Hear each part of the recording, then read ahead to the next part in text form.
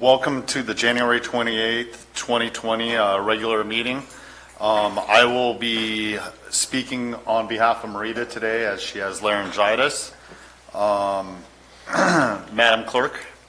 Item 1 on the closed session agenda, conference with legal counsel, anticipated litigation, significant exposure to litigation, 3 cases pursuant to Government Code Section 54956.9D2.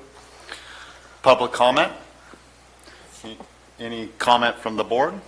Seeing as there's none, we'll go to closed session.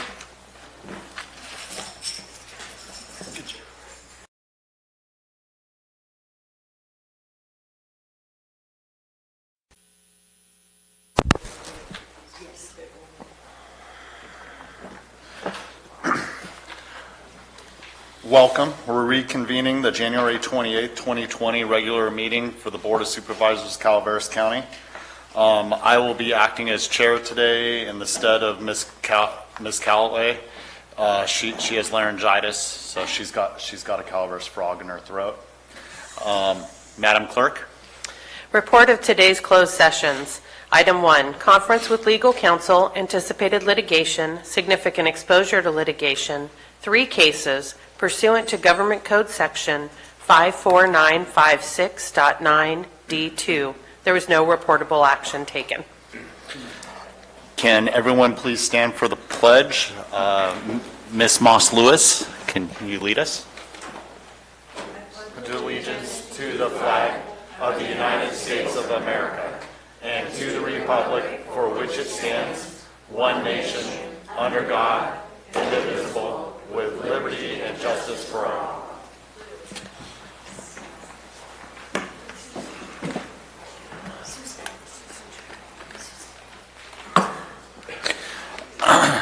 Announcements.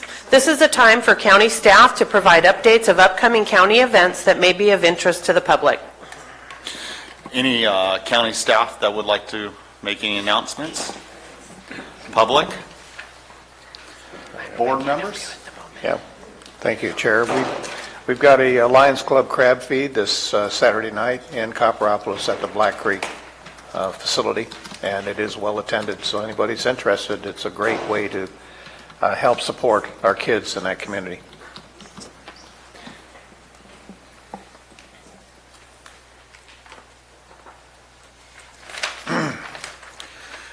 General comment? Public comment? Public comment. Any item of interest to the public that is within the subject matter jurisdiction of the board and is not posted on the consent or regular agendas may be addressed during the public comment period. California law prohibits the board from taking action on any matter which is not posted on the agenda unless it is determined to be an emergency by the Board of Supervisors. If public comment is completed before the 30-minute allotted time period, the board may immediately move to the next order of business. If public comment is not completed during the allotted time period, it will be continued as the last item of business in order to provide an opportunity for the remainder of comments to be heard. Thank you. Public comment? Excuse me. Good morning. My name is Susan Treble. I live in Murphys, and I am the 5th generation citizen of Calaveras County. My great-great-grandfather, William Hutchinson, died on April 28, 1882, at the county's Gold Hill House Hospital, and he was buried in the adjacent County Hospital Cemetery. This cemetery has long been neglected and needs to be recognized and its graves protected. The Peak family of McCullamy Hill is also descended from William Hutchinson and supports this request to identify and preserve the cemetery. The Gold Hill House Hospital was located near the present intersection of Pool Station Road and Highway 49, serving the county between 1869 and 1891. 82 individuals, 82, were buried in the cemetery. When a new hospital was built at the site of the current government center, the former hospital land was sold, although the county retained ownership of the cemetery itself. This ownership is reflected on the current deed of the surrounding 9-acre parcel held by Stephen Sloan of Los Banos. The boundaries of the old cemetery plot, however, were not carefully recorded. An 1898 newspaper article lamented that the cemetery fence was not being maintained by the county and that cattle were grazing over the graves. This situation has continued until the present, and now only a general vicinity can be identified. I am requesting that the Board of Supervisors put the Gold Hill House Cemetery, Hospital Cemetery, on the agenda for their next meeting. For that meeting, I request that the Board of Supervisors undertake investigations to identify the boundaries of the county-owned cemetery parcel for these reasons. Number one, to release the landowner of the surrounding property from development restrictions resulting from having the county's undefined cemetery reserved within his parcel. Number two, to protect the county burial ground and respect those interred within its boundaries. Julia Costello and Judith Marvin of Foothill Resources, who conducted much of the research identifying the cemetery's location, can be contacted for additional comments or questions, and they are here today. Also, members of the Peak family, members of the Historical Society are also here today. Thank you for your time.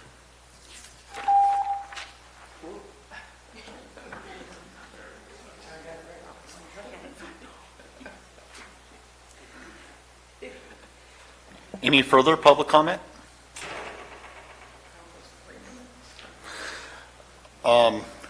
We'll move on to the consent agenda. Madam Clerk. Oh. Supervisor Stomper, I have Yeah. public comment. Oh, absolutely, sir. Please come forward. Everyone, Dr. Dean Kaleda, Thank you. our county health. Yes, the local health officer for Calaveras County. So I wanted to give the community an update on the 2019 coronavirus outbreak. So as most of you are aware, there's a worldwide outbreak of a respiratory illness that started in Wuhan, China in December of 2019. And it's gotten to the point now where there's some degree of person-to-person transmission that's occurring, we know. The death toll's risen to 106 in China, with more than 4,565 cases in 16 countries, 5 cases in the United States, and 2 cases confirmed in California residents. Now, the important thing is that all of the cases that have been confirmed in California and in the United States are in people who've had a travel history to China. So there's been no person-to-person transmission that's occurred locally here in the United States. So Calaveras County Public Health is working with our state and our federal public health partners in monitoring the situation. We've sent information to local hospitals and to the medical community about surveillance for suspect cases, how to take a travel history in people who show up sick with a fever and respiratory symptoms and have traveled recently within 14 days to Wuhan, China especially. And the CDC and the Department of Homeland Security, Customs, and Border Protection are monitoring travel through Los Angeles International Airport, San Francisco Airport, JFK Airport in New York, and Atlanta for travelers who are coming in from China who might show up with symptoms of illness. So this is a rapidly evolving situation, and our local health department is working with our state and federal partners to ensure the safety of the residents of Calaveras County from this. Thank you, sir. Looks like Mr. Moore. I'm Will Moore in Rancho Calaveras, and a point of information about this pandemic, that the total death count, as he just said, was 106 in China. 2019, 6,600 Americans, 6,600 Americans died of ordinary flu. So there's a pretty big propaganda move going behind this. this whole epidemic thing. Thank you. Any further public comment? We'll move on to the consent agenda. Madam Clerk? Consent agenda items are expected to be routine and non-controversial. They will be acted upon by the board at one time without discussion. Any board member, staff member, or interested party may request removal of an item from the consent agenda for later discussion. Would any board members like to pull any of the items?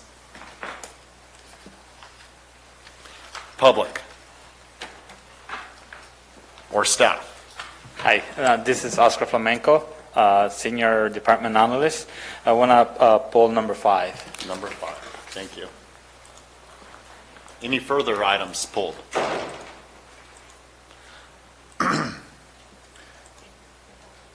Just the meeting minutes from, I'll pull number 2 from the meeting minutes of January 14th.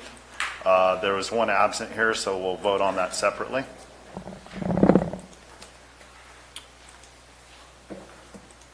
Chair, I'll move the remainder. I'll second. All in favor? Aye. Opposed? Passes 5-0. So we'll move on to item 2. If there's any public comment on that, item 2, the meeting minutes from January 14th. Any comment from the board? So moved. Second. Wait, why are they pulled? There was one absent. All in favor? Aye. All opposed? Passes 4-0 And one abstain. abstention. and one abstention. Yes, sir. Item number 5, the sheriff consent item. Item 5 is from the Sheriff's Office to approve and authorize the sheriff and/or undersheriff to execute inland boat operator and/or other training courses reimbursement grant agreement number C1970602 with the State of California Department of Parks and Recreation in the amount of $6,200 for a term of 365 days from when the granting agency issues notice to proceed, and approve increase to revenue appropriation by $6,200 to revenue budget appropriations in Object Code 4480, State Miscellaneous, increase by $700 expense appropriation in Object Code 5241, Office Expense, an increase by $5,500 expense appropriations in Object Code 5478, Travel Expense of Budget Unit 101000360, Marine Safety. Revenue and expense appropriation increases require a 4/5 vote of the board. Hi, the reason I pulled it is because the budget transfer form that was associated with recommendation number 2 wasn't attached properly, so I just wanted to give you a chance to distribute this and make it available to the public in case they want that. But with me, I have the budget transfer form associated with number 2. Thank you.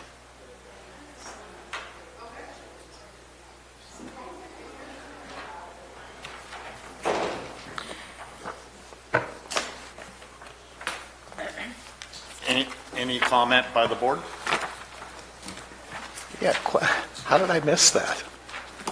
Usually I catch those. I failed to say that it was a budget transfer on the language, if you read number 2, so I didn't make the connection.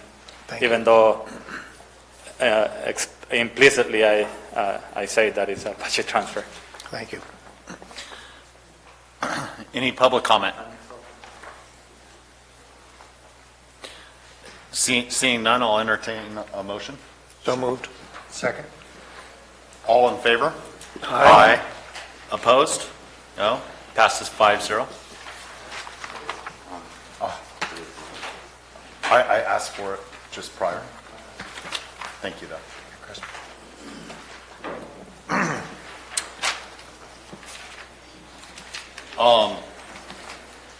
Being done with the consent agenda, we'll go to regular agenda. I would like to let everyone know that we will be moving number 20 to the front.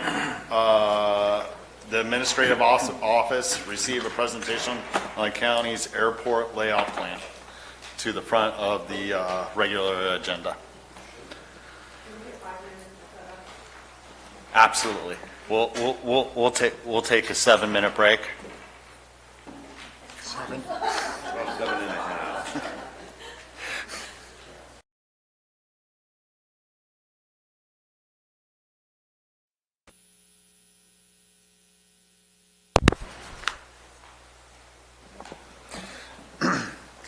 As discussed, we're moving item 20 to the forefront of the regular agenda. Item 20 is from the Administrative Office to receive a presentation on the county's airport layout plan. Good morning, Mr. Chair, members of the board, Bonnie Rich Administration. This item comes to the board to provide a presentation on the county's airport layout plan, which is simply a planning tool for development of future projects at the airport. The Federal Aviation Administration requires that the county have an updated airport layout plan about every 7 to 10 years, and as we proceed to secure additional funding for design and rehabilitation and construction projects, we have to keep this plan up to date. The FAA has approved our airport layout plan, and the planning grant associated with this project has been successfully closed out. What I'd like to do is hand the podium over to Kathy Zancanella, our airport manager, who will give you a brief historical overview of the county airport. And then our aviation consultant, Representative Dave Dietz from Mead and Hunt, will go through the technical aspects of the airport layout plan, and then we will be available to answer any questions that you may have. And I have additional copies of the presentation for the public if you're interested. Kathy. Thank you, Bonnie, and thank you guys for giving me the opportunity to give you a little preview of what has brought aviation to Calaveras County. It's really exciting. We probably have the best little airport in California. You know, people just love to come here because of our personality at the airport. Back in 1947, believe it or not, the State Division of Aeronautics was handing out money and looking for a location for a new airport in Calaveras County. Hopefully in the San Andres area, they looked at Toyon and they looked at where the new old airport is located. Fortunately, that one, it was owned by Tuscarnia, and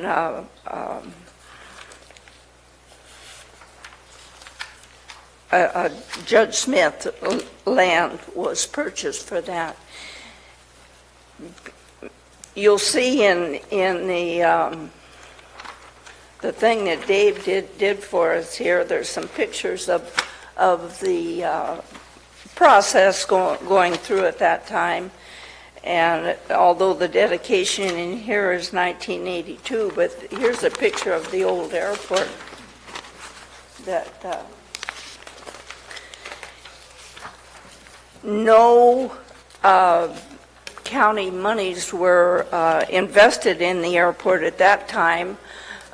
It was built with volunteer labor, and thank goodness for Maury Rasmussen. He was very implemental in that.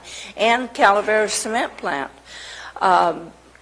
They eventually had a couple of hangars out there, and they had a twin base there. Reggie Howell, if old-timers would know that name, flew out of there for the cement plant. This is just right outside San Andreas. The trailer park is right off the end there now, and back of these trees is the Toyonza Terrace, but nothing was out there then. It was an ideal spot. Carol Kennedy was, actually her husband, Jay Kennedy, worked at the cement plant, and she was an old-time pilot from New Orleans, actually. And she became the first resident manager there. She had a little trailer out at the airport. Calaveras Flying Club started there. It was other than her salary, it was a self-sufficient airport. And that was done basically, as you can see by the pictures there. The Division of Aeronautics is the one that prompted us, and Steve Teal was our senator and a doctor up here. He was all involved in on that, and of course Maury Rasmussen. But in 1980, we kind of outgrew the airport. It was substandard. It was 2,100 feet. People from the Bay Area, instructors down there, wouldn't let their students come in. To a lot of airport examiners and wouldn't let their people come up here because of the short runway. In fact, I had a cousin in the Bay Area, and he came up with his instructor, and I told the instructor, I says, you know, when David gets his license, where do you think he's going to go? He's going to come to San Andreas, and you should be teaching them to come into these short airports. And anyway, that's past history, but it was needed to be redone, and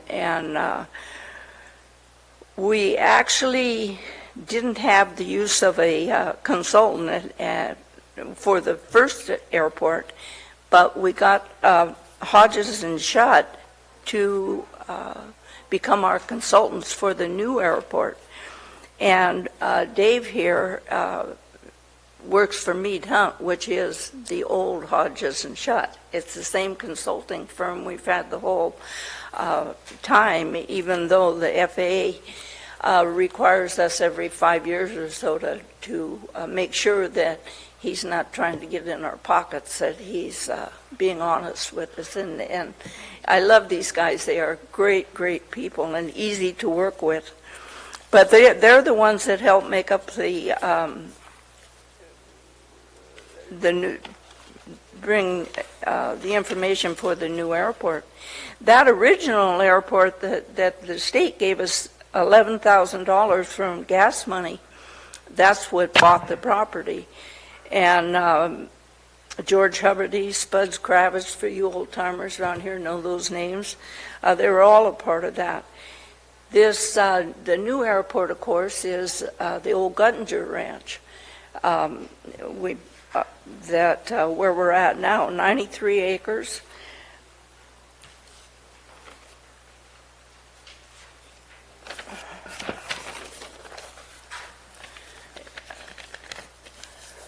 And we had a flying club down at the old airport. Carol Kennedy had started that. And we are now getting another flying club up at our airport, although we have had instruction there all along, mainly because we had a float plane operation. Thank you, Terry.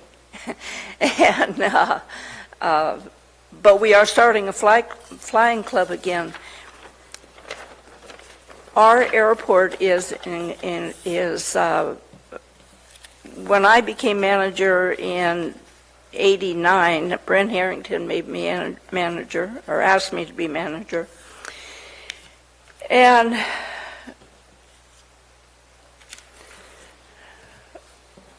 we have I lost my train of thought. That's not like me. Anyway, I became manager in '89, and the first thing I learned when I became manager was if you're going to get federal and state grants, then you must have a separate fund for your airport income. And that's what our enterprise fund is now. We take not one dime out of the general fund. And I think it's very important that supervisors know that, but also the general public. That's very important. We are a self-sufficient county entity, and we're very proud of that.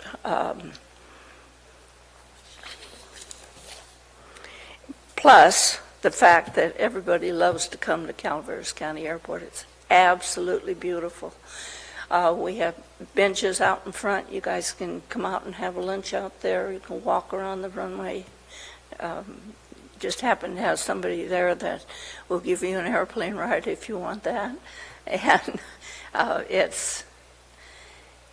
this county is something to see from the air, and especially during these foggy times.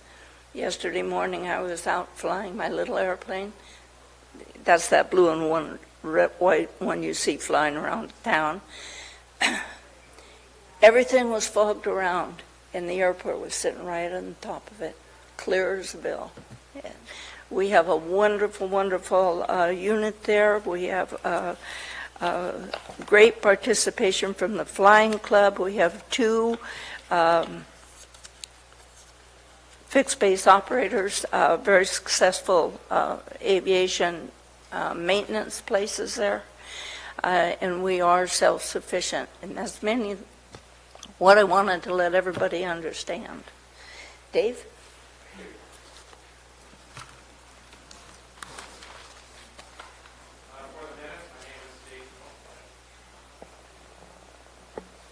Am I coming through? I'll get there. Dave Dietz, Senior Project Planner with Mead & Hunt. What I thought I would do is just briefly run you through the key pages of the airport layout plans, just so you know what they are. County funds did help pay for this. As Kathy mentioned, you need to have one of these plans updated periodically to continue to receive federal grants. The grants at this class of airport are always 90%, so the county is coming up with 10%. There's also state funds potentially available to help you pay a share of the match. The state usually runs out of those, but it is a competitive process. You may be able to help with that. The last time around, the reason the FAA asked the county to update it is its age. It was about 10 years old. FAA design standards for taxiways had changed, and that became the focus of this ALP update. And the FAA developed a more extensive list, so your ALP went from 3 sheets to 7 sheets. It actually doesn't contain any more information, really, but it's now bigger, but that's compliant with FAA standards. As part of this project, there was also a narrative report, which is a 10-page summary. I believe that's in your agenda package. And again, it's like an executive summary. What was looked at, what alternatives were considered, what issues were addressed. The other thing that was part of this project is what the FAA calls an AGIS survey, which is Airports GIS. And this is based upon aerial photography. And what it gives you is very accurate data on all of the obstructions within about 2 miles of the airport. And that's important to know what needs to be protected and what potential issues are if you get an improved instrument approach at the airport. So a lot of good data came out of this. First sheet's just an index sheet. The real key sheet is this sheet. It's called the Airport Layout Plan Sheet. It identifies all the future projects, the standards that have to be met. In terms of this last time around, the only changes from the prior version had to do with the taxiways. Because of runway incursion issues at major airports like Chicago, et cetera, where aircraft unintentionally go onto the runway, which can be obviously pretty exciting, they changed the standards. And so several things that exist at this airport that, for example, connect the aircraft parking apron through a taxiway to the runway will sometime in the future have to be changed. At this airport, given the volume of operations and the size of aircraft and the lack of scheduled passenger service, that will be a lower priority. So that may be 10 years from now, it may be never. What will likely trigger it is when you get to the point where the pavement's so old, you have to do a reconstruction. They'll say, construct it in the current standard spot rather than where it is, because the costs will be very similar. So my guess is that will show up. Other than that, nothing else has changed on the airport layout plan in terms of where physical things would go. The airport is largely built out. There's really no room left for additional hangars, although it's possible you might be able to squeeze in one or two. But basically, it's fully built out. So the ability to change the airport much is very limited due to the terrain. When the airport was built, they did have to do blasting in order to get a spot level enough to put in the runway. If you have any questions, just signal. Otherwise, I'll just blow through these. There's a second sheet, which is even less readable than the first, which contains a whole bunch of tables to talk about how this airport compares to FAA standards. And so there's a column of what's supposed to be and then what is. This airport is fully compliant with everything except the location of some of the taxiways. Of important to maintaining the viability of the airport is preserving the airport's airspace, and that is the area around it that needs to remain clear so aircraft can come and go safely. There are several sheets that relate to this. They show obstructions. You can see this is plan and profile views. Fortunately, the airport's far enough out that other than a few trees, there's nothing much that needs to be addressed. You'll notice that there's a red area on the left-hand side of that graphic, and that's where the terrain actually penetrates the airspace surface. But the reality is this is a very clean airport with not any big issues on this.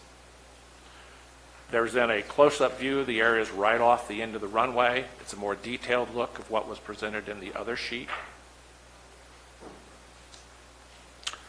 Because you do have instrument departures here, and that is people are able to take off into the clouds, so to speak, with the properly equipped aircraft and properly trained pilot. These are the departure services that are desirable to maintain. These are not as absolute as the other, but they affect the type of minimums that you will have. And finally, the FAA requires that you have a map that shows the property ownership and documents how it was acquired. Their principal concern is whether there are any federal obligations because you use grant money or because in many other airports, not this one, that were passed over from the Department of Defense after World War II, which is how many airports in California came to be. So that's the set. It has been technically approved by the FAA, so now this is now the operative document for future grants. My expectation that 99% of your grants are going to be maintenance related to keep your pavement in good condition. At some point in the future, the taxiway issues may come up,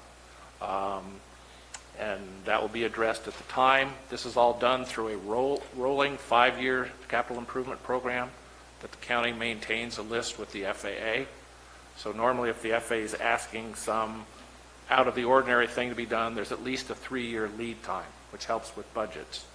The county should always feel that if you have budget crunches and you need to try and negotiate when a particular development has to be done, know that you can negotiate that. You're dealing with a federal agency that's your banker in some sense on airport projects, but you always can say fiscal reality, fires, other things going on, major other capital improvements. So, that's something you can always negotiate. Beyond that, I was going to pass it back to Bonnie if none of you had any questions or anything you'd like to relay from the public. I just wanted to let the board know, as Kathy pointed out, we are required by the FAA to go through a formal competitive selection process to secure an aviation consultant. They want to make sure that we're getting qualified folks, and since they fund 90% of these grants, they want to make sure we're getting the best possible financial deal. We are working with the FAA right now to prepare requests for qualifications for both aviation planning consultant and architect engineer. The next step, once we get through, we intend to have both of those RFQs released next month. We'll be back likely sometime in March to have those awarded so we can enter into a new contract. It may be with a new consultant. It may be with Mead and Hunt again. We have to go through that process to have that determined. But then, as Dave pointed out, the next project will be a design project, which is pointed out in the narrative document that was attached to the agenda item. And so that would be a $190,000 design of runway pavement rehabilitation. And again, to reiterate what Kathy pointed out, even though it's 90% federal, 5% state, 5% local, the enterprise fund currently has the budget available to fund this next phase of the project. So that's all I have to add. Any board comments or questions? Can we get, Supervisor Garamendi. thank you, can we get Calaveras written on the new pavement, like they used to be? The old pictures have Calaveras written across your runway. Do we get to do that anymore? Is that? Right, but on the new one, can we get it done again? That's right. Pardon? With a big green frog, right? The people know where they're going.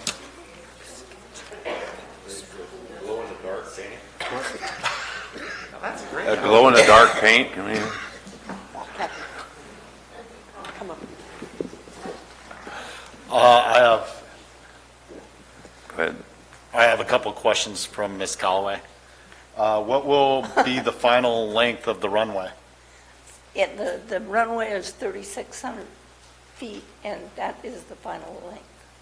3,600 feet? Yeah, we had talked about years ago in there that we've to extend it into Stevens property or there, but that's not been determined. I doubt that would ever happen. Not in my lifetime, anyway. That was a carryover from the prior plan. Yeah. We discussed dropping it, but the reality is keep it in place in case need changes. It's already in the system, but there's no Yeah. obligation. Yeah. And you would have to show a change in circumstances to get FA funds. They will not just routinely extend it. But again, that's a carryover. That wasn't any sort of defined need. We've got plenty of room up there on top of the hill. Kathy, have the neighbors been notified about the plan, the update plan? Repeat what she said. Have the neighbors been notified about the update plan? No need to let anybody know. I mean, we're not changing anything. If we were to change it, then yes, we would notify neighbors. Anything else, Supervisor Callaway?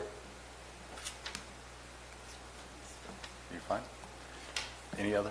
Supervisor Mills. Well, just real quickly, it's a much cleaner airport to come into than, say, Columbia. And the challenges coming up, over that ravine. It is And then we're over the top of Gold Springs Estates there. We know there's a lot of housing, and your clearance areas on that final approach are very tight at Columbia. Everything is good. Yeah, and you know that we get a lot of bouncing and jostling, so to speak, on final approach into Columbia, which we do not experience coming into Calaveras, simply because of the train and the layout. So it's a very clean airport It's a very good airport. Thank you. even for trainee. Yes. Yeah, thank you. Supervisor Garamendi. Thank you, Mr. Chair.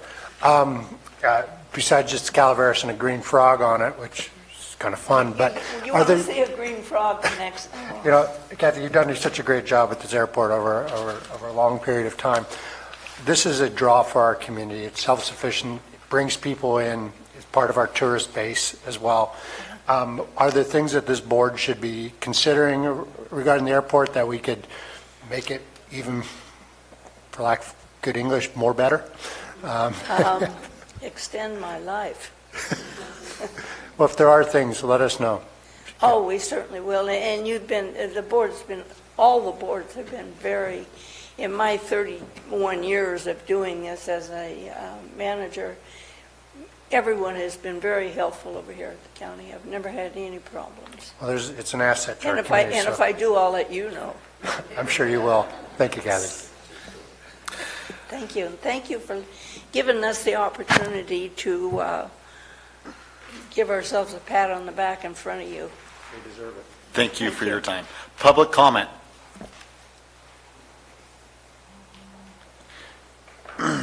Seeing no public comment, I'll bring it back to the board. I'm seeing this is only an informational item.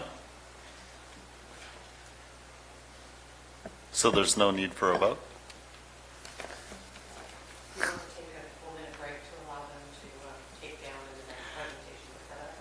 Yes, Madam Clerk. We'll be taking a few minute break, undetermined amount of time.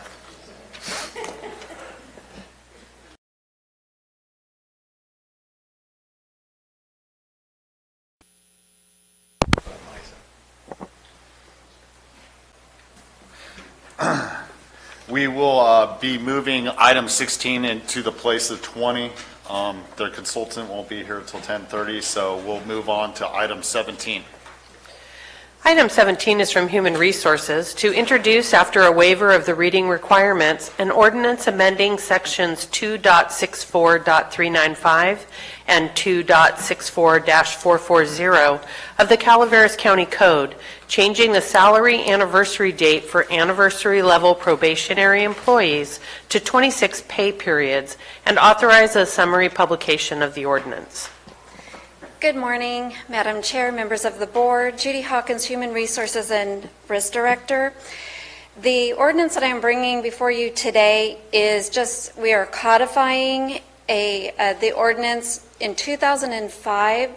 The members of the board, which included Chair Callaway, passed a resolution changing merit increases for the unrepresented employees from 26 pay periods, from 13 pay periods to 26 pay periods.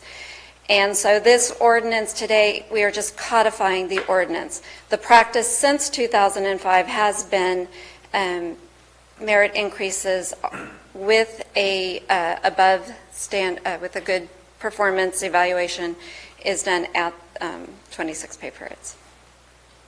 I think it's fifth. And I did include the original resolution in the packet. Any comments from the board? Questions? Public comment? Seeing no public comment, I'll bring it back. Entertain a motion or further question. I'll move this item, Mr. Chair. Thank you, Supervisor Toffenelli. Second. Thank you, Supervisor Mills. We got a motion by Supervisor Toffenelli, a second by Supervisor Mills. All in favor? Aye. Any opposed? Passes 5-0. Thank you.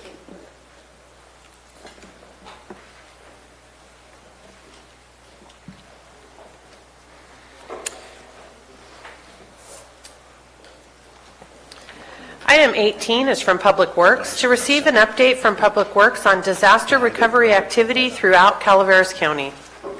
Says no PowerPoint.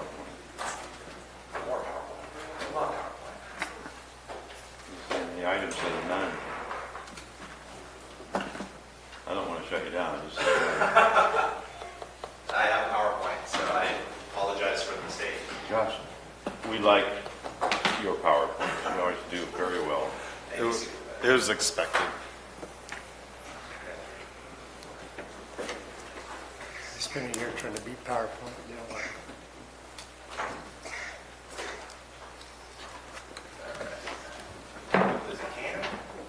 Maria, how's that flight back from Wuhan province?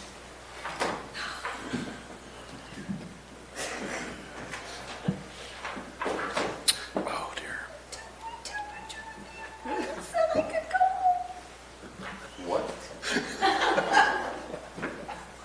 Can you please repeat that?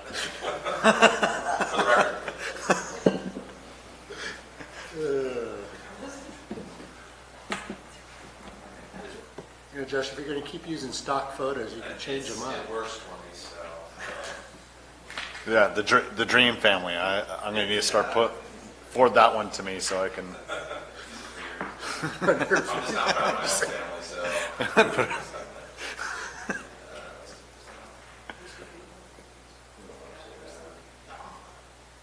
My wife's going to watch these back and be very disappointed. All right. Thank you for your patience. We dealt with that. Make sure this is on. All right. Good morning, Chair Callaway and members of the Board of Supervisors. My name is Joshua Pack. I'm your Director of Public Works and Transportation. And I'm here to give you an update on disaster recovery efforts related to projects managed and administered by Public Works. Similar to Supervisor Callaway, I am fighting a little bit of a bug, so I apologize for the little fluctuation in my voice, but I will soldier on. Today we're going to talk about a couple of different instances. This board in the past has received updates on work Public Works is doing on the Butte Fire project as well as the winter storms. One thing that's a little bit new this time around is the 2019 winter storms.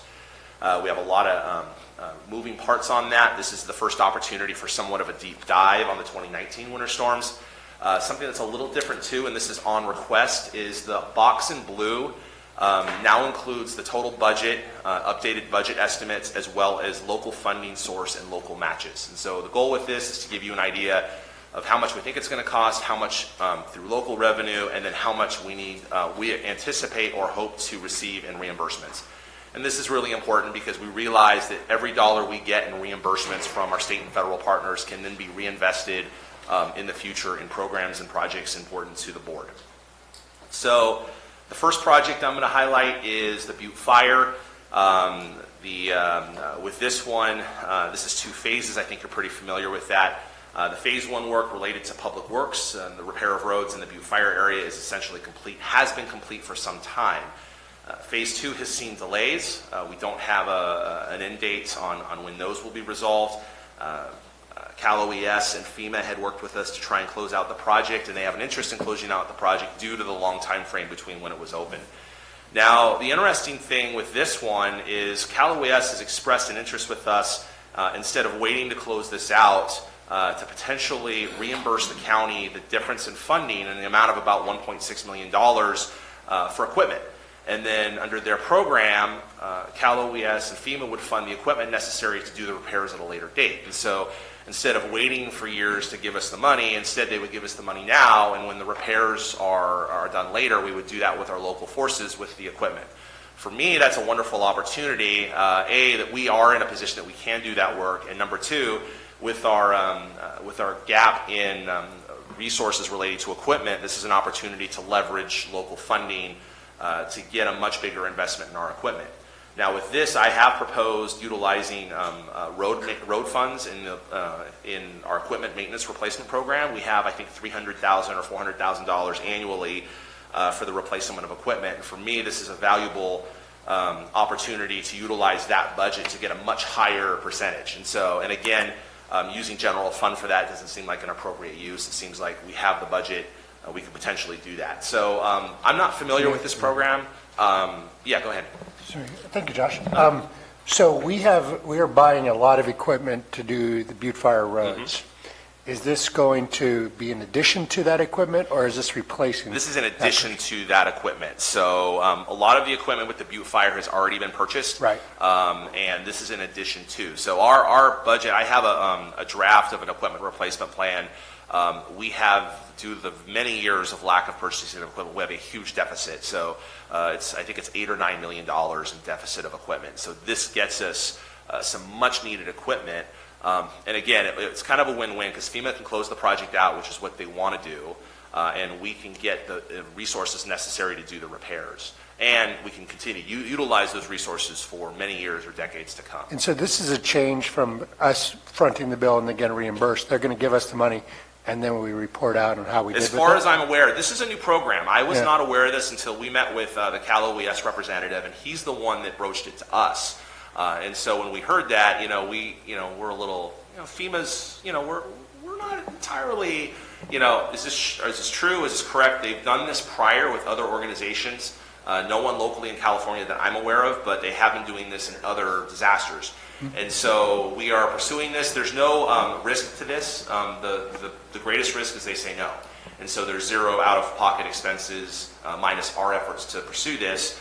The potential for the like I said, of expending $260,000 of road fund in equipment replacement and in turn getting $1.6 million of equipment, to me is a valuable opportunity.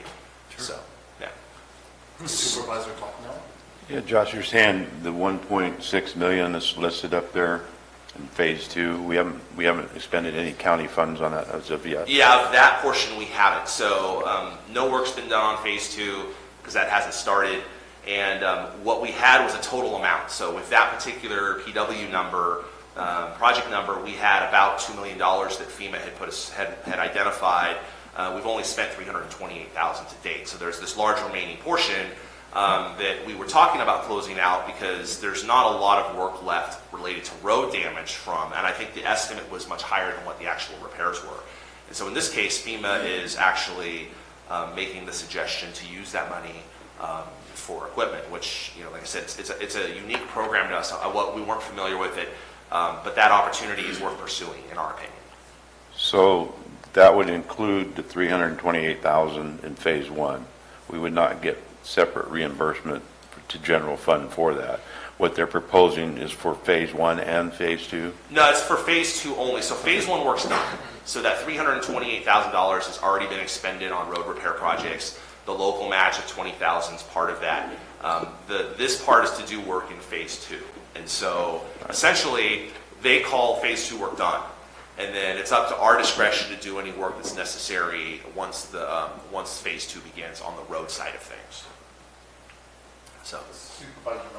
Yes, thank you. Josh, so when you say done, that means that there will be no oversight from them to ensure that anything is completed beyond that point or any funds are expended beyond that point. They walk away at that. Yeah. They write the check and walk away. I'm speaking a little bit, we've never done this before, right? So this is a little bit of conjecture, but that's why they're interested in doing this. They want to close it out. Because FEMA has had this on the books for 4 years now, 4+ years, and part of their suggestion is just close it out, and then they're not on the hook for the local repairs. The locals are responsible for doing the repairs, which a lot of them are synonymous with the Butte Fire or PG&E restoration efforts. So that's another reason why we have an interest there, is we can use that equipment here. We have a different opportunity to potentially do that work, which we already have planned as part of a separate effort, and now we have additional equipment on top of that. And then I can adjust my budget accordingly, to account for that in the future. So we're going to basically sign off that they have no obligation beyond that point, and there will be no feedback from them as to whether or not we complete any of the work, should it not be completed. In other words, it's all... Yeah, with this, I think we're going to still need to document the work that we perform. There's always the likelihood of an audit in the future. So that's where I was going to go. And so we need to make sure when we do perform work related to that, we're documenting that. And so that's going to be part of our process moving forward. Whether they audit us in the future or they don't audit us in the future, we still need to do that to make sure they don't come back 4 years down the road and go, okay, did you use that equipment? And we say no, and then they come back and try to take some of it. Well, I'm glad you mentioned the A word before I did, because it's always sitting in the back of our mind as to what the federal government may ask us to prove in the future. And we've been, from Public Works and from other perspectives, the audit word's not new. We deal with that with all of our federally funded projects, so we are very familiar and cognizant of the work we need to do to make sure we withstand a future audit if it occurs. Thank you. I was just going to agree with Supervisor Mills. He hit the points, but sometimes when something's too good to be true, read the fine print, but it seems like a great thing. I guess. And I'm with you too. It's one of those. Seems a little too good to be true. We'll believe it when we see it. We don't see risk here. Like the worst case scenario is we put the application and it's rejected. Then we're not out of pocket any expenses minus our efforts to put the closure package together. So it's not like a high risk, high reward here. I think there's really no risk. And then we just, like you said, like Supervisor Mills and yourself said, we need to be very aware that we continue to perform this work and document that work properly. One question. Phase 1 being done, Yes. was it contingent on closing these out, that Phase 1 and Phase 2 be done? So this is actually bringing back the money of the $328,000 at the same time? Yes, and so Okay. that's another thing, is that they don't pair out the money in phases. They wait till it's completed. And there's a couple other slides I'll talk about that issue too. So this is an opportunity to recoup that additional funding as well. So that's again why we're motivated to close it out now. We can recoup that $328,000 and then have the opportunity for much more.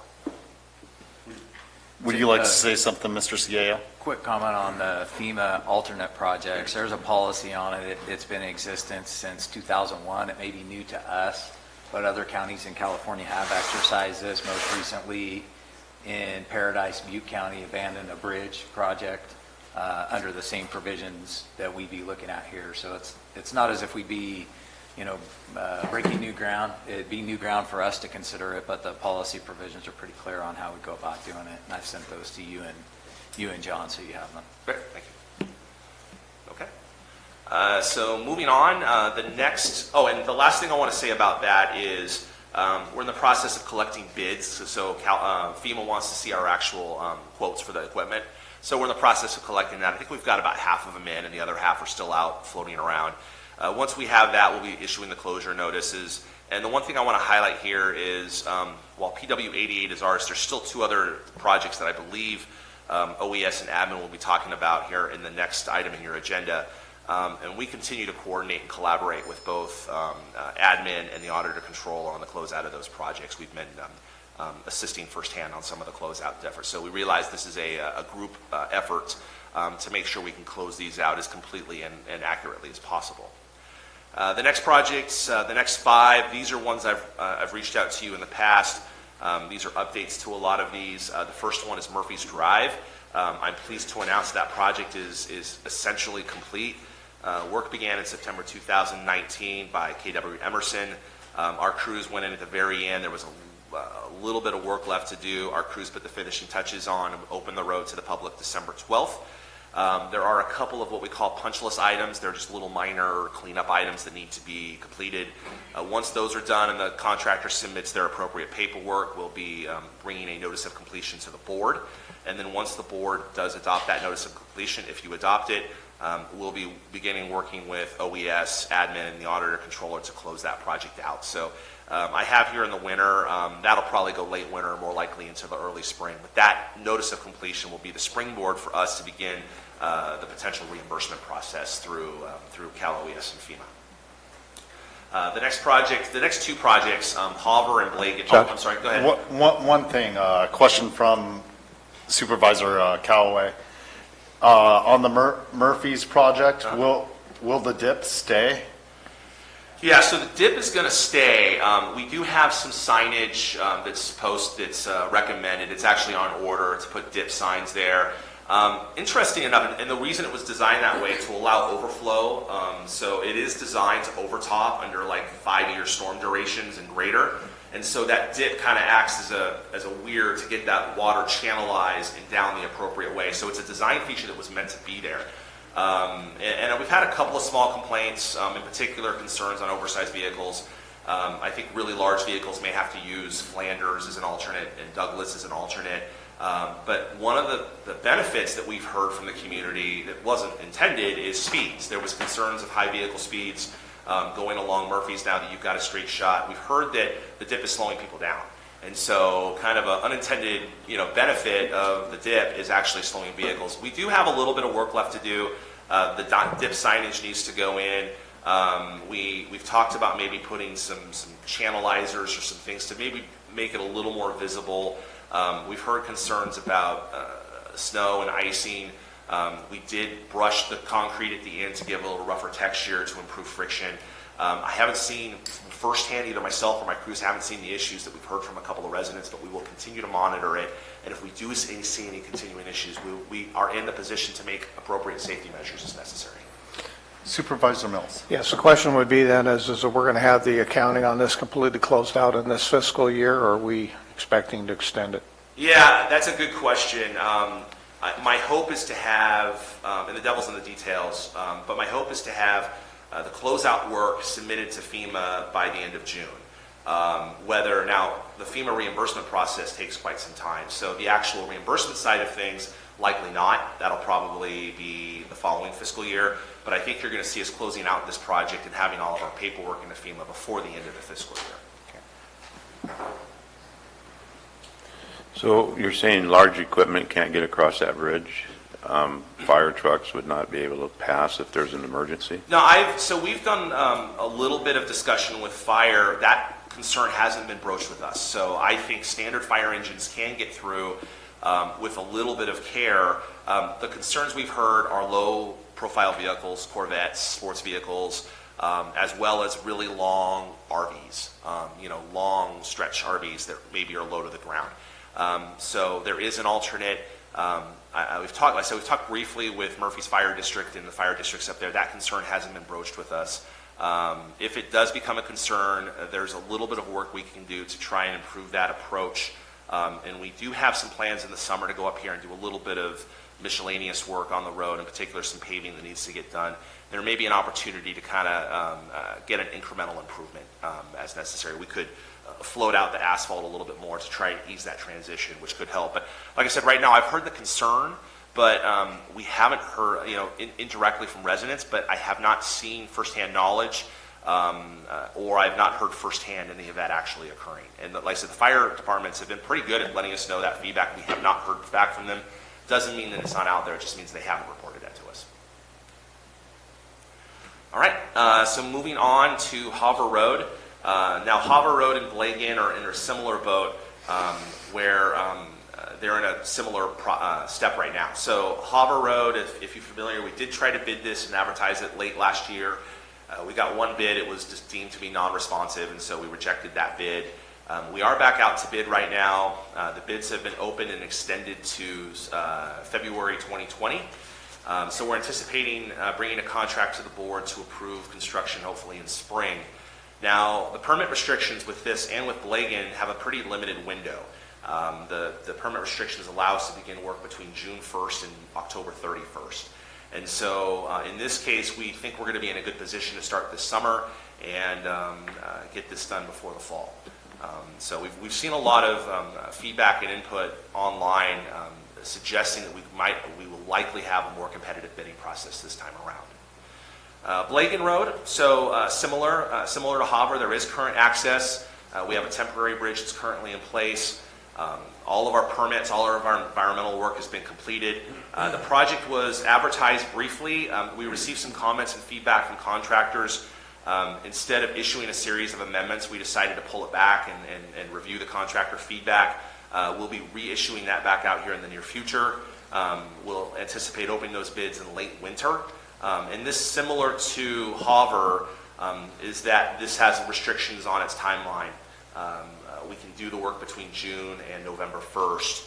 And so this case, we're looking at the summer, although we'll be potentially having a public meeting to discuss with the residents, as well as meeting with CCWD, the Forest Service, and the Moose Lodge to work with them to find what that timeline is that's best for them. My early inclination, due to the recreational activities out there, is that this project is best scheduled in September and October to minimize the impacts to the recreating traffic, or the recreating public and the community at large.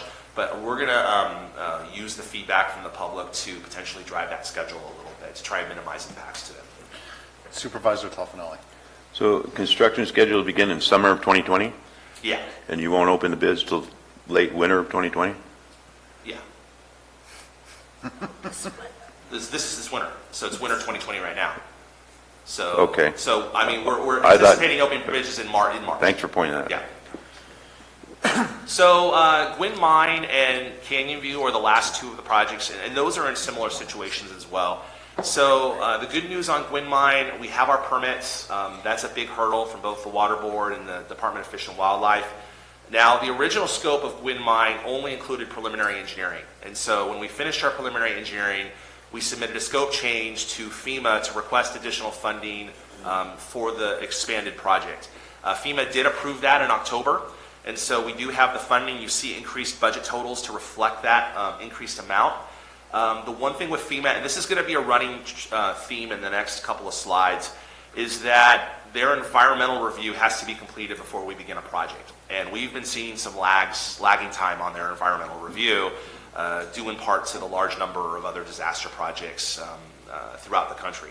So we are waiting for that. We anticipate that being done in the spring. So once that FEMA environmental review is completed, we'll be in a position to begin construction. We anticipate doing this construction sometime in the summer. So, Is this federal or state review? Federal. So this is a NEPA? NEPA. Yeah. Not to dive too much into the weeds. So statewide, this is a categorical exemption. It's a pretty clean. And federally, it is too. But the feds still have to do their paperwork to classify that as a categorical exclusion, and they haven't done that yet. So in reality, there's not a lot of work to do on their behalf, but they haven't started it yet. So we've continued to reach out to them, ask them the feedback. The feedback I've heard anecdotally is 4 to 6 months it takes them to do that. We're in the 4-month period right now, 4 to 5 month period. So ideally, we hope to see this in the next month or so. Let's talk offline. Fair enough. So the next project is Canyon View. It's in a similar boat. When we originally started this design, we realized that the hillside needed significantly more stability and efforts through retaining walls and other measures. So we had to do a scope change with that as well. So in November, FEMA did grant the scope change and the additional funding necessary for that additional work. Similar to Canyon View, we were waiting on the FEMA process to approve the environmental. This one's a little more complicated on the environmental side, although I still believe it's going to trigger a minimal categorical exclusion on the federal side. I believe we've already done our categorical exemption on the state side. We've done that here internally. And so once that's done, we can start construction. My feeling is this is probably a late summer project. Again, this is all contingent on FEMA getting us the necessary categorical exclusion, the environmental approval to begin construction. All right, so shifting into the 2019 winter storms, and I think this is your first, and the public's first deep dive on the damage relating from those storms. And initially, we believe the damage is in excess of $4 million. And I think when you look at the damage from the 2019 winter storm, plus the 2017 storms, tree mortality, Butte fire, it becomes very clear why we are so aggressive and at pursuing federal funds. Because the general fund or the road fund can't absorb these sort of continued hits from Mother Nature, and again, why we must rely on it. And it becomes, just speaking an op-ed here, it's very frustrating because the public wants to see these done, and I want to see these done, and I want to deliver these projects, but we have to rely on our federal partners, and with the federal partners and the federal money comes the process and the bureaucracy and the red tape. And so we'll talk a little bit about that, but we've really struggled with just the long lead times that FEMA has, even more than what it was 3 years ago when we went through the 2017 winter storms. Now, we are working with our partners. The one other thing I want to highlight too is the declaration on this came much later than our other disasters. Butte fire came pretty quickly. The 2017 storms came pretty quickly. The federal declaration came 3 months after the original state declaration in February. And so this has kind of caused a little bit of delay too, because we had a little uncertainty on whether it was going to be a federally declared disaster or not. So the way FEMA works, and I'm going to do a quick dive on this, hopefully don't get too deep, is FEMA breaks down their projects into 3 categories. And for us, category B is the first work. That's the emergency protective measures. That's your triage. So making sure the site is safe for the public, making sure there's no immediate safety hazards. Category A is debris removal. That's getting all that muck and junk and debris and rock and slash out of the road so you can actually do the repairs. And then category C is permanent restoration. That's the repairs necessary to bring the road back up to its original condition. We also deal with, FEMA's not our only partner. We deal with Federal Highways Administration, and their partner on the state level is Caltrans. And so the threshold for that generally is local roads are kind of dealt with on the FEMA path or FEMA track, and collector roads and roads in what we call the National Highway System are go through the FHWA and Caltrans path. And so you've got a lot of different work to do, and some roads qualify under some paths and some qualify under underpass. So we have to work with all of those state and federal partners as part of the process. So it's complicated, it's time consuming, there's a lot of bureaucracy, but again, we're fully committed to the process. Josh?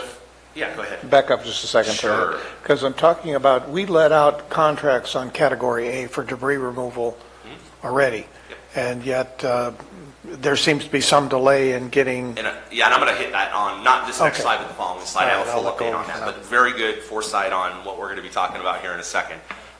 Category B, the emergency protective measures, is essentially complete. And you can see in the really small font that we have a lot of roads, but not a lot of money. And that was because there wasn't a lot of, most of it was done by our local forces, and there wasn't a lot of work to actually make them safe. Debris was on the road, trees fall over, rocks fall in, we get that off, and we get that road open to the public. The work itself wasn't dramatic. And so we have, like, Skull Flat Road has a portion of that that's failed and collapsed. Pull Station Road was one road that it washed out. We had some, it looked worse than it actually was. The repairs for that were pretty straightforward, even though the original reports was the bridge was washed out, when in reality it was just a little bit of pavement repair. And so this work's essentially done. With this, though, and the way we did this in 2017 was that FEMA wouldn't let us reimburse Category B until we were done with Category A. And so we still have to wait for the debris removal before we can invoice for this. But as you see, the costs are pretty minimal. They're about $35,000, about $2,000 of a general fund related to that. Now, what Supervisor Mills alluded to is our next step, and this is where we're currently at. And this is the debris removal process. And a little bit to my frustration as well, we have two projects that have been executed, contracts executed both with contractors and with construction management firms. One's with Independence Road, which is our single biggest cleanup site, at an amount of about $290,000. We also have a county-wide site executed project, and that's for sites that don't require additional permanent restoration.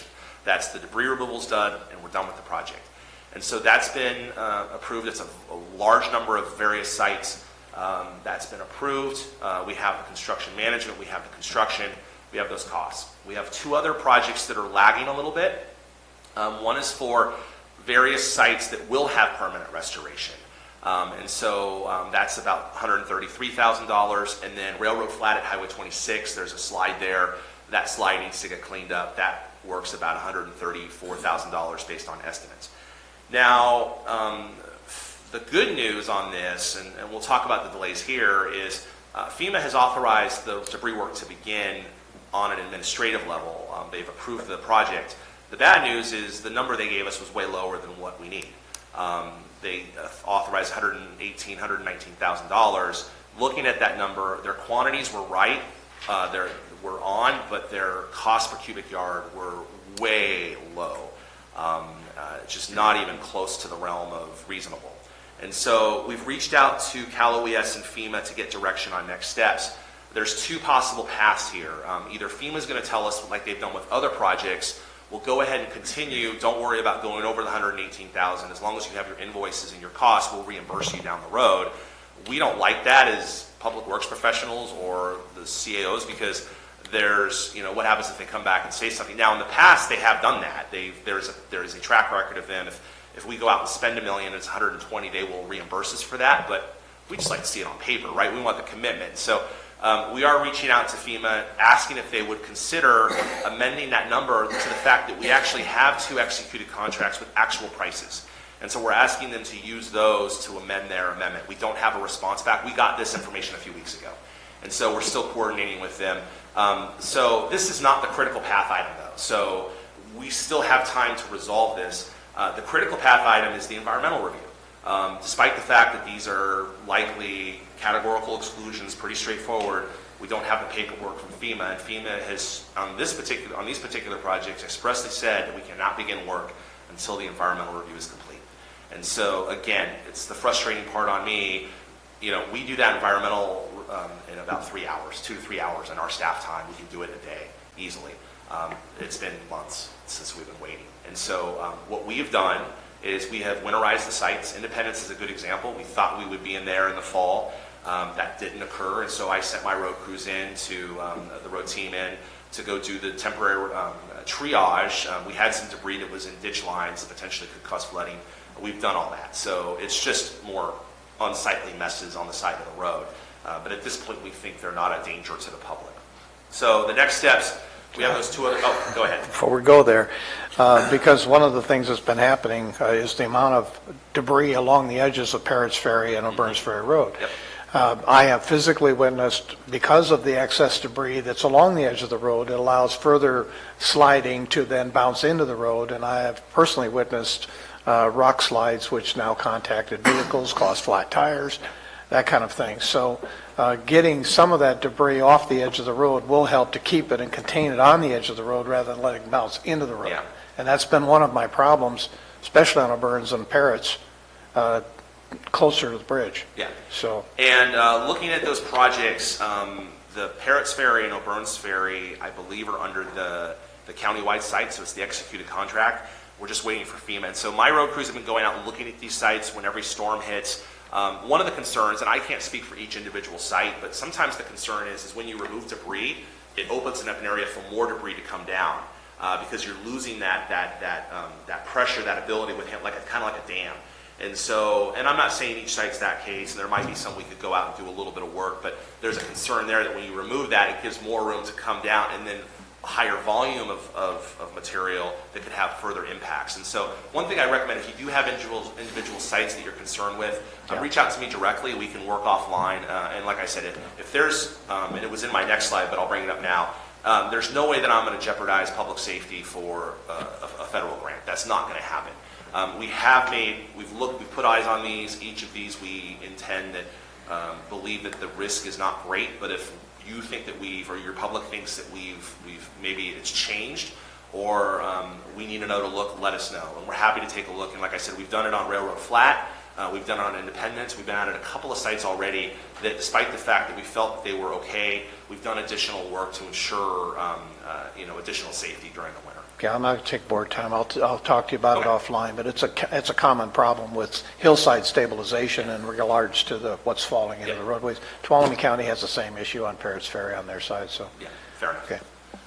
Okay, so the next couple of steps here, as I mentioned, we have the two contracts we have to go out and procure. Those have not come to the board for approval for procurement yet, but we plan to do that in the upcoming weeks and months. Then, assuming we get the approvals from FEMA at some point, we'll begin the debris removal process. At this point, we're probably looking more like winter or spring, but as soon as we have those in hand, we'll begin. And again, I want to highlight the fact that we are committed to safety. In no way will I jeopardize road safety for the pursuit of a grant. So, like I said, the efforts on Independence, the efforts on Railroad Flat, we've done work to ensure public safety. And if we spend local road funds, that's fine with me. Safety is first, second, third, fifth priority, beyond trying to get a couple extra dollars out of federal grants. I'm sorry. I do have a question, though. What brings up what Dennis was speaking about. So we've identified these sites. We've applied to FEMA. What happens between now and then if we have some more damage, extensive damage to the areas we've already identified? Will that delay it even further because we have to now go back and re-identify the project, the costs, and so forth? Yeah, and that's a good question. So if most of the work, as long as it's in scale, so if let's say we have a slide and then a storm comes and an additional material comes down, that's within the scope of the original project. And these projects are generally vague in nature that allow you to increase quantities. So let's say we have 700 cubic yards of equipment that has to remove, and then this winter another 50 cubic yards or 100 cubic yards comes down. That's included in our scope. If we did have, let's say, a subsequent something happened that, let's say, different damage happened as a result of that, that may require a scope change or a new project, and that's on a case-by-case basis. Usually what happens, though, in these sort of delays is things will increase a little bit, but they don't change. There'll be a little bit more debris removal. There'll be maybe a little bit greater area of asphalt's kind of broken up than there was previously. And when it comes to quantities, FEMA doesn't require a scope change when it comes to quantities, so usually we're covered underneath that. So one of my last slides here before we open it up is we've been working with FEMA and Cal OES. We've visited these sites, prepared multiple project estimates. On the permanent repairs, we have done a couple of small repairs on Worden Road and Whiskey Slide. And I didn't mention this previously, but most of the damage, not all of it, but a lion's share of the damage happened in District 2 and happened in areas affected by the Butte Fire. Parrots Ferry, Oberns Ferry, Pool Station, there's other sites that have been affected. I think Algiers has had some damage. But in reality, the Butte Fire was in the roads in the Butte Fire area were the areas that were most affected by the 2019 storm. So a disproportionate amount was in District 2. Worden and Whiskey Slide are in District 2. Those repairs have been done. Those were pretty minor. We were able to do the permanent repairs at the same time that we were out there doing the other triage work. Now, the remaining projects, this is where they branch off into their own processes. So the projects on Independence, Railroad Flat, and Pool Station go under an FHWA track through the Federal Highways Administration and Caltrans. Those have a separate authorization process. We're actually pretty familiar with that process because it's very similar to our grant programs through bridges and road safety. So those are pretty standardized. We know those fairly well. And then the other side, Skull Flat, Calaveras, those are local roads. Those fall under FEMA. And so we have to do but with all of these, we have to do the debris removal, get a better assessment of what actually is there, because some of the debris is covering some of the damage, and then ultimately come up with revised cost estimates. And so, again, these roads are all safe. Skull Flat's a little questionable, but it is open to one lane of traffic. The rest are all open to the public and safe. But as a result, because of the permanent repairs and the fact that these other ones haven't happened, these are probably more 2021 projects. Railroad Flat is our biggest project. That slide that's off Highway 26, our estimates are somewhere at $2 million or more to repair that slide. It's pretty massive. And so that's probably more a 2022, 2023 project. The good thing about that one is there's no habitable homes above the hillside, so there's minimal risk to the public. And there's a lot of right-of-way from the hillside to the actual Railroad Flat Road. So we have a lot of room to play with, and that's a very fortunate aside with that particular project is we have lots of room where debris can come down and we can collect it, we can clean it up. But ultimately that slide does have to get stabilized. So we'll be working over the next couple of years to do that. Quick question from Supervisor Callaway. In D2, how do these FEMA-funded roads repair dovetail with the PG&E funding of the roads? Yeah, that's a good question. And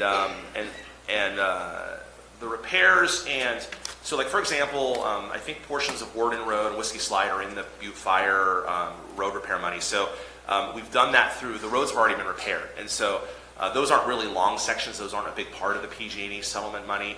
And so we won't do those, or there may be a little bit left with the PG&E settlement money that we use, but we won't have to use quite as much money from the PG&E settlement dollars for that, although the total amount's pretty small.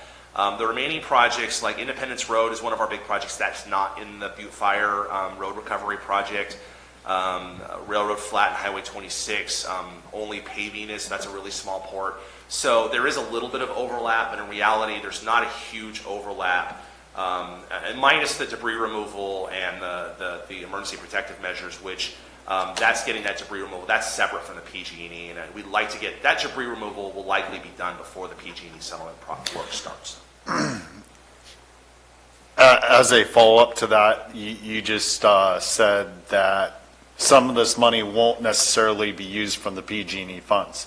So when there's money left over on certain things, because we allocated specific amounts to each project, where does that money go back to? Yeah, so in the original Butte Fire plan, the plan was to utilize, there's $13.45 million. The plan was to utilize that money based on phases, and we prioritized roads based on collector roads, major roads that provide ingress and egress. And the idea was we were going to work towards either completing all the roads or exhausting the funds. And so what happens right there is that little bit of extra goes back into the kitty, but we continue to work with the direction from the board to continue to do these projects until one of those two things happens. So in reality, there's a slightly likely opportunity to have a little bit of funds in excess when we're completed with the work, and then the board could take direction on what to do with those excess funds, or that money could be reallocated to cost overages in other projects affected by the work. So either one of those could occur,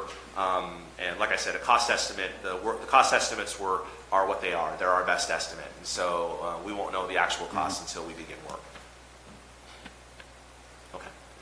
So in total, I think I've talked most about all these. So in summary, the one thing that this board has done that I think we caught just in time is that the cash flow between delivering the projects and then when reimbursement can occur. And we recognize that there were whether it was TEETR or general fund contingency might not be the best use of those funds, and so the board directed us to utilize road impact mitigation fees. And so as Murphy's Drive's a little different, but I think the board approved TEETR if memory serves. But the remaining funds, as we deliver these projects, we'll be paying for those out of RIM and then backfilling RIM when we get reimbursement to make sure we keep both contingency and TEETR funds whole. With that said, and again, before I close this out, I want to highlight the importance that we recognize at aggressively pursuing state and federal reimbursement. These monies, every dollar that we can get in reimbursement can be reinvested back into core services that are very much needed. You have a team between us, the auditor, controller, and administration and OES who are fully committed to that path. To that end, we continue to work with our Cal OES representatives and our Caltrans representatives. And one thing I'm heartened with this time around is I think in prior iterations we siloed these operations a little bit. And so when individuals left or problems happened in the silos, there may have caused some issues. In this case, we have 3 separate departments all keeping tabs and working collaboratively. So if one person leaves or if something changes, we have other people involved in the process to make sure this continues, to make sure there's not a loss of information, to make sure that we're following all the steps necessary to close this out and maximize our opportunities for reimbursement. And so, with that said, I appreciate your patience. I've taken quite a bit of your time, and with that said, if you have any other questions, I'm more than happy to answer them. Go ahead, Mr. Gerwin. Thank you. Josh, thank you very much for the presentation.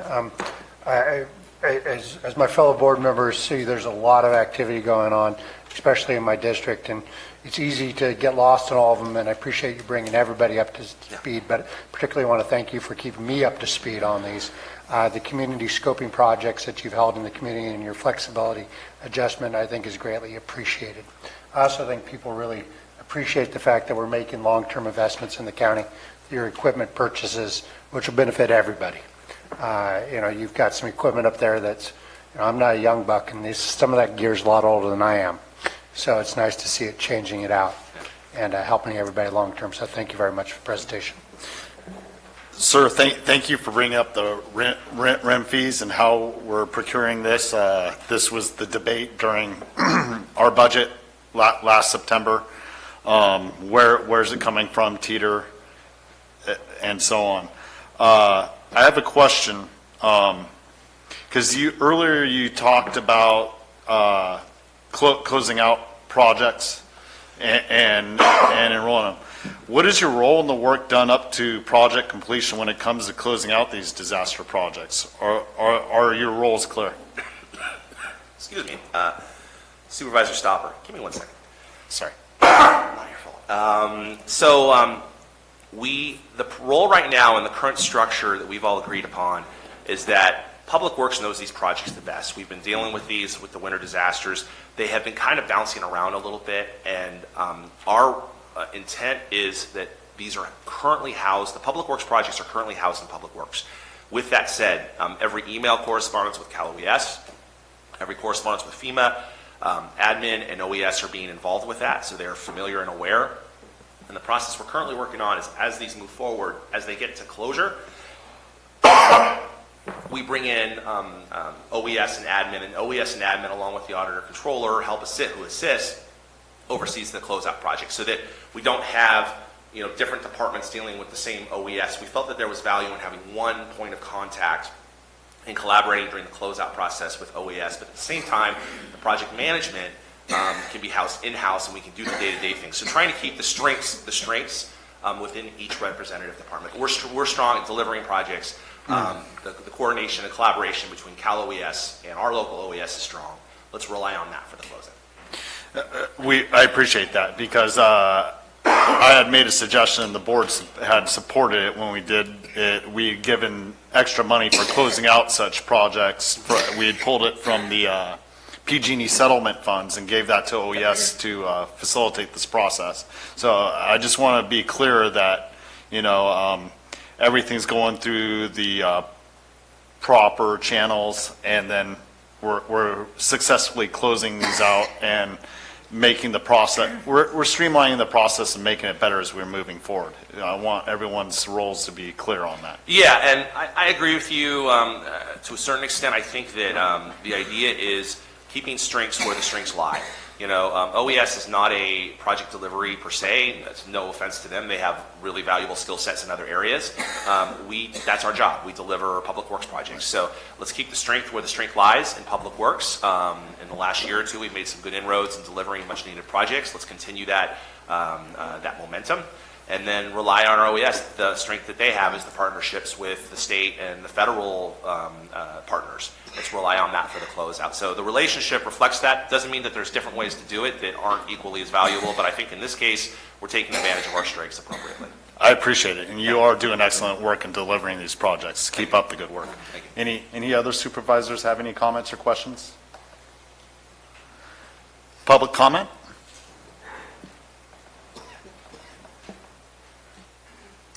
My name is Deborah Grimes, Calaveras Band of Miwok Indians, Tribal Cultural Resource Specialist. I want to thank you for all the information you provided. That gives the tribe, me and my department, a much clearer understanding where all these projects are through FEMA, Cal OES, et cetera, and federal highways. As you folks know, we work closely under the environmental part of it, and we want to continue our wonderful working relationship with our county representatives, officials, things like this.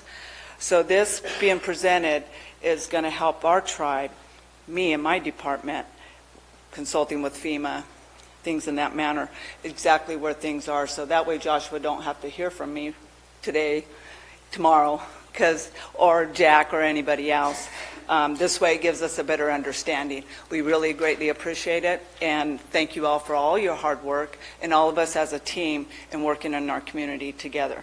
For our native sites, for historical, for the roads, for our citizens, safety. Safety is very important to us, and we thank all of you for that. Further public comment? With that, I'll bring it back to the board. This is purely an informational item. Madam Clerk.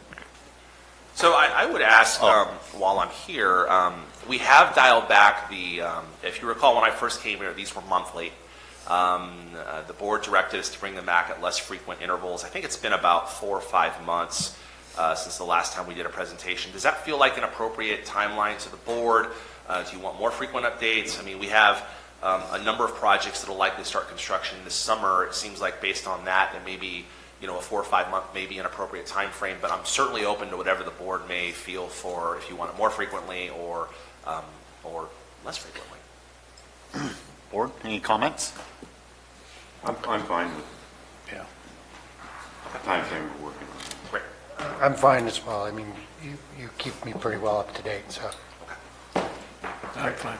Yeah, individually, when we come to you and talk to you, we're pretty much in our districts up to date on what's going on. So. Yeah, and I'm happy offline, anytime you have a question about projects in your district, obviously you can reach out to me anytime, and I'm happy to give you updates. I want to comment that I do appreciate your updates that you send. They're very thorough, and let us see the big picture, so thank you. I'll continue to do it. Thank you, sir. Thank you. Item 19 is from OES to receive a presentation regarding the Disaster Data Report Closeout Update.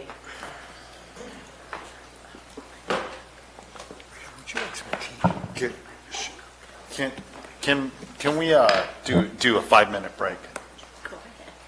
You can't miss any part of it, Maria. Okay. All right.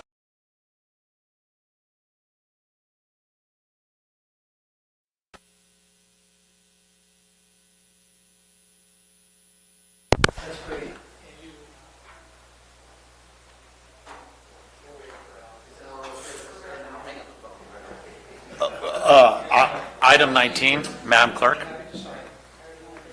Oh, I apologize. Please proceed. All right, Al's done, we can start. Segal. Oh, Segal, yeah, for the record, Al Segal.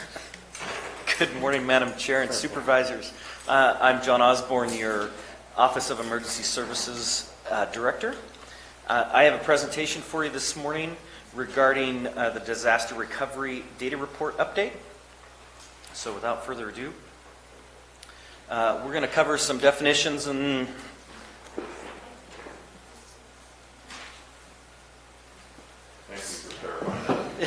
some definitions that'll be helpful through my presentation today. I'll show you a flow chart that addresses kind of the work that we do, and then we'll dive into each disasters. We'll have a summary, and then we'll move to questions. So just a couple of things. I apologize up front. I will use terms, and so I tried to define them that I'm most likely to use. Data report, or DR as it's commonly referred to, is the Federal Disaster Declaration number. So, for example, the Butte Fire is 4240. So if you hear me use those interchangeably, ask me which one I'm talking about. Project Workbook, or PW, those are the individual projects that you guys actually heard updates on from Director Pack today. And that's just how they are tracked within the Federal Disaster Declaration. And those project workbooks fall into one of two categories, either a small project or a large project. For each data report or federal disaster, there is a dollar amount threshold for a small project. So they have to be under X number of dollars. And then anything above that is considered a large project. Of course, everybody's familiar with the Bureau of Land Management, and most people are familiar with the TMP, or the Tree Mortality Project. So this is a chart that depicts what happens through the project workflow. You heard Director Pack give a very informative update about his work over here in the project side. We actually do deliver projects in OES. We currently are operating the tree mortality program. And so that is our only project where we have stuff out in the field. Other than that, for the most part, when Public Works completes a project, they prepare the financial documents and enter them into our accounting system. We involve the Auditor Controller's Office, who has been instrumental in helping us wade our way through line by line these invoices and contracts and stuff, making sure that they're up to snuff and that we can claim them. Once those two things happen is where OES takes the lead, and the first thing that we do is we decide whether or not it's a large project or a small project. If it is a small project, we prepare the project for closeout, and then the difference between, as far as FEMA is concerned, for small versus large, is all of the small projects in a particular data report have to be closed at once. So what that means is, say there's 5 projects in disaster A, and 3 of them are small projects. We can finish 1 and 2. We cannot send that to FEMA until we finish the 3rd small project. And then we send them as a batch of 3. Large projects are closed individually. So once that is complete, we go right to closeout. We submit it to Cal OES, who in turn submits it to FEMA. So that's kind of our piece of the pie when it comes to, like Director Pack spoke of, they're road builders, and So we leverage our relationships with FEMA and OES to achieve closeout and the communication between emergency services there. So the first disaster that I'll talk to you about is tree mortality. This event, Governor Brown proclaimed a state of emergency in 2015, October 30th. And you'll notice that this does not have a DR number, but a CDAA number. What that means is that it is the California Disaster Aid Program, and it is not federally funded. This is through state funds only. So we've been operating this program since 2016 or so. Recently, we received a Bureau of Land Management grant for $88,000. That's going to allow us to complete 2 BLM land projects known as Project 9 and 22. They are both, one started, and Project 22, we are awaiting the cultural survey report from Far Western Archaeological Services.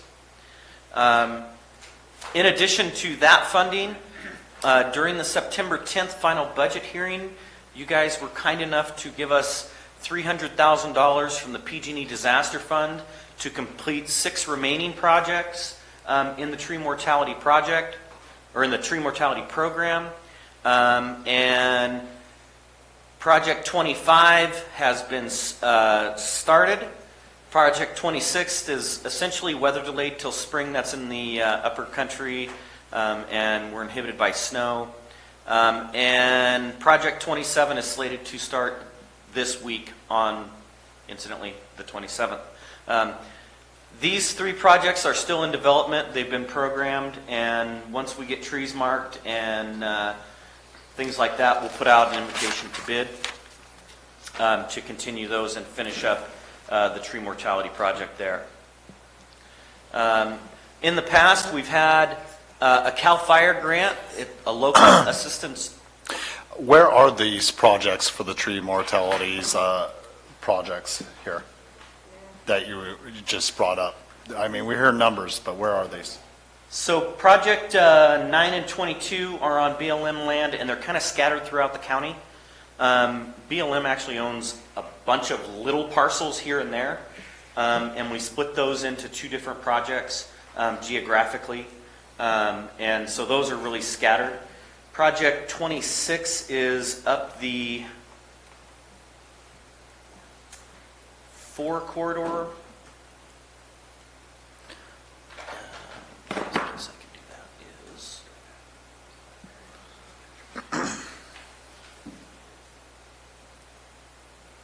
Let me get my, we actually have a project matrix for each of those, and I apologize, I should have thought about including that.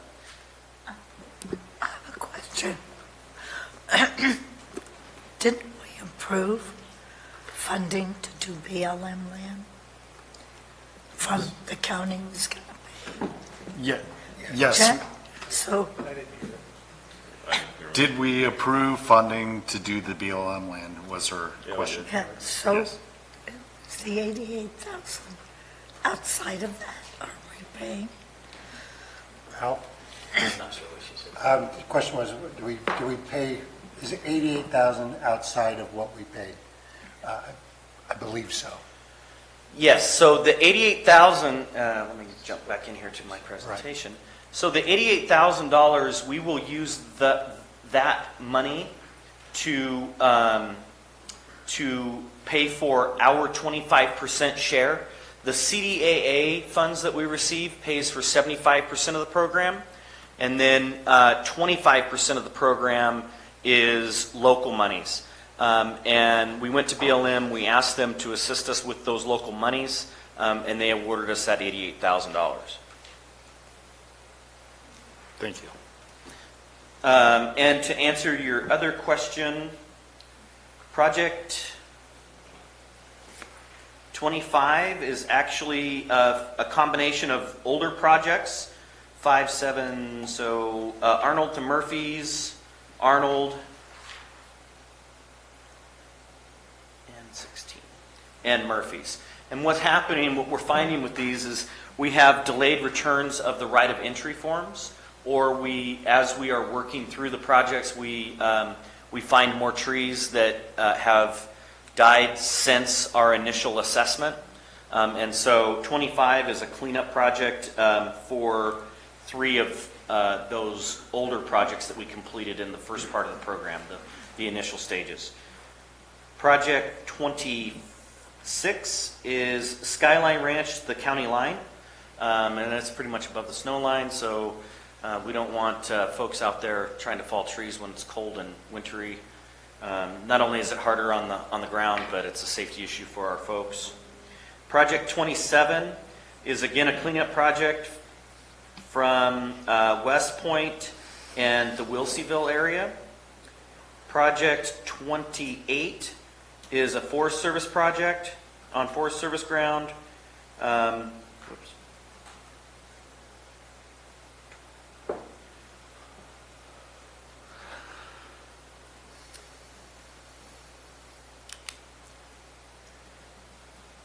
Project 29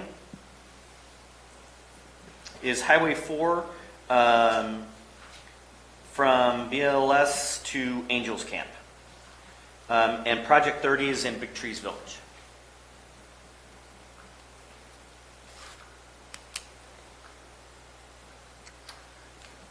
Looking slightly backwards, we were awarded a CAL FIRE grant in 2018 to offset that 25% local match.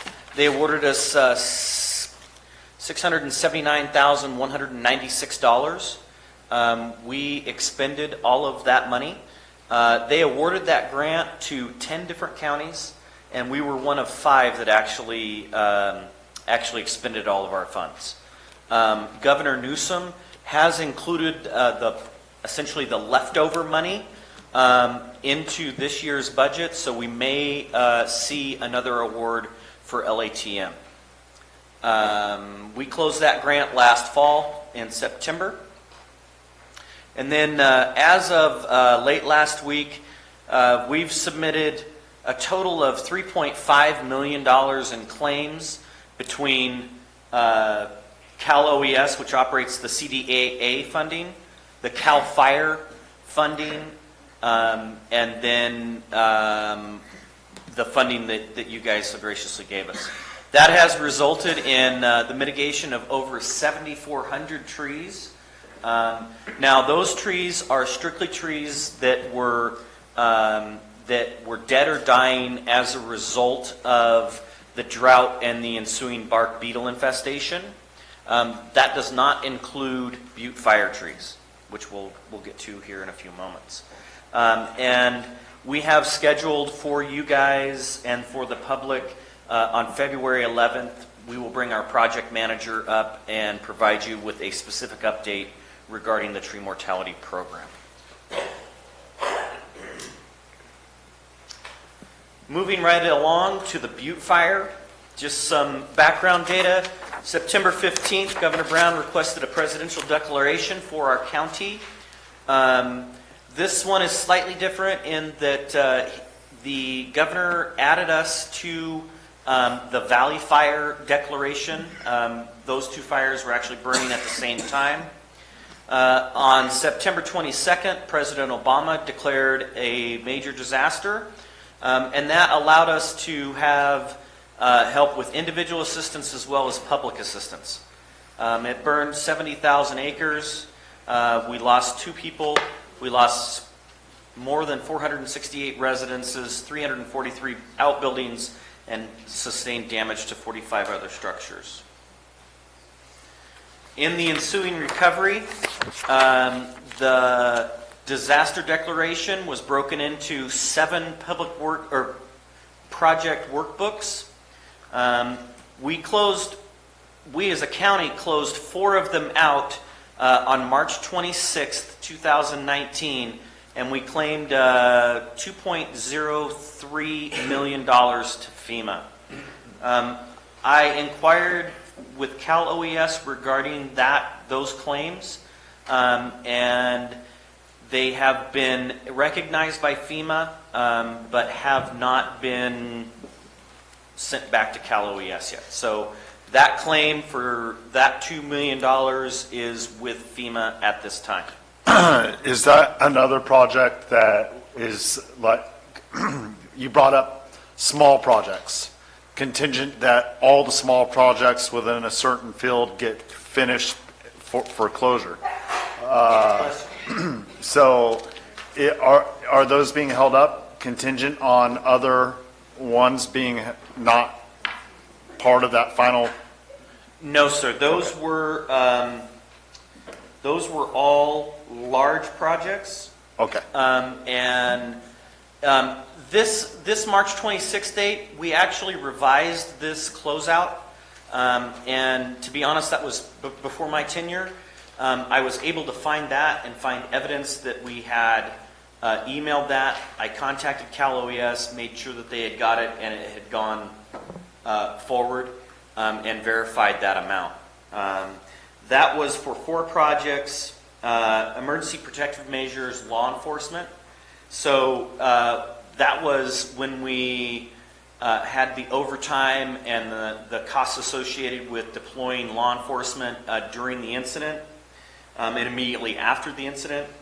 Emergency protective measures, non-law enforcement. So that was the costs associated with stemming the fire that were not law enforcement related. We actually had a project for looking at whether or not we could place manufactured housing units or MHUs on the burned parcels, and the feasibility. It was a feasibility study and an environmental study to look at if that would be the most appropriate way to render some assistance. We closed that out, and then we actually had an in-kind donation project, and that's where we were contributing our regular funds, like our straight time and to the efforts, and we were asking for a credit for that. Those 4 projects is what makes up this $2.03 million.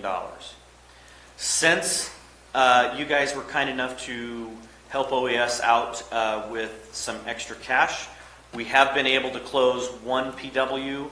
That was the Ash Insurance, better known as PW 99. And we claimed $344,000 and some change to FEMA on January 23rd. At this time, we do have 2 large projects that remain open. You guys are all very familiar with them. It's the Hazard Tree Project and the Roads Project. Phase 1 of the Hazard Tree Project is completed. And as of late last week, FEMA has approved our phase or version 2 portion of the Hazard Tree Project, and it's been sent back to Cal OES. Cal OES is in their final review, and then they will send that to us so that we can get going with that, hopefully this spring, since it's January. The Roads Project is the other one. Director Pack covered that pretty adequately for you guys. Phase 1 has been completed, and Phase 2 was delayed by the Hazard Tree Project. Our reasoning behind that is it would be silly to go up there and send trucks with logging equipment and haul logs out over brand new roads and tear up our brand new roads. So our intent there was to finish off Phase 2 of the roads after we had done the tree removal. Tree removal got hung up for the last 16 or 18 months in federal review. And so Cal OES came to us and said, well, why don't you guys think about the alternative project that Director Pack described, the equipment replacement. They actually provided us with a sample of how to go about writing that to them and applying for that. Josh's team is in the process of completing that and sending it forward. And what will happen during that is they'll purchase equipment.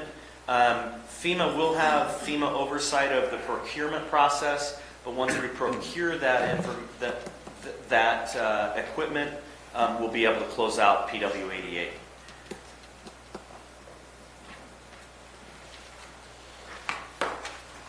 John, before you move on, Yes, sir. if we've closed the project out in March of 2019 and it's still in somewhat of a federal review, what kind of timeline are we looking at for an actual reimbursement from them? And should we be also thinking about that in terms of how we fund or rebudget in our future years so that we can account for this extended period of time where we've expended the funds, but we just... Good question. And I wish I had a better answer than I have. Right now, the process is running anywhere between 6 and 9 months at a minimum. We are quickly approaching that 12-month minimum, and so we're kind of on the backside of that $2 million, and I expect to see that in hopefully maybe the next few months. And that kind of dovetails into a slide later, or a discussion that I have for us later in the presentation regarding what our next steps are.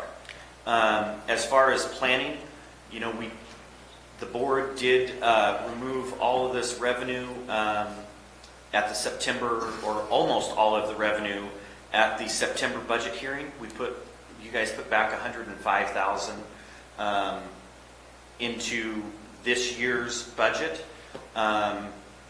So what we need to do, what my shop needs to do at this point is we will, as we start seeing this money come in, we will start looking at those individual projects that we get reimbursed for and figuring out how we paid for it. Did we use RIM money? Did we use general fund money? And making those special funds where we need to pay that money back, making sure they're whole. And then my shop owes the PG&E disaster fund a little chunk of change for tree mortality, so we have to pay that and start backfilling those specialty funds. And that was the reason. Mr. CEO, would you like to add anything to that? John covered most of the points I would have touched on, but just as a practice moving forward, one of the rationale as to why we pulled that revenue out of the budget was not only because we weren't completing projects at a clip that was appropriate, but because there was an extended time on the payment and the potential of disallowance.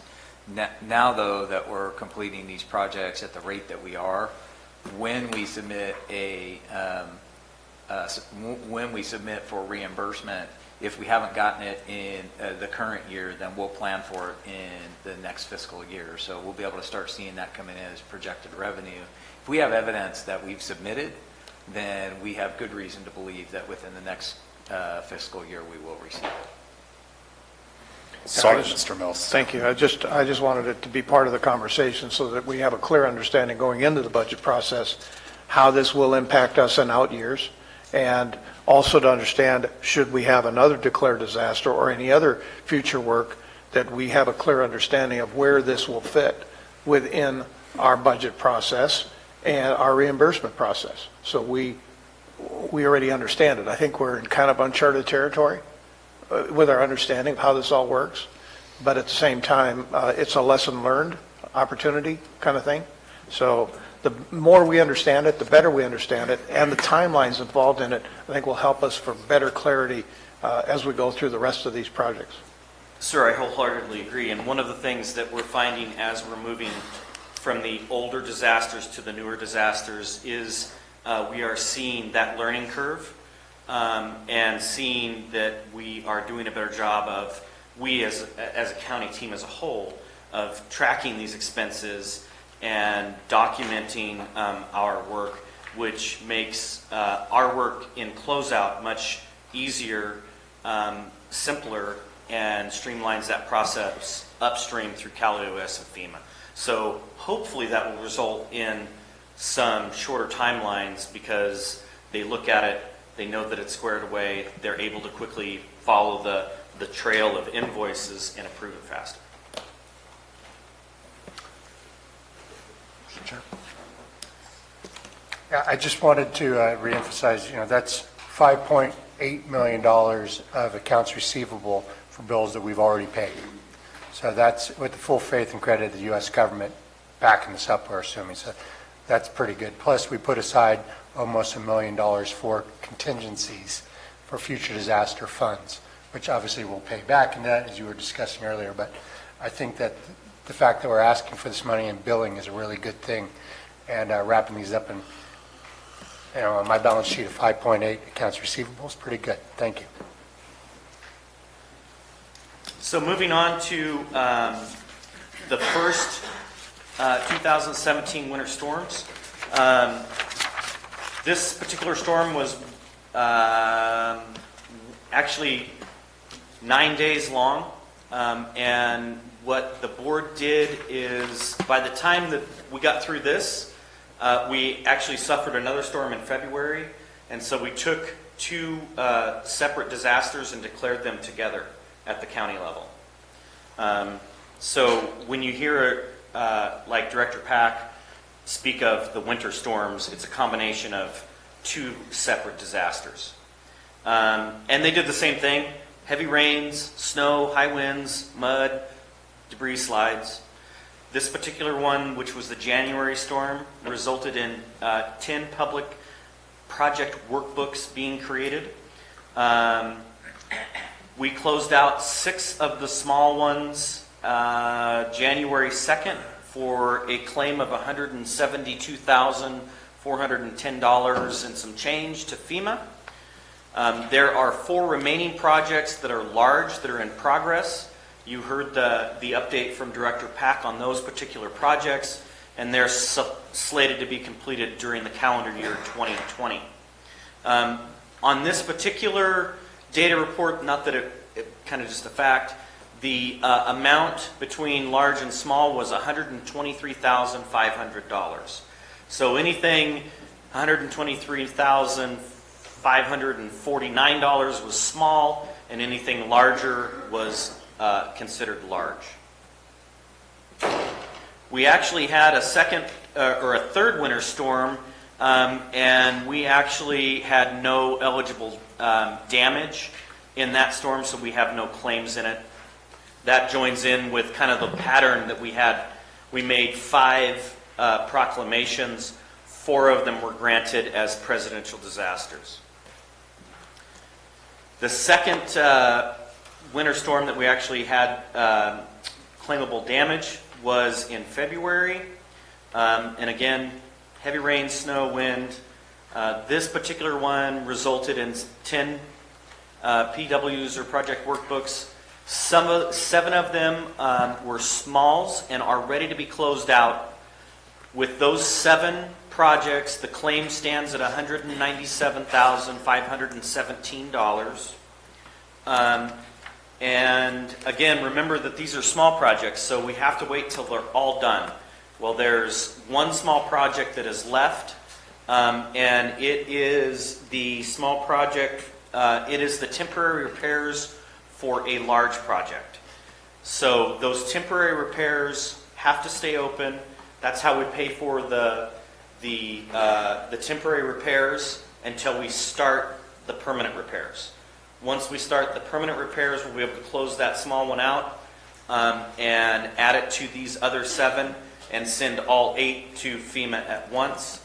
Last time I checked, recently last week, on that small project that is still open, it's around $70,000. So we will submit 8 project workbooks for, give or take, $265,000 and change there. And again, we're in lockstep with Public Works as they're finishing these projects, especially now that the backlog of closing some of these older projects we're over that, and now we're to the point where we have gathered together what needs to be closed, like in the small projects, and where we are in the current large projects. We're in lockstep with Public Works and the Auditor's Office in doing a better job of tracking these projects.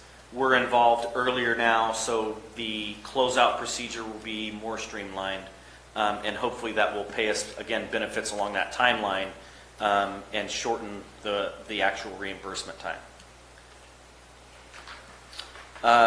On to the 2019 winter storms. Again, the project side was covered by Director Pack. This was February of 19, so just a couple of weeks, it'll be a year. And it resulted in 5 project workbooks. 2 of them have been completed by Public Works at this time. There's, again, that one outstanding one that prevent us from closing those out. Once the small gets done, we'll package up those 3 and make a claim to FEMA, and that will leave the one large to be taken care of once we get those completed. And you see the slight variation on this particular disaster. The large project threshold was $128,900. Maybe that's just some data to... Each one of them is different, and not having the same level benchmark kind of makes it more complicated because you can't put one number in your head and think, okay, this is small. It varies from each one of these. So in summary, since we last spoke about these, which was at the December 10th final budget hearings, we've worked really hard with OES and the auditor's office. Combined, when we started this in September, we had 26 project workbooks open. We have closed 7. We are standing by to close 7 more, and that leaves us about 12 projects that are scheduled delivery during this calendar year. And just to touch on the tree mortality project, we're down to 8 different projects there, and there's our total claim amount. And again, our next steps from here, now that we have kind of our hands around where these disasters sit, what our next step will be to do is, again, address those special funds that need to be repaid, and start, once we see that reimbursement money coming in, start putting the reimbursements back into those funds and making them whole. There will be an amount that comes back as essentially new revenue. We won't really know what that looks like until we get down really into the weeds and start looking at blades of grass and seeing where these invoices were paid out of. And that's going to be, again, a lengthy process to go through. And then hopefully, by the time that we get done with that, we'll have a very detailed and accurate accounting to make the special funds whole and bring back a number to the board, hopefully a really big one that says that we have this money that can go to wherever you guys decide. And then, again, to reiterate Director Pack's commitment as a team. I've met with him. My staff has been meeting regularly with his staff and getting updates about rates and invoices and creating the documentation to send it off to FEMA. And so that actually brings us to the people that were deeply involved in this. CAO Alt has been overseeing this and riding herd. Out of his office, Tony has been a great resource. Cameron Bardwell is our new emergency services coordinator, and she has been integral in this in helping us navigate and improve our relationship with Cal OES, even though she's only in about our 3rd week. Julie Ames is the department analyst that we hired on a temporary basis based on the $50,000 that you guys gave us to get some extra help. She has been, she touches these each and every day. Josh Pack has been great to us in making sure that his folks get us what we need to do to close out. Mark and Kelly have been the kind of the holders of the public works information. So when we didn't understand what a term meant or what an invoice was, we went to those folks as well as Jacob Lyle for Public Works, and they were able to set us straight and kind of educate us about all things Public Works. We couldn't have gotten through this without Kathy Gomes and Blake Atherton. They have been the folks that have been primary in our auditor controller's office in auditing these invoices and making sure that we had the documentation that they felt was necessary to be successful in making those claims. And then a big shout out to our project management team for the tree mortality project. They have done a fabulous job of operating that program for us and being there for us when we applied for grants and when we billed for grants and things like that. And you'll get to see them soon on February 11th. But it kind of shows you that the team members in this slide from a very diverse set of departments that came together to really work and get these headed in the right direction, get the herd headed towards home. That's us. If you haven't registered for Calaveras Alert, please do so. That's my contact information, and I'm happy to answer any questions. Supervisor Garamendi. I'd just like to compliment you. You took a very chaotic pile of paper and sorted it into manageable boxes and are moving things forward. That was not easy. I think it's going to benefit us greatly in the future. The next disaster, we now have systems in place, and there will be other disasters. So I appreciate that, and especially pursuing the money. Thank you. You're welcome. Supervisor Mills. Yes, John, going back to tree mortality and the excess funds that are out there that they're probably going to put into this year's budget, do you feel that the LATM, that the future awards are going to be based on performance, or that some degree that they know that we've been a deliverable for them, so therefore, as we come forward with another? That is my hope, and what we have found in the almost 3 years that we've been operating this grant is our foresters, as they have been traveling throughout the county, are seeing the bark beetles move up in elevation, and that trees that were healthy when we came through in 2016 and 17 are now dead or dying. So this problem isn't going to go away. And the upstream hazards that we face are fuel loading in our forest. We are a heavily forested county. That's no new news to you guys. But the more dead fuel that we have in our forests, the greater likelihood we will experience another mega fire. So we are focused on getting as many of those trees out as we can. We have and will continue to aggressively pursue grants to do fuel mitigation work like this. And I know that with our CAL FIRE partners here locally, we have an outstanding relationship with them. They are very aware of our tree mortality efforts and are ready to partner to continue that. So I hope that it is based on performance, because I think we did a pretty good job of spending the money. And that was my point, is that we were probably one of the few counties that was able to successfully go through the entire process. They granted 10 counties money, and we were one of 5 that expended all funds. So, and then the other question has to do with considering this list of all the PWs. Would it be helpful for the board to be able to see that list and kind of get some kind of an overview of the values, what you're in? Yes, and one of the things that I actually had here in my notes, Director Pack covered them well.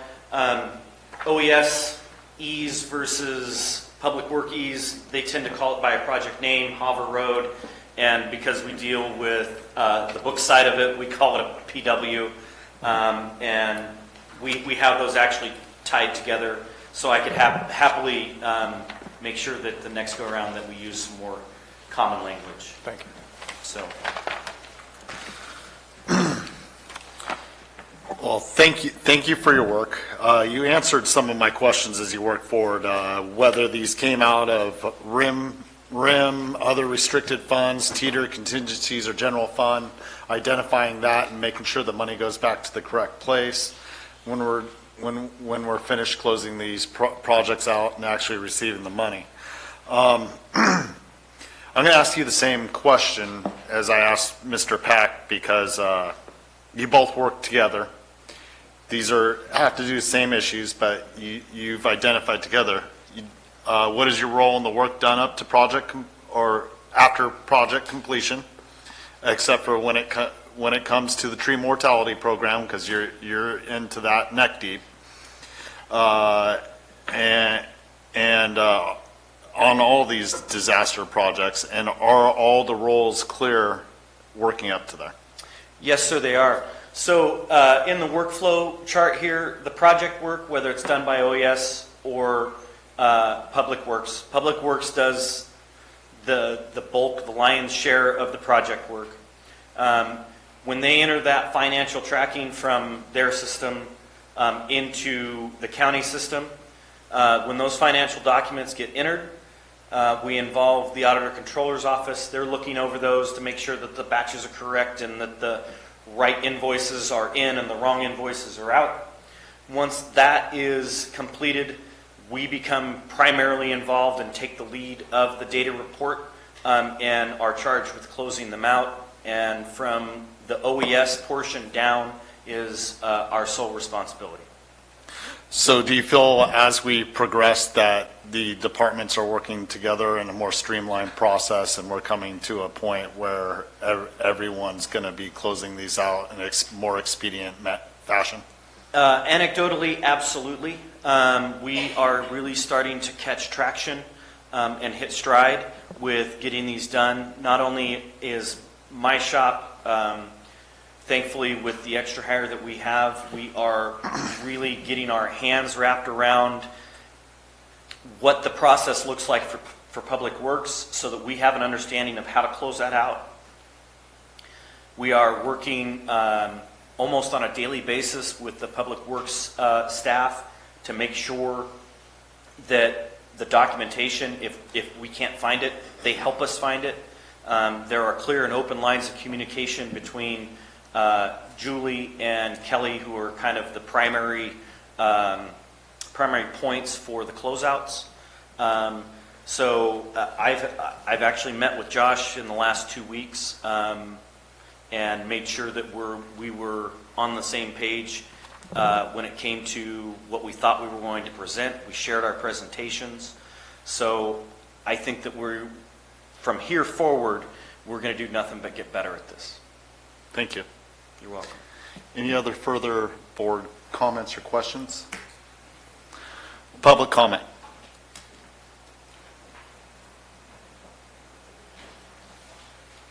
Mr. Segala. Al Segala, Taxpayer Association. Excellent presentation. It's a very complex subject.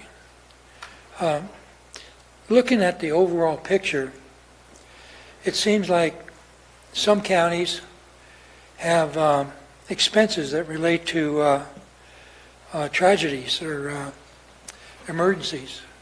We're one of the counties because of our trees, topography, and weather.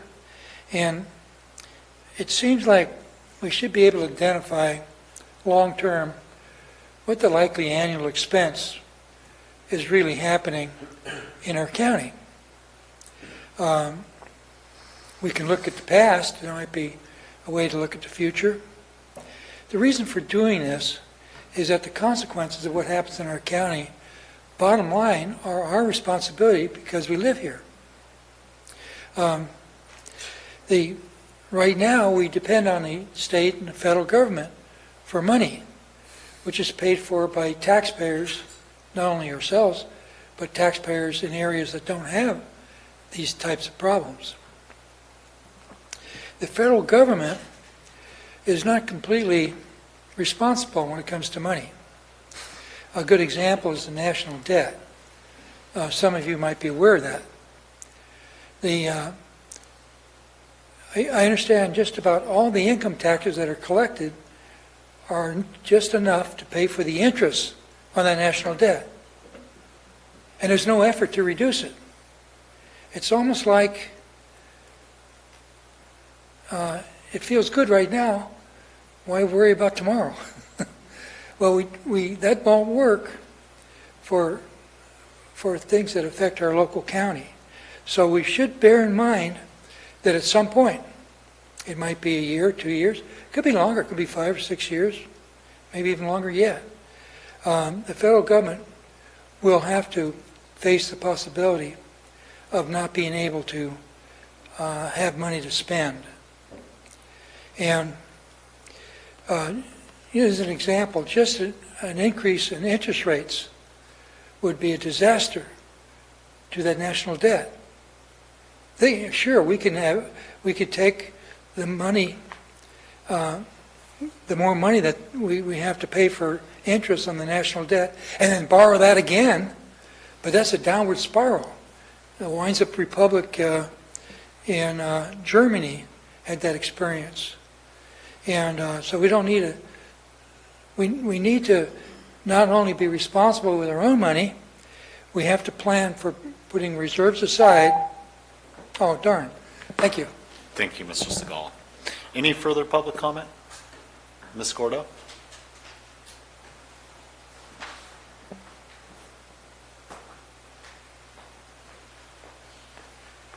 It's a huge amount of work.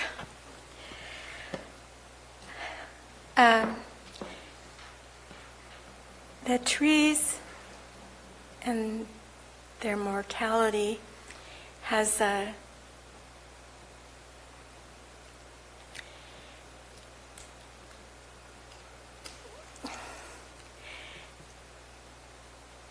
created a huge problem.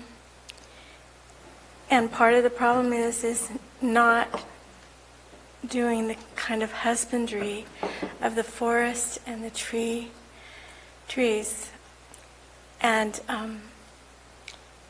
good husbandry does not allow trees to grow too close together. When you start seeing that black stuff going up and down the trees, you know that they're too close together.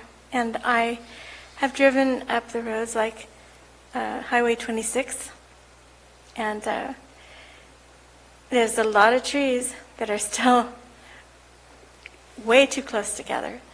And on the other hand, I totally believe in trees.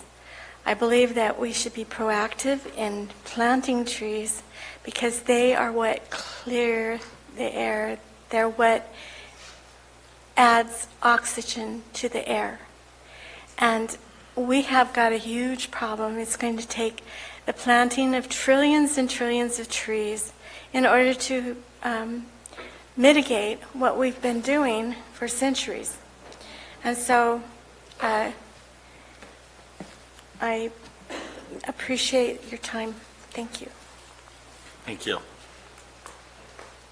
Ms. Grimes. Thank you for the presentation, John. It's very nice. We heard all of this. It's very important, like we share.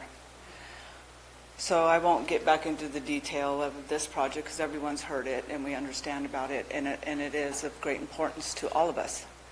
I live in trees. Most of us do. I'm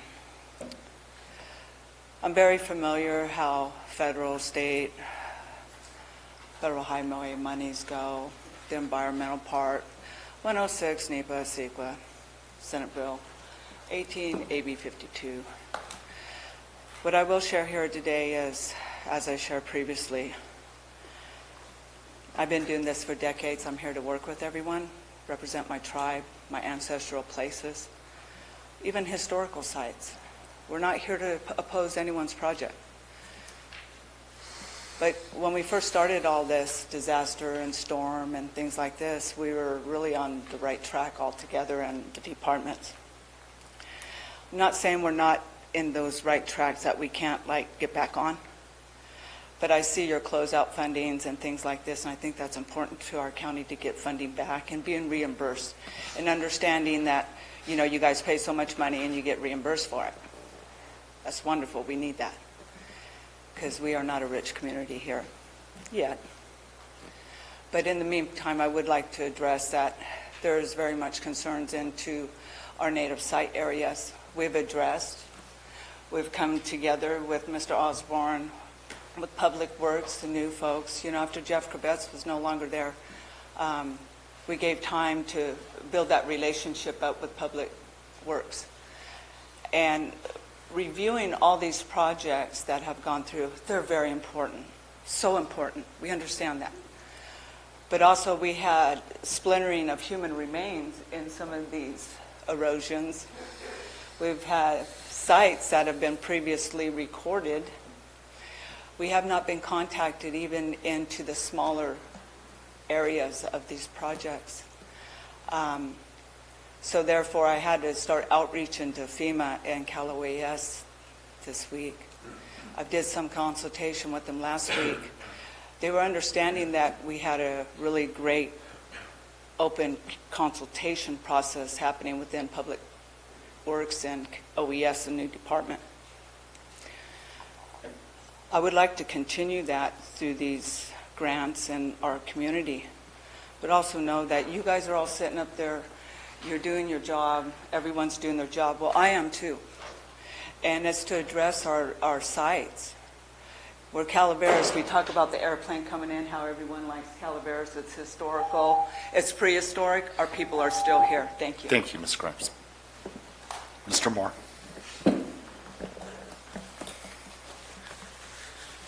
I'm Will Moore from Valley Springs, and I'm hearing these talk about all this grant money and fuel mitigation, and I'm thinking, this is a passing thought, but maybe we could get some grant money to build a chipper, an industrial-grade chipper that could chew up some of those beetle-infested trees and so forth.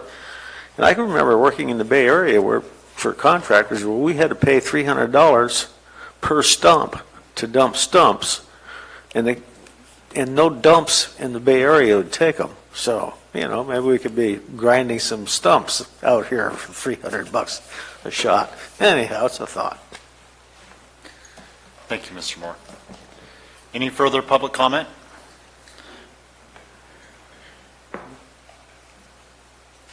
My name is Gloria Grimes, and I am the tribal chairman for the Calaveras Band of Miwok Indians. Excuse me, I'm just getting over a cold. I hadn't heard no comment at all that you have involved any of my Native people to go out and do some of these surveys that you're talking about. So I do wish that the board would understand that this isn't happening, but I'd like to see it happen in the future. We've got to get this stopped. When they dig up your father or mother, you'll understand what it's like. These are old people, and we're just trying to protect them. And we have donated years of time and never asked for pay. But at least let us know when you guys are going to do this. Thank you.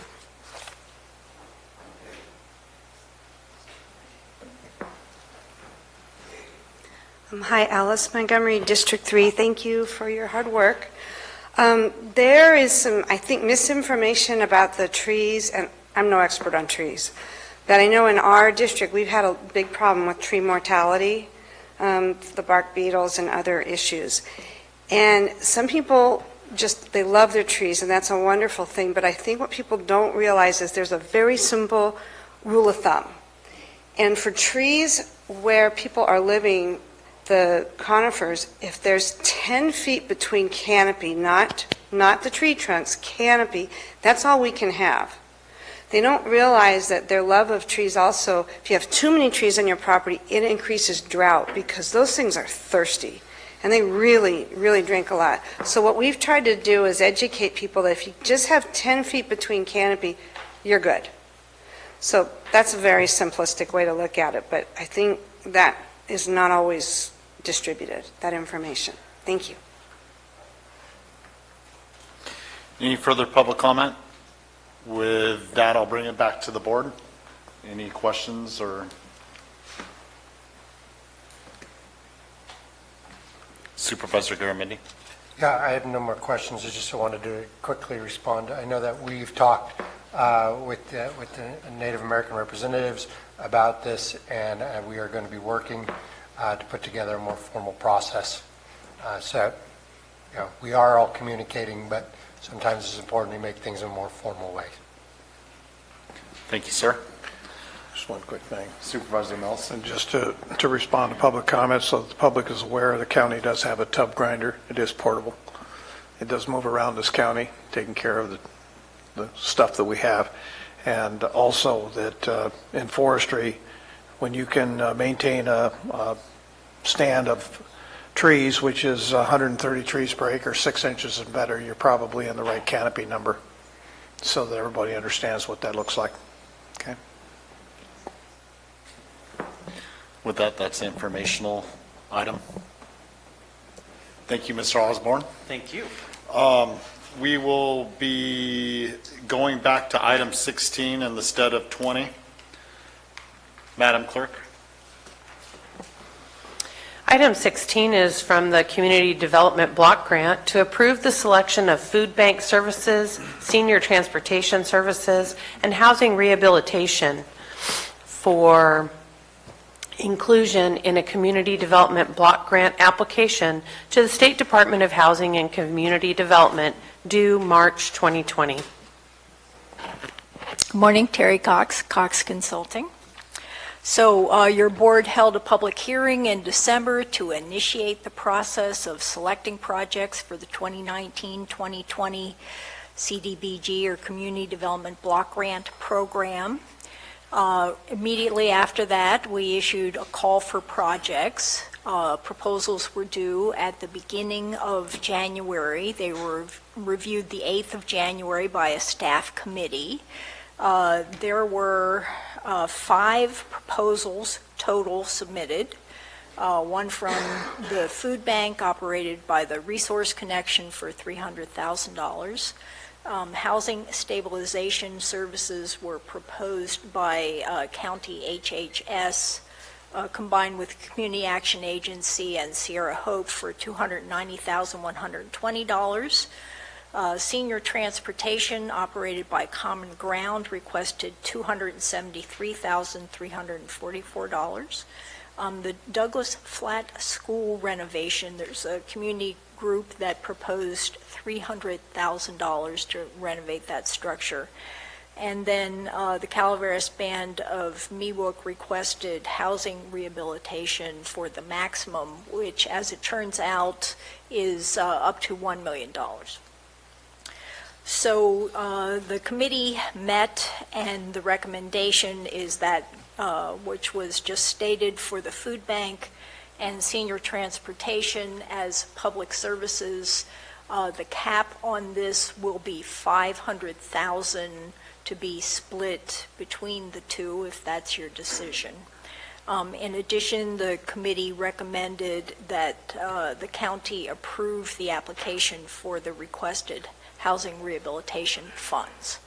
So I'm happy to answer any questions that you have. The NOFA, or the Notice of Funding Availability, was just released.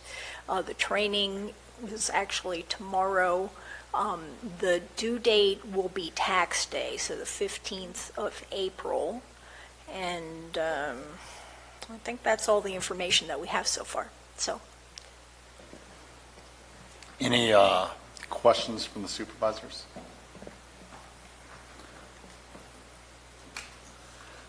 Public comment.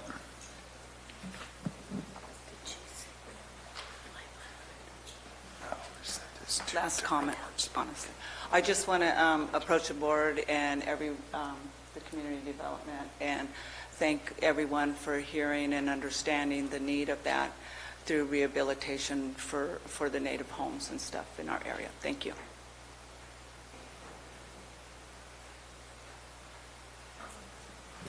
Elizabeth Thompson, Executive Director of Common Ground Senior Services, providing transportation in Calaveras.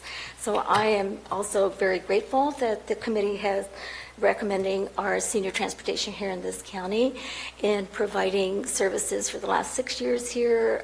The need has grown. We've been able to, even through 5310 grants as well, procure vehicles as well. And this would help us to reach the outer areas like West Point. There are many trips for out of county. That is our biggest challenge here in this community. So, and for the low-income individuals and the disabled. So I'm really grateful for the opportunity to apply for this grant, and I thank you. Any further public comment? Ms. Grimes. I want to make a comment about the housing grant situation. Everybody thinks that because we're Native Americans, we're rich because we got casinos. Well, we don't own a casino. We're not federally recognized yet, so we're kind of just hanging out there.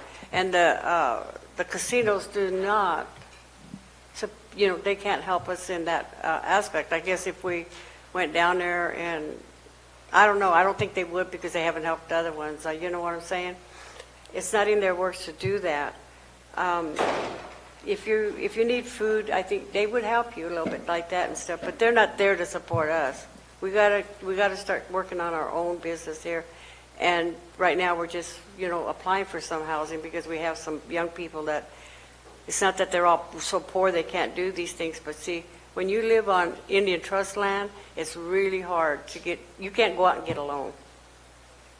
You just can't do that, So anyway, it's a long process to explain it all. But I just kind of wanted to put that out there to you folks so you would understand where we're kind of coming from. Maybe someday we have a casino. Maybe we all get rich. Maybe you guys will vote for us to have one. Who knows? Thank you. Any further public comment?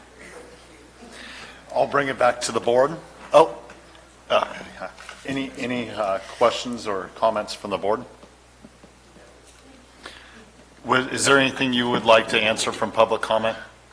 No, I was just going to mention that this application will be written by Adams Ashby. I believe you approved the amendment to their contract this morning, and it will come back before the board for a public hearing prior to submittal. With that, I'll enter Ms. Conley. Not clear. Are you recommending the food bank for 300?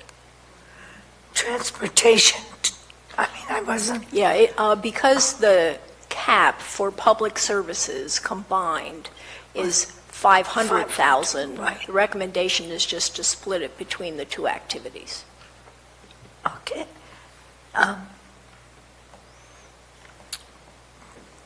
Plus, you were recommending housing rehab project. Correct.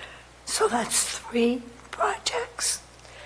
Yes, technically CDBG considers the 2 public services one activity, but in effect, yes. I just want to, and the housing rehabilitation, that's a Native American allocation fund that we're going for. If it could be handled either way, and I will leave this to Lori Adams to determine what's the most competitive way to proceed. Understood. Anything further? With that, I'll entertain a motion. I would move we approve the committee's selections for the food bank, senior transportation, and housing rehabilitation. Second? Motion by Supervisor Mills and a second by Supervisor Garamendi. With that, all in favor? Aye. Any opposed?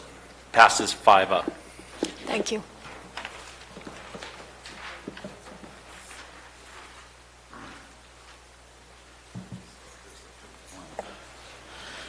Item 21, facilities and ad hoc report. Madam Clerk? You want to do lunch? Oh, is it that time already? Already done. All right, we'll take a lunch to be back, what time? 1:30. 1:30. Oh, yeah. Thank you. I'm in the peanut gallery. All my lunch, all my breaks.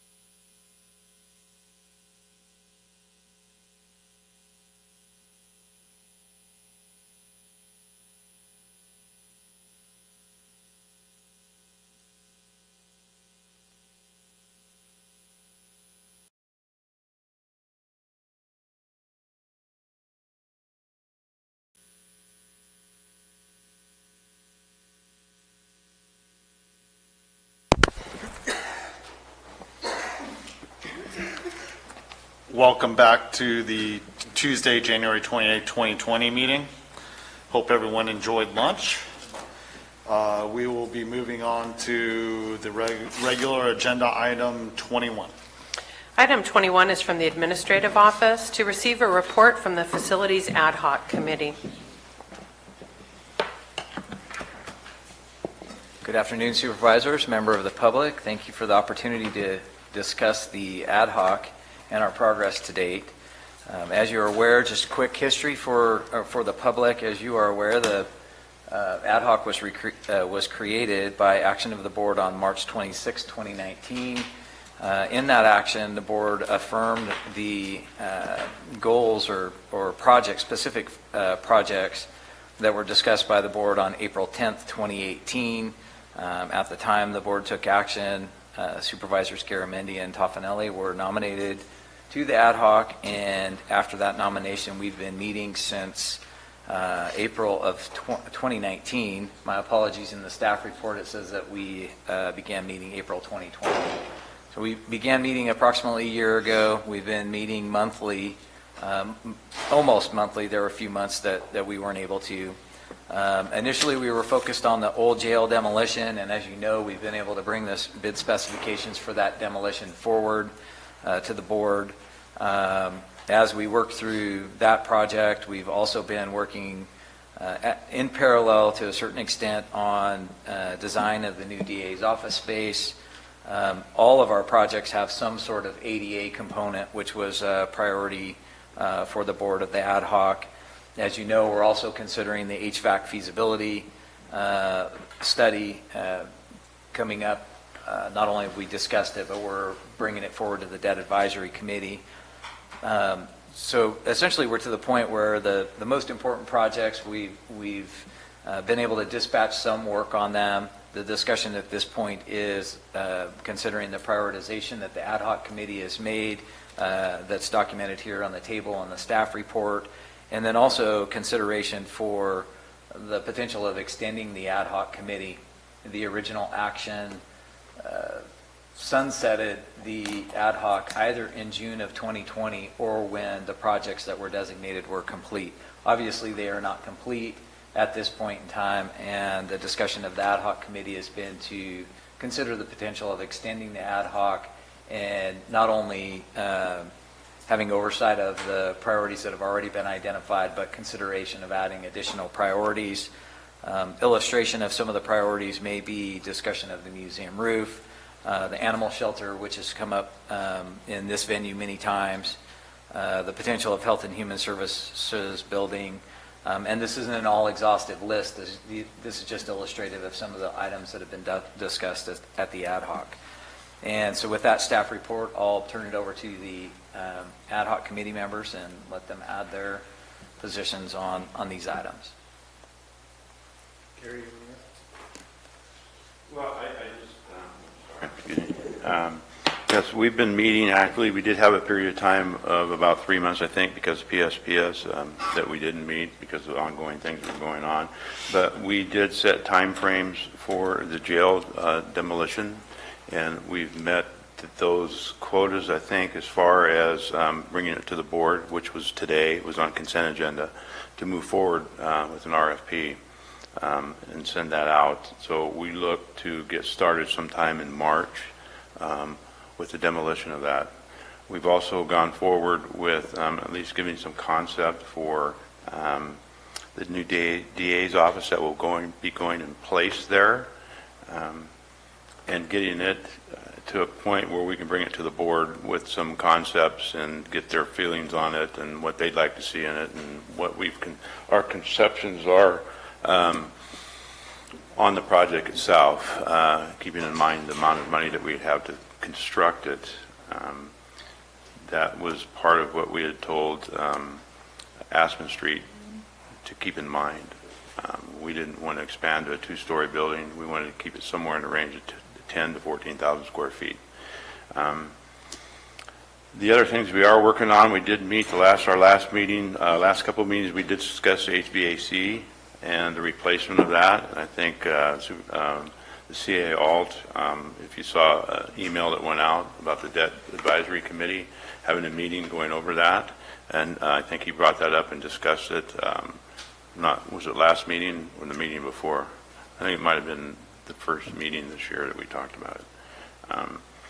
I want to say, though, I am in favor of adding the animal shelter building to this list, and also the roof on the museum. I don't know if you've been to the museum and seen the damage that they've had, not only last year, but the ongoing last 5 years, 6 years. It's really taken its toll on that building. Thanks to Patrick, we have a temporary roof on it for this year, but it was designated only as a temporary fix, and it was very cost effective what he came up with and what they did, but it needs to be addressed. I think that building, just for the historic value of it, needs to be saved and not let it deteriorate to the point where it's going to cost a ton of money to go in and fix all of the insides of that building and the structure itself. A lot of the windows leak, and a lot of the seals above the windows leak, and that's all the headers on the windows may have some damage that needs to be repaired, and also the roof structure itself has some damage, and the dry rot, since it got wet, could be extensive, but I think it needs to be addressed simply because of the historic value of that building and the former courthouse that's there. Jack, you want to add to that? Yeah, I agree with Gary. I think that this has been a good ad hoc. I think we're getting some things done. It's interesting from a fellow board member perspective in that, we have, everybody knows we've got a lot of deferred maintenance over the last 60 years here. So really trying to balance what are life and safety, what are things that immediately have to get done to maintain the buildings. As Gary said, the museum we have to maintain that or it's going to get more expensive. Things like HVAC, we fix them or there's going to be people without air conditioning this summer. Or heating. So, which is happening now. So these are things that we just cannot wait on. But we're also pairing that with, like, as Gary said, working on planning, programming for the DA's office. We have to start programming, thinking about animal shelters. The Health and Human Services building idea. Those are all things that take a long lead time to get programmed and put together. So we're trying to strike that balance between putting our thought resources into that long-term plan and trying to take care of the absolute immediate needs that we're facing. And, it'll be nice when that jail goes down, get some bad juju out the door, and can move forward on some other things. So I think it's been a positive, and I know Gary and I and Alan are ready to answer any questions.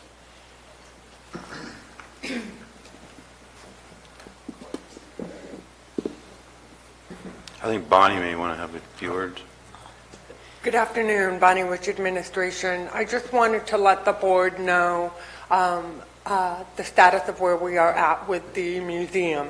I am currently preparing a contract with Pressey and Associates, who is a historical architectural firm, to help develop the plans for a new modern roof and help PM the project in order to preserve the historical structure of that facility.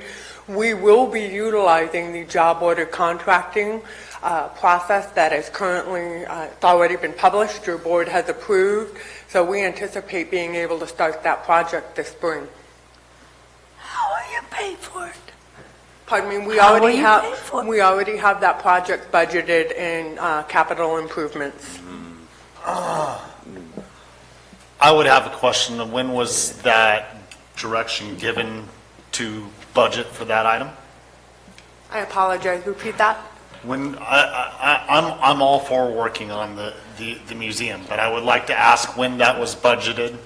It was budgeted during this current fiscal year budget. Oh, okay, so the board had given direction to budget for that. Yes. Okay.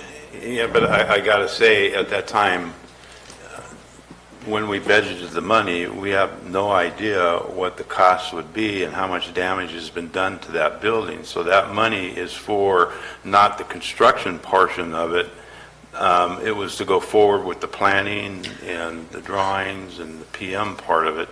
Is the full funding there, I'm sure, just looking at that building, what the costs are going to be, what's in there, I don't think is going to cover it. So there's two pieces, Mr. Supervisor Tofinelli, and Patrick can speak to the damage that we incurred during the 2019 winter storm. And my understanding is those costs will be covered by insurance. So Patrick is coordinating the work for the internal repairs, and we have budgeted $400,000 for the replacement of that roof. Correct, but once we get the roof off, we don't know extensively what damage is there until that roof is completely off and we see what needs to be replaced. So that's why I question that amount of money being able to fix that. It could go well over that you have to come back to the board to get the approval for the additional money. We may very well need to do that, Yeah. yes. That's why I wanted to put it on the list so we can get it. I'd like to add one point on the museum roof, although it's not relative to the grander discussion.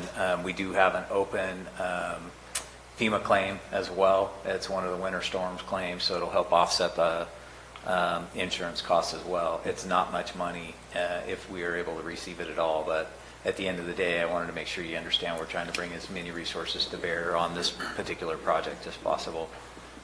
The other portion of this, though, also is we may have insurance for the previous winter storm, but there was damage done, a lot of damage done a long time ago over the course of the last 6, 7, 8 years that we don't know yet what's there if we're going to fully go in and look at this, because some of the windows are boarded up and there is some structures inside there as far as window headers and the framing inside and everything that we're not sure exactly what's there. It'll cover the floor that got damaged in the courtroom area, and it'll cover the leak coming down the wall there, that portion of it, and maybe some of the roof in that corner over there. But it's not going to cover the damage over the years that's within that building. So, and if my opinion is, if we're going to, and if we had this conversation, if we're going to do this, we need to make sure that what we do is going to be more or less a permanent fix on a thing. We don't keep coming back, putting money into it, keep money into it, because now this is wrong, that's wrong, this, and so we need to get an overall cost estimate of what it's going to cost to at least get it in a state that we know we're not going to have to deal with it in the future. Was there something further, Supervisor Callaway? What is the sheriff's storage mechanics? That was a project that was originally discussed in 2018. I defer to Patrick to help understand what that was, if he recalls. We haven't gotten far enough along that I've pulled the covers back on that particular project yet. It's simply one that was documented in 2018 in the original board discussion.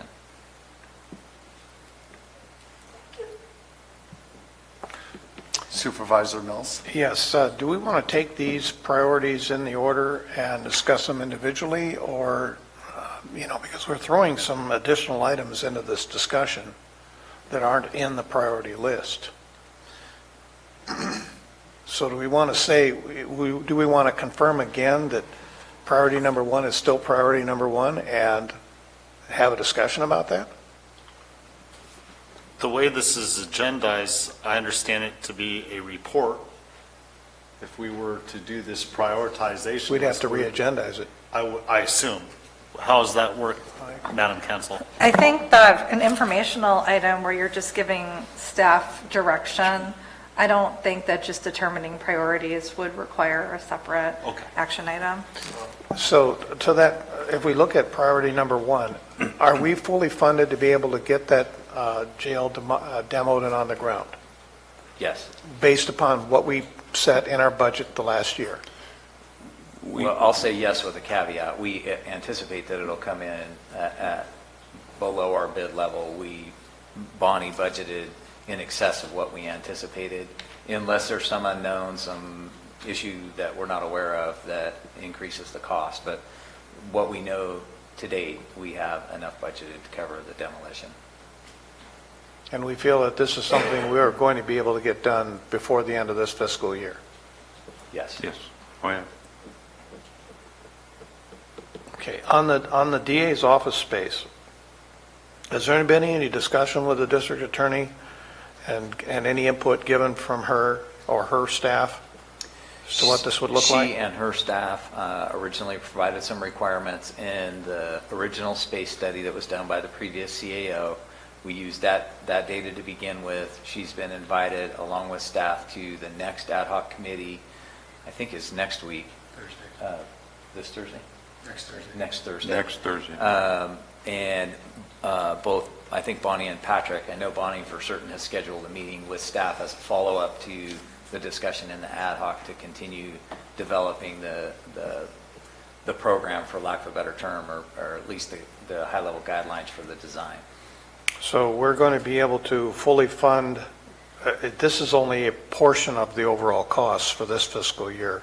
Have we clearly understood where we're going to receive the funds, from what reserve accounts we're going to be taking the money to actually build this physical building, or are we going to be creating another? Is this something maybe the debt advisory committee needs to discuss?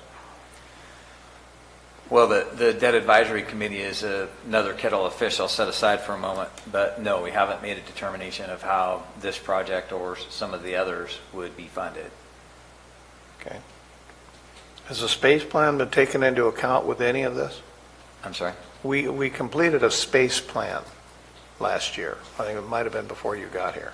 Yeah, the ad hoc committee has reviewed the space plan. And frankly, in terms of the design of the new DA's building, it isn't that informative. Although the DA staff had input on it, the document doesn't really go that in depth into what the requirements would be for the building. So in addition to the space plan that's already been done, that's the purpose for the discussion with the DA and her staff to, further refine what the building would be designed to hold. Would the space plan be helpful with the HVAC replacement and understanding where we may be replacing equipment where there won't be anybody in that building, or that it's not as critical in the longer term to be siting a replacement unit there? The HVAC feasibility study takes into account primarily the units that are outdated already. They also include the units that are running on R22, which, as you know, is a banned substance, and does take into account any other sort of replacement option that we could consider, whether it would be potentially demolished building. For example, we're certainly not putting a new HVAC unit in the jail, as an example.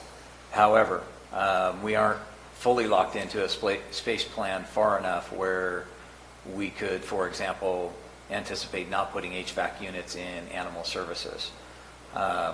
The smaller units, like the trailers that have residential type of HVAC units, are not included in the feasibility study. So they're all commercial-sized units that are on pretty significant public structures, libraries, the animal shelter, the IT infrastructure room where our servers are kept. Those are the kinds of things that we've prioritized first in the HVAC feasibility study. I'm almost thinking, and just a suggestion for the debt advisory committee to discuss a fleet concept here, where we're not dropping literally an entire bank of equipment into the system, and then 20 or 30 years from now, the government is forced, in essence, to replace an entire bank of systems again.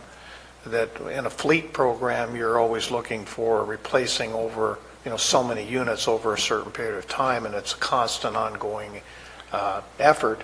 Would probably be more cost effective in terms of the debt than it would be to just drop them all into our system at one time. But I would like the debt committee to be thinking about those options of a single bulk purchase versus a staged purchase. I respect that opinion and would agree with you under most circumstances. If we were talking about a fleet, for example, the sheriff's fleet, if they had somewhere around 56 units that were in excess of what would be appropriate for a patrol car, we probably wouldn't be able to phase them in 2 or 3 or 4 a year.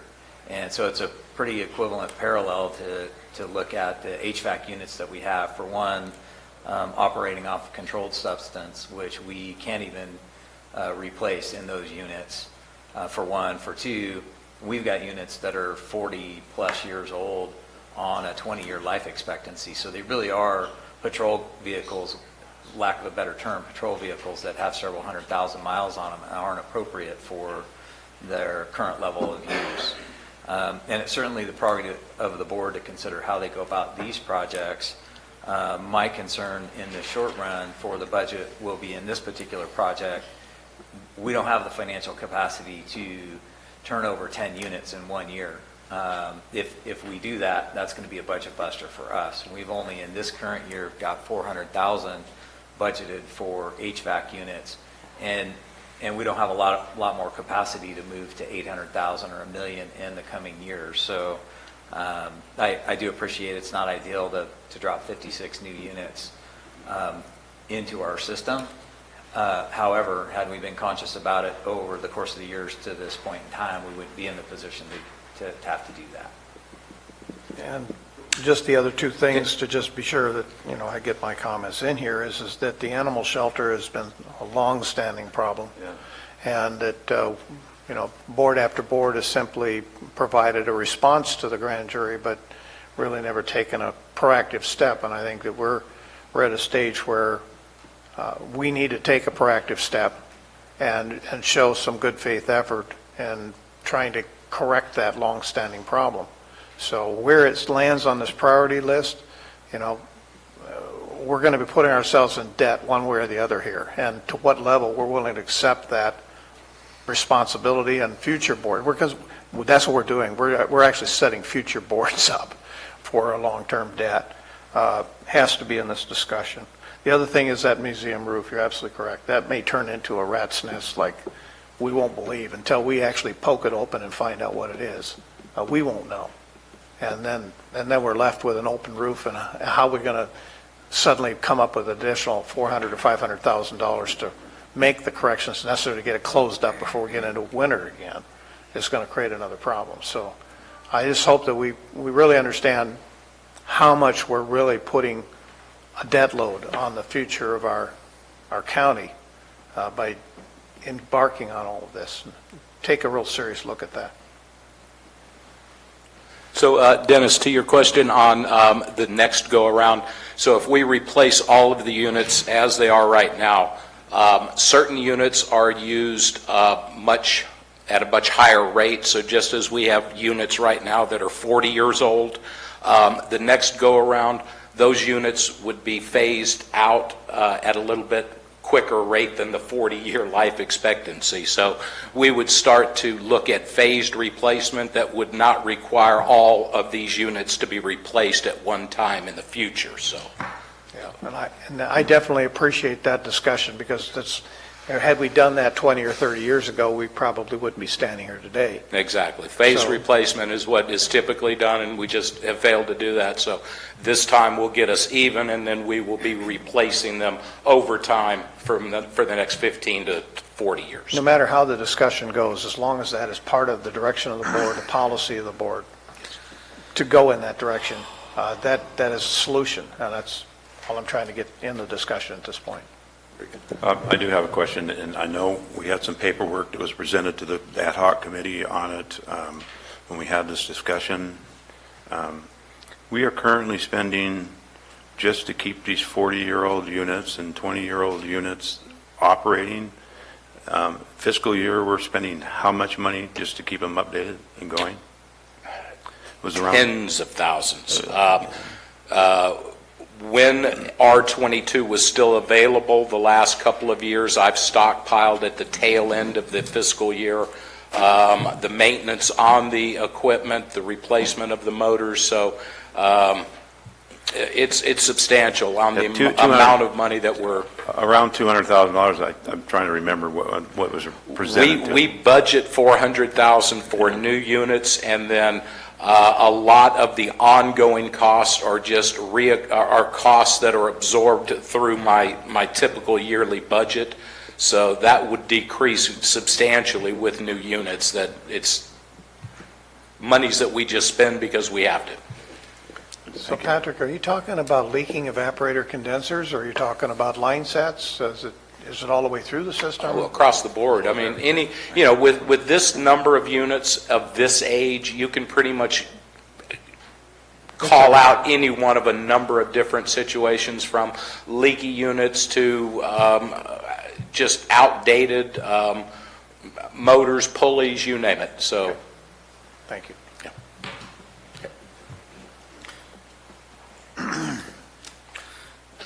So I hear that we could set our priorities and add stuff to the list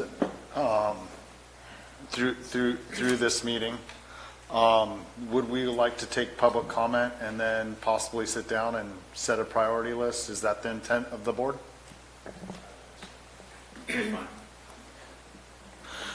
Okay, public comment? Seeing none? We won't stop by HVAC. Air conditioning is important, people.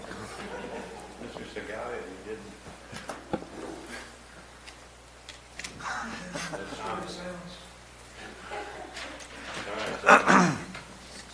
Okay, Ms. Callaway has a question. What is it? What is it about the Health and Human Services building? I'm sorry. What is it about the Health and Human Services building? I was just being illustrative of some of the potential things that could be added into the list for consideration. Frankly, taking a bit of liberty with the discussion, if I were to give a recommendation to the board, we've heard the complexity of the issues and that significant debt financing could be involved.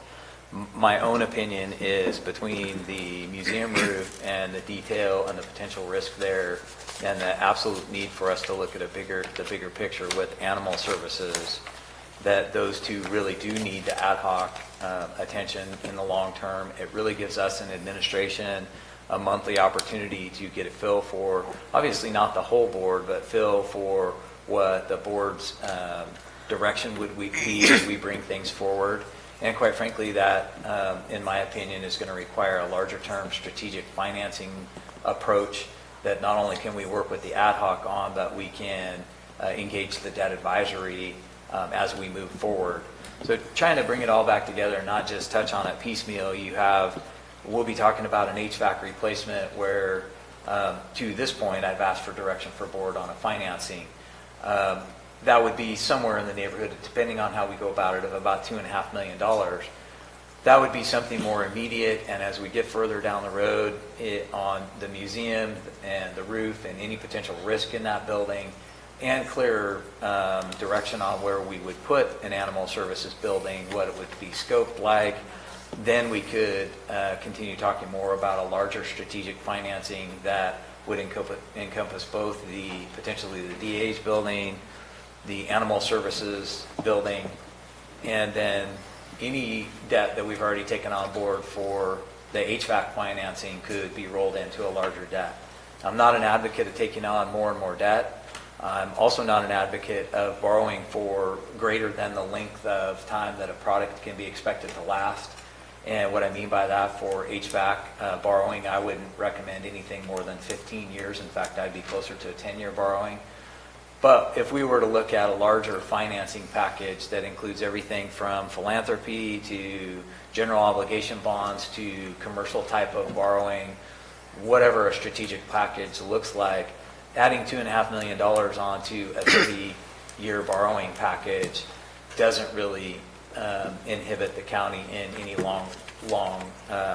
any way that's a deep risk to us. So if it were me, and I'm taking some liberties here, I would suggest that we take a phased-in approach. We handle the projects that we can handle that are before us, do a good job of taking steps to move forward, because quite frankly, we haven't done that in the past. That's why the old jail stands as a monument of failure to get projects done. And so we keep stepping down the road on the projects that are before us and we can handle, while in parallel, we're working with the appropriate groups, in this case, the ad hoc and the debt advisory committee, to look at how we bring the bigger package to fruition. Supervisor Toffenelli.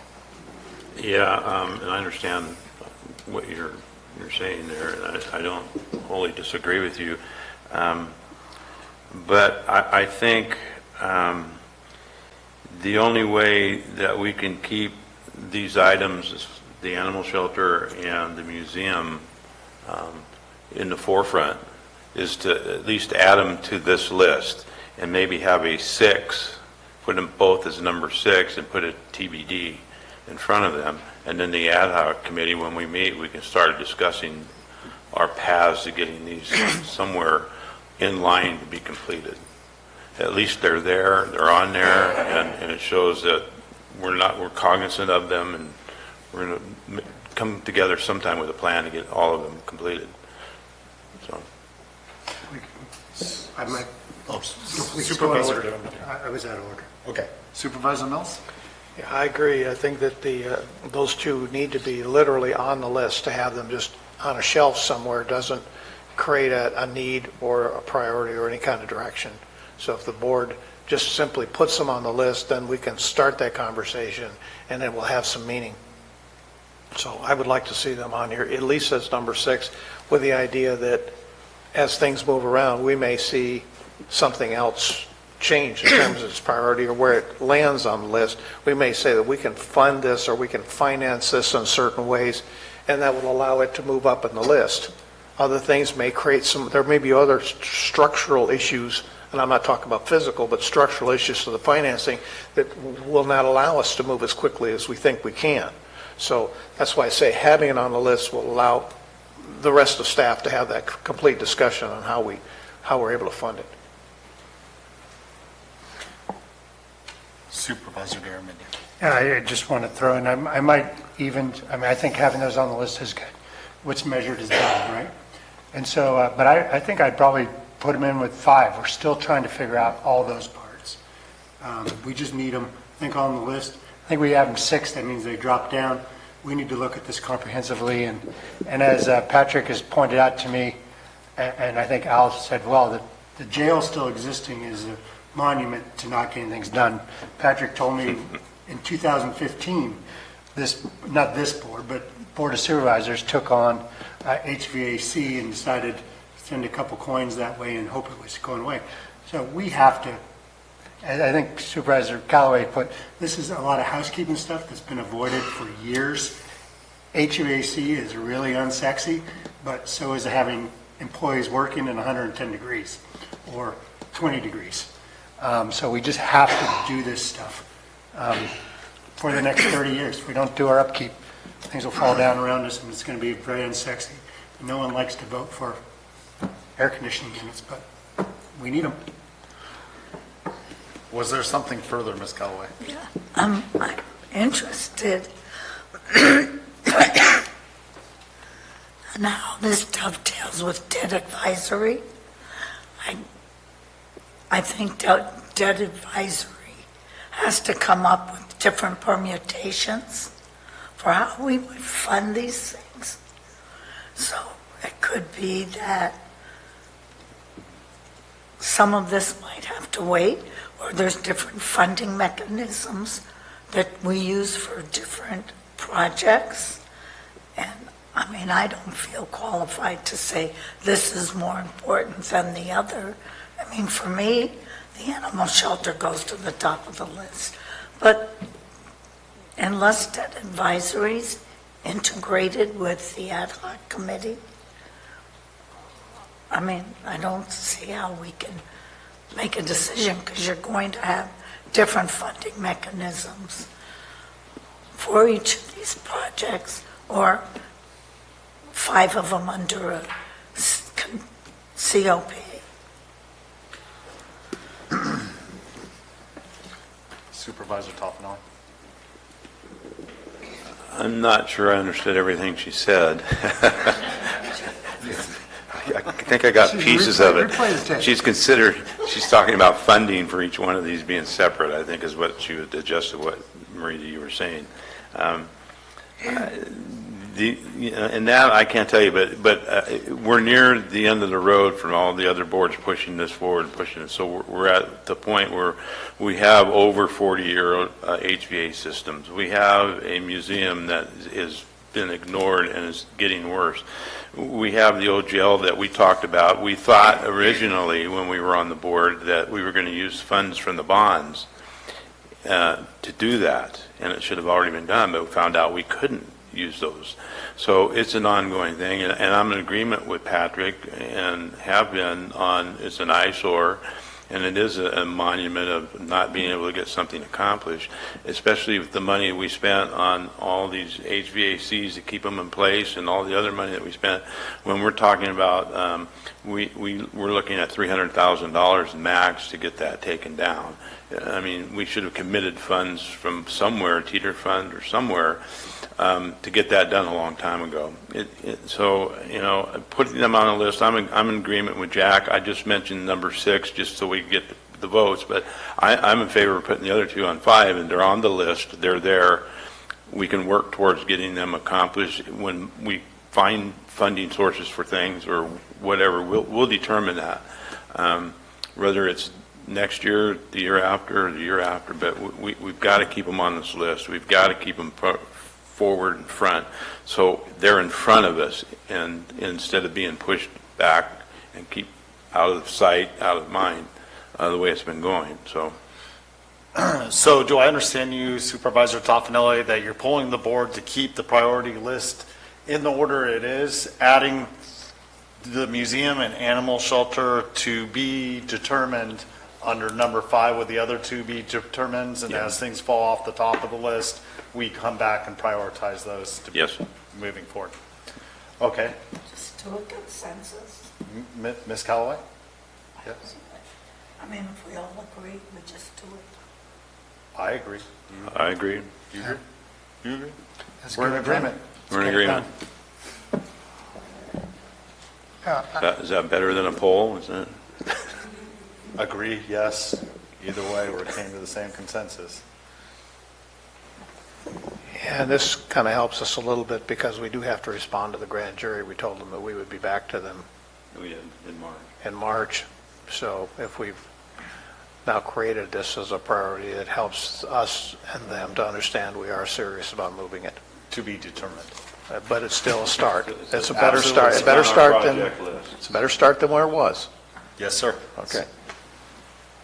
I might add a suggestion, since it is a priority and we are compelled to provide a response, that maybe we consider, as we're moving forward for our study sessions, that we include the animal shelter in a broader conversation, maybe in February as a study session, so that'll help inform how we move forward at the ad hoc and with the debt advisory. It'd be good to know, for all of us to be on the same page, to know how many different plans have been out there about the animal shelter, where it might go, what are we considering right now. It's quite a morass. Are we going to look at buying a new piece of property and building a new building? Would we put it in the same piece of property it's on? And so those are things we can kick around at a study session, so I can get some more clarity on how I can help drive a plan forward on that. I'm in favor. Yes. Yeah. Let's talk about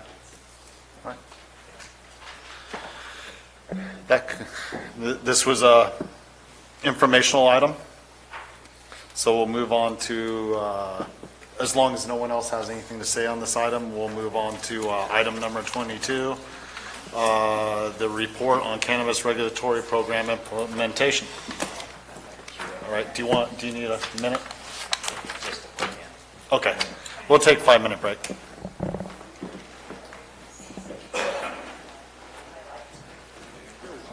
Good.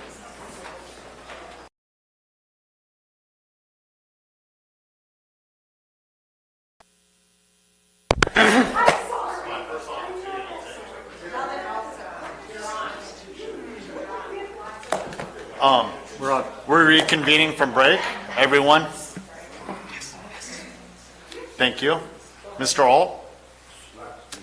Oh, Ms. Severud? Okay, agenda item 21. I apologize. Mr. Alt, please proceed. Good afternoon, members of the board, members of the public. I appreciate the opportunity today to talk about the cannabis regulatory program. This is our first update since we've had opportunity to take pre-application for the regulatory program. What we'll talk about, we'll cover here today quickly. We'll do some introductions to some program office staff that you haven't met yet, or maybe you've met them, but not in this capacity. Give some background on the program. We're going to tell you in some specifics about the pre-application process. We'll talk about the office. You may have seen the office when you came in, so we'll give you specific information about the office and its hours. We'll give you an update on where all of the pre-applications stand to date. We want to talk about the letters of conditional authorization and the importance of those in our pre-application process. This will be the first update you've had on the background check process since it was approved. And there's a few outstanding issues we want to inform the board of and have consideration for maybe study sessions and more discussion moving forward. So introductions quickly. Obviously, you know Mr. Turner sitting next to me. Typically, he's sitting here as counsel, but today he sits here as the interim director of cannabis control. I can't say enough how much work he's done in that role. I'm not sure what the guy types, but it must be 70 or 80 words an hour because he sorry about that, Freudian slip, per minute. He gets work done at a rate and at a quality that I can't even begin to explain. I envy it and I admire it. So he's been a great addition in the role while still doing a lot of legal work. Ben Diamond, I'm not sure if he's here. You probably are familiar with him from the urgency ordinance. He was here before as a planner. He's been amazing as well. He's energetic. He puts a lot of effort into the program, and he's thoughtful about his craft as well. And then one last name that you'll see here, Karen Osborne. She began recently in the office. It's been a great opportunity to have her. As you recall, she was in the CAO's office and retired from that office. So when inquiring about Karen and if she might be the right fit for us in the office, what I was told repeatedly is Karen knows everything about everything. And she's proven that to be true. She knows where everything's at. She knows our processes. She knows our systems. And so at the end of the day, we have three people that have done amazing work over in that office as an interim and two extra hires. And I really appreciate the hard work that they've done in getting this program moving forward. Prior to our interim and extra hire staff coming on board, I just want to run real quickly through some timelines that'll provide some context for some of the things we'll talk about here today. As you recall, on October 1st, 2019, the board authorized the creation of the program office. Subsequent to the program office, the board adopted 17.95 and 9.22 on October 22nd. You also then adopted that same date fees for 17.95 and 9.22. Those fees are going to be integral to our discussion as we move forward here in the next few pages. Also on the 22nd, you authorized the Division of Cannabis Control, ultimately through the CAO's office, to pursue state and federal level criminal history, and we're getting very close to having an ORI. I'll dig deeper into that in some slides later.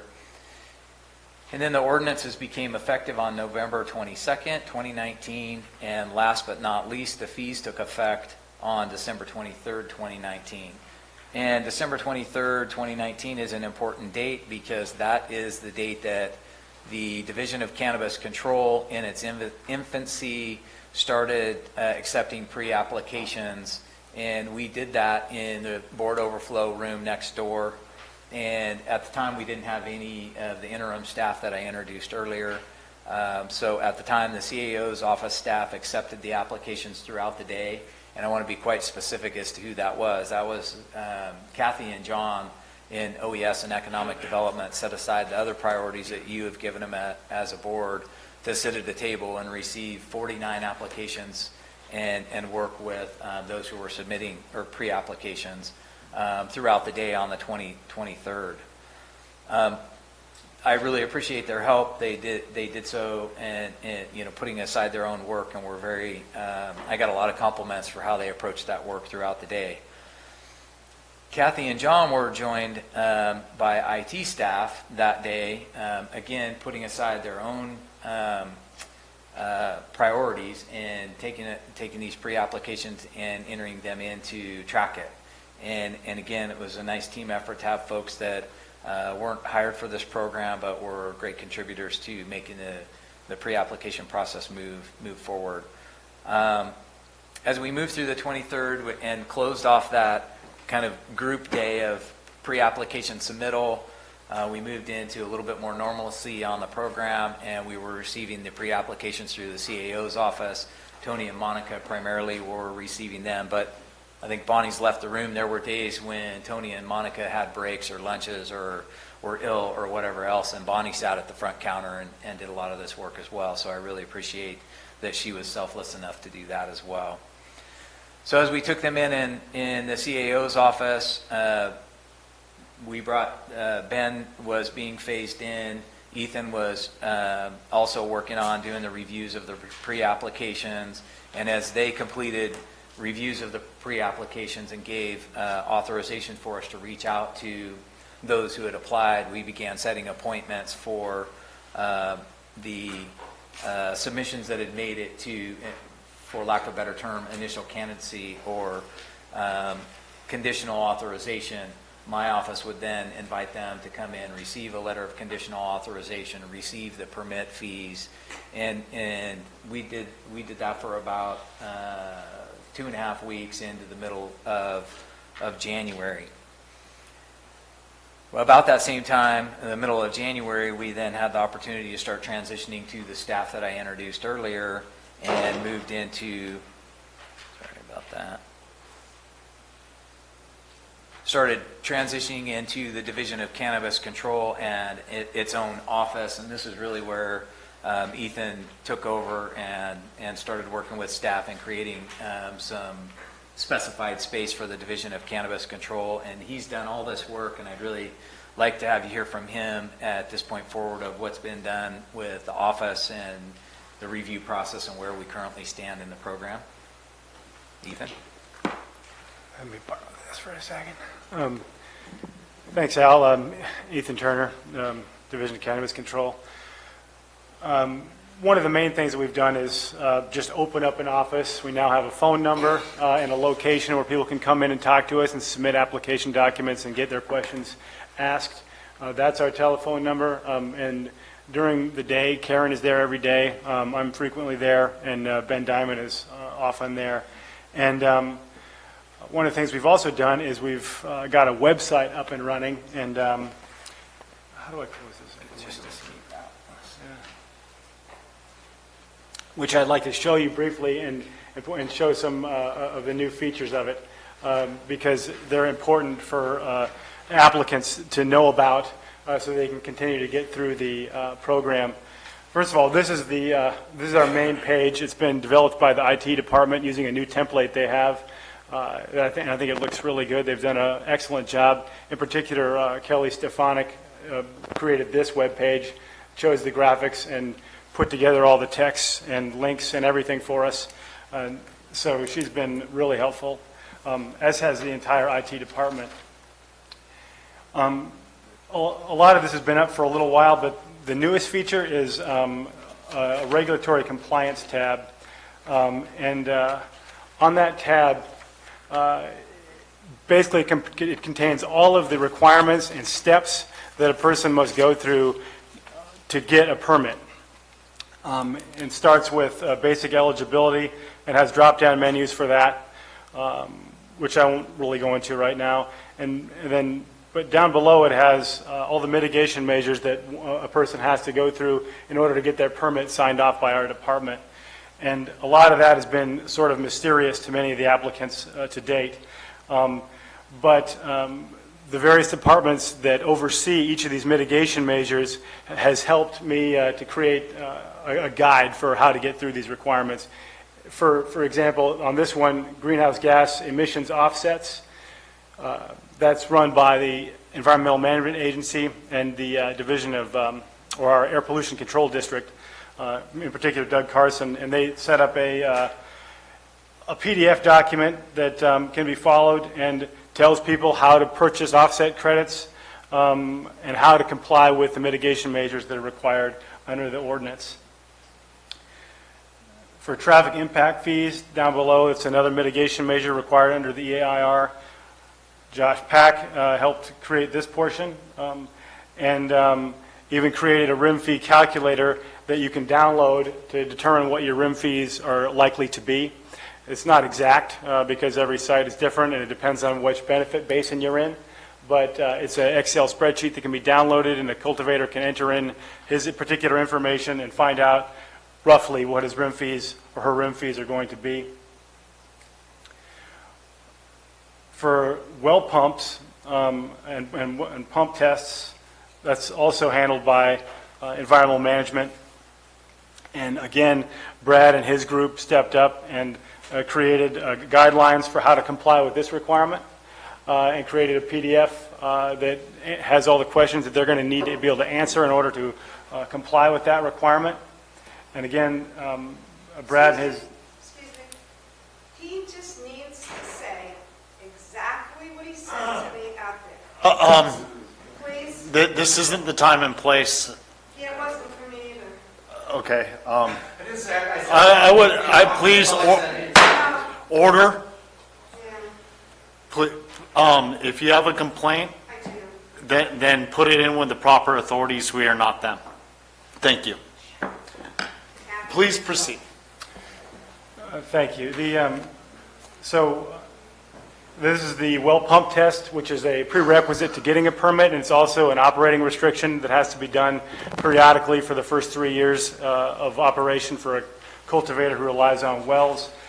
And again, our environmental management agency put together a guidelines for how to comply with that ordinance, and it goes so on through the various mitigation requirements. Setback requirements for odor. This is that lays out the requirements, and I'd like to point out that with regard to separation requirements for sensitive uses, our IT department and their award-winning GIS team put together a layer for us to use that identifies every single sensitive use in the county, and that we can identify whether or not a parcel is too close to one in minutes by using that GIS layer, and they did a great job on that. And then there's a section below for remediation. A lot of people are concerned about remediation requirements. And Doug Oliver, the chief building officer, has put together protocol procedures and a checklist that is still in the works for people to be able to follow when meeting the remediation requirements. And there's a telephone number that he set up to leave messages where growers can request appointment dates to have their former cultivation site signed off as having been remediated. And to date, I think only about 9 people have signed up to have their sites inspected, but more are in the pipeline. For a cash deposit and surety bond, a lot of people already know how to do this from having dealt with their state applications, but there's a little guidance there for that in a form that can be filled out to demonstrate that they've gotten a bond for site remediation for their future site should it later be abandoned. And below, we have all of the regulatory requirements that typically apply to any business, but that are also interwoven into Chapter 17.95 as permit prerequisites and as operating restrictions, such as building code compliance, fire code compliance, and talks about mandatory site inspections. And each of these drop-down menus has content that is from every single land use department in the county related to how they're involved in overseeing the regulatory program. And every department had helped with that. And that's about it for the website, but I think I encourage board members and cultivators to go in particular to that section for how to proceed with their application process.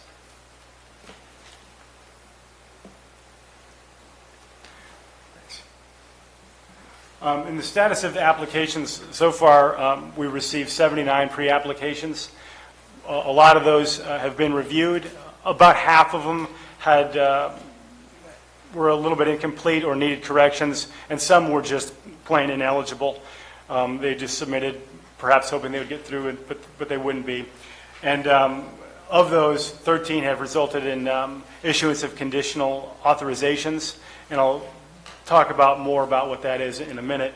But many more are waiting to come in because they need their consultants, their draftsmen, or other people to prepare their premises plans and their cultivation plans. And so there's a few waiting in the wings just for their design review professionals to finish their work so that their application will be complete. And to date, we've collected 13 applications, and there's 5 appointments for next week. And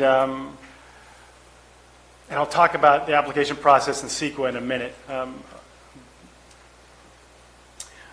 So the letter of conditional authorization is issued by the county to demonstrate to the applicant and to the state, to communicate to the state that that person has a pending status and that they're authorized locally to apply for a state license. And they only can get that once they have demonstrated that they have individual eligibility, that they were in the former program, or purchased the right to apply from someone who was in the former program, and that their parcel meets the zoning requirements of the code. And that's just one of 2 legs that is required for them to get a provisional license. And the second is CEQA compliance. And where it's not complete, they have to demonstrate to the state that it's underway. And Peter Maurer helped a lot with this part of it. Over the last several months, he and I, as well as Al, have been on conference calls with CDFA, their lawyers, their consultants, and we've finally come to an agreement about how this part of it will work. And Peter drafted a checklist that's based on an Appendix G well, no one knows what an Appendix G is, but it's a checklist that shows that mitigation measures are being complied with, to comply with an environmental document. And once we initiate this checklist, the state will deem the applicant to be demonstrating that they are on the road towards compliance with CEQA. And so we issue a letter of conditional authorization and initiate this checklist. Then a person will be eligible to apply for a state license and get a provisional license. But they won't be able to cultivate in Calaveras County until we issue their local permit and validate it. And that means meeting all the other requirements that I specified earlier and that are delineated in the regulatory compliance portion of the website. So a letter of conditional authorization just communicates to the grower and the state that their application is pending and that they're authorized to submit an application to the state. And with any luck, with that letter and with the issuance of the CEQA checklist, they'll be able to get provisional licenses, hopefully before their local permit issues. And once the local permit issues, we can validate it and they can start cultivating.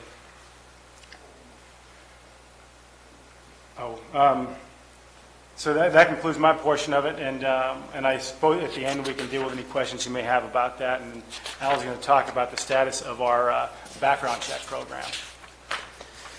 So between Ethan and I, we've split these responsibilities to a certain extent. Obviously, the CAO's office kicked off the pre-application process, as I described earlier. It's transitioned now into what's a more normalized office. I guess in terms of a building. They don't have furniture in there yet, but we've got staff. They're working daily. They're interacting with persons submitting permits. So they're pretty much on the application process. I have, in my office, kept the process of moving the background check process forward that was authorized under 9.22. The background check process really consists of 3 parts. The first of which is our California Department of Justice application. That was, in the introduction of the background, I talked about the board authority to do that. After the board took action in October, we did put our paperwork forward to the DOJ to get what's called an ORI number. I'll talk about that more in a minute. That's one piece. That's the fingerprint process, and that's where you go through live scan. We have a secondary process that we talked a lot about in October, when originally the background process was being considered by the Sheriff's Department. One of the things that was key, I think a key interest of the board, is that we had also applied for a triple I criminal history as well. So we, as not being in law enforcement, can't get access to triple I. So our opportunity to try and mirror a background program through the fingerprints and triple I was to bring on a third-party vendor to do national database search. So I'll talk about that in more detail. And then the last piece, if you make clearance through both of the background checks, both through the fingerprint process and the third-party vendor, is then the actual issuance of a physical cannabis background clearance badge. These things have developed over time with having considerations for how we would move these things to completion. We've had to look at different opportunities than what we originally put forward. In terms of the CBCB, it was, we'll buy a machine and we'll print badges that look like this. And we found a much more articulate solution, I think, in moving forward. So kind of managing the pieces a little bit. Where are we on the ORI? The board approved the resolution. We subsequently submitted that to DOJ. In the presentation that I did back in October, I added a link to anybody interested in looking at the DOJ and what the requirements are for not only us to have an ORI, but part of the concept in our office was that we wouldn't drive the workload of the fingerprints and the live scan all through the Sheriff's Department. We've opened it up to any live scan vendor. And so what's important about that is you have to be a DOJ qualified live scan vendor. So they have to meet all the same requirements as law enforcement agencies do. So if anybody wants to investigate what a requirement is to be a live scan vendor, I've provided the link here and it gives you more detail. So once an individual completes a live scan and submits it, it goes into the Department of Justice, and the ORI number, for lack of a better word, is our electronic mail code where the fingerprint responses come back to our office. We haven't yet been authorized by DOJ. We've been in close contact with them. They're nearing completion.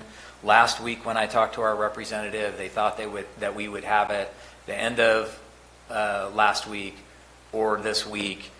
Giving them some fudge factor, I would expect by the end of next week at the latest that we'll have our ORI number. Once we get authorized for an ORI number through DOJ, then they've gone through their review process. They forward it to FBI then. And unfortunately for us, the FBI process takes quite a bit longer. And it's a two-part process. Frankly, when we submitted, I thought we submit to DOJ and they submit it to FBI at the same time, and these things happen in parallel.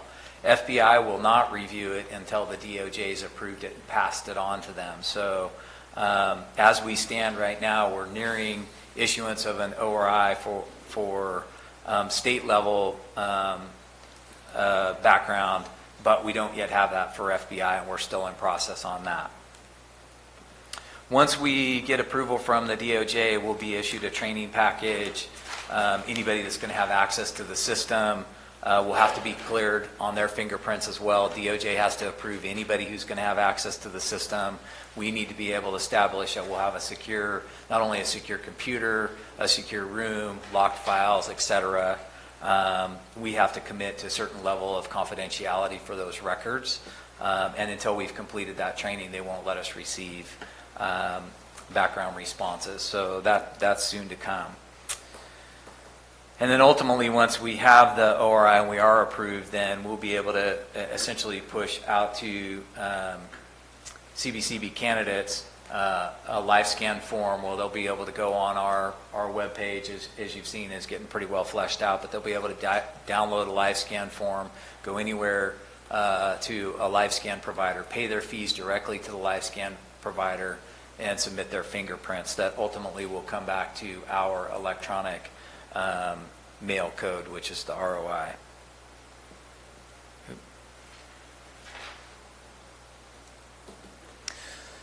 So that gets us through the fingerprint part of it and the live scan piece of it, but we've supplemented that with a third-party vendor. We talked quite a lot about the notion of a third-party vendor, but at the time we hadn't brought one on board.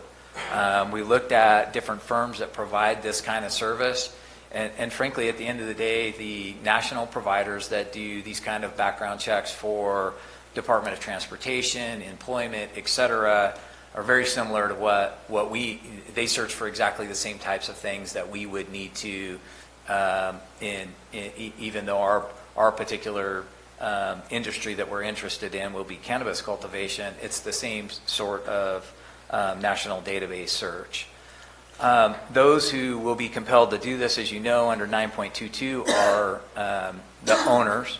And I made a note here on the owners. It's important to also note that not only will the owners be required to go through our background, they will also be required to go through a background for Department of Justice, FBI, and Interpol for their state permit. And then they'll have to come and repeat the process with us as well. Unfortunately, when they go through the process with the state and pay their money to do that background, no agency can transmit that data interagency. We can't get it from our sheriff's department. We can't give it to our sheriff's department once we have an ORI, nor can a state agency pass it on to us. So the owners will be required to go through both processes.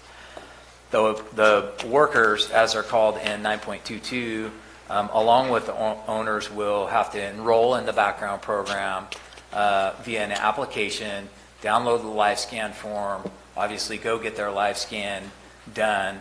We get what's called an ATI, which is really a receipt for a live scan once a person goes and has their live scan completed. So that ATI is important for the live scan because it's the way that we are able to verify the person who's submitting us an application for a CBCB is the same person that ended up at a live scan vendor and got their fingerprints rolled. On a live scan form, there's unique identifiers, date of birth, social security number, et cetera, that are on the form for live scan. Those are verified at the vendor, and those are the same data points that we'll take in when we enroll an individual into our background program. When we enroll an individual in the background program, we send that data to HireSafe, and they'll then reach out to the individual who wants a CBCB directly. All of the personal information besides the unique identifiers will be exchanged between HireSafe and the CBCB candidate. All the fees will be paid for HireSafe's process directly to them and borne by the candidate. So we won't be accepting money for the live scan nor for the third-party vendor. Those will be paid to the vendor.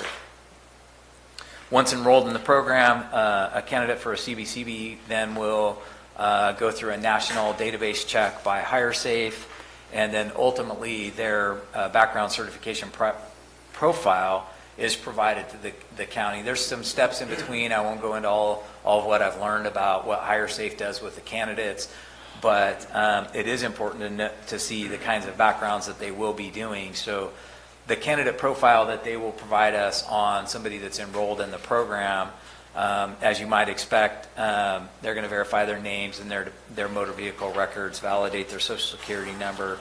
But probably most importantly, and I think this is an important note to make, is those things that are at the bottom, Homeland Security, America's Most Wanted, FBI, et cetera, those are the kinds of things that we aspired in our background program to be able to get as close to the III as possible.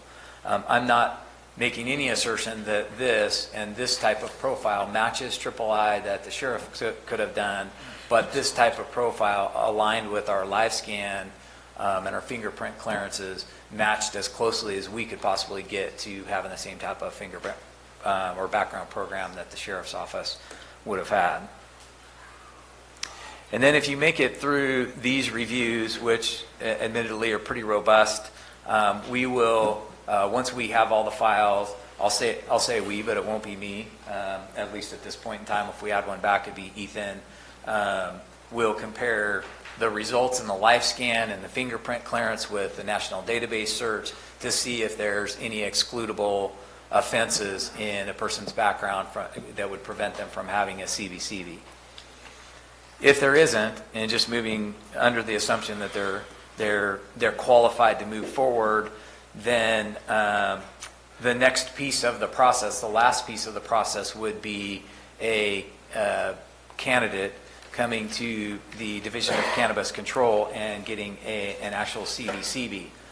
At this point in time, this would be where we collect the fees. We're ready to issue a CBCB, so a card holder would have to pay us for our portion of the fees that were approved in the fee study, and then we initiate the process of producing a CBCB with a third-party vendor.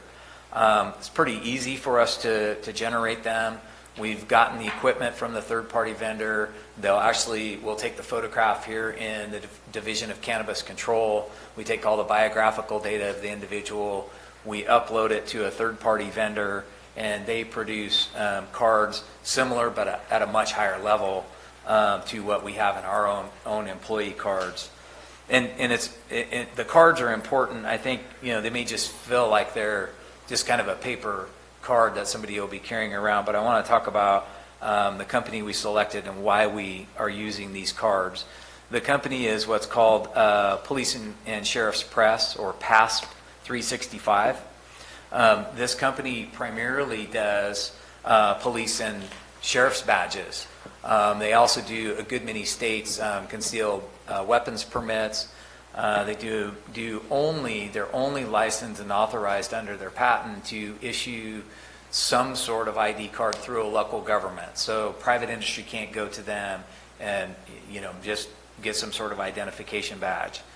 And so they're very comfortable with producing not only high quality official badges, but at a very reasonable cost. But more than anything, these badges that we have, I'm not sure why somebody would want a fake one to come to work for us. We would hire people. We have 70 open positions. So people aren't compelled to fake these, but they will be a CBCB.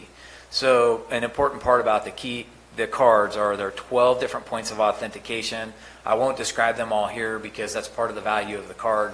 But because they're so comfortable with doing high-level cards, they produce what's called a hollow view card. So just looking at the card, any of our law enforcement officers or code enforcement officers can shine a flashlight on the card and see that there's a hologram on the card.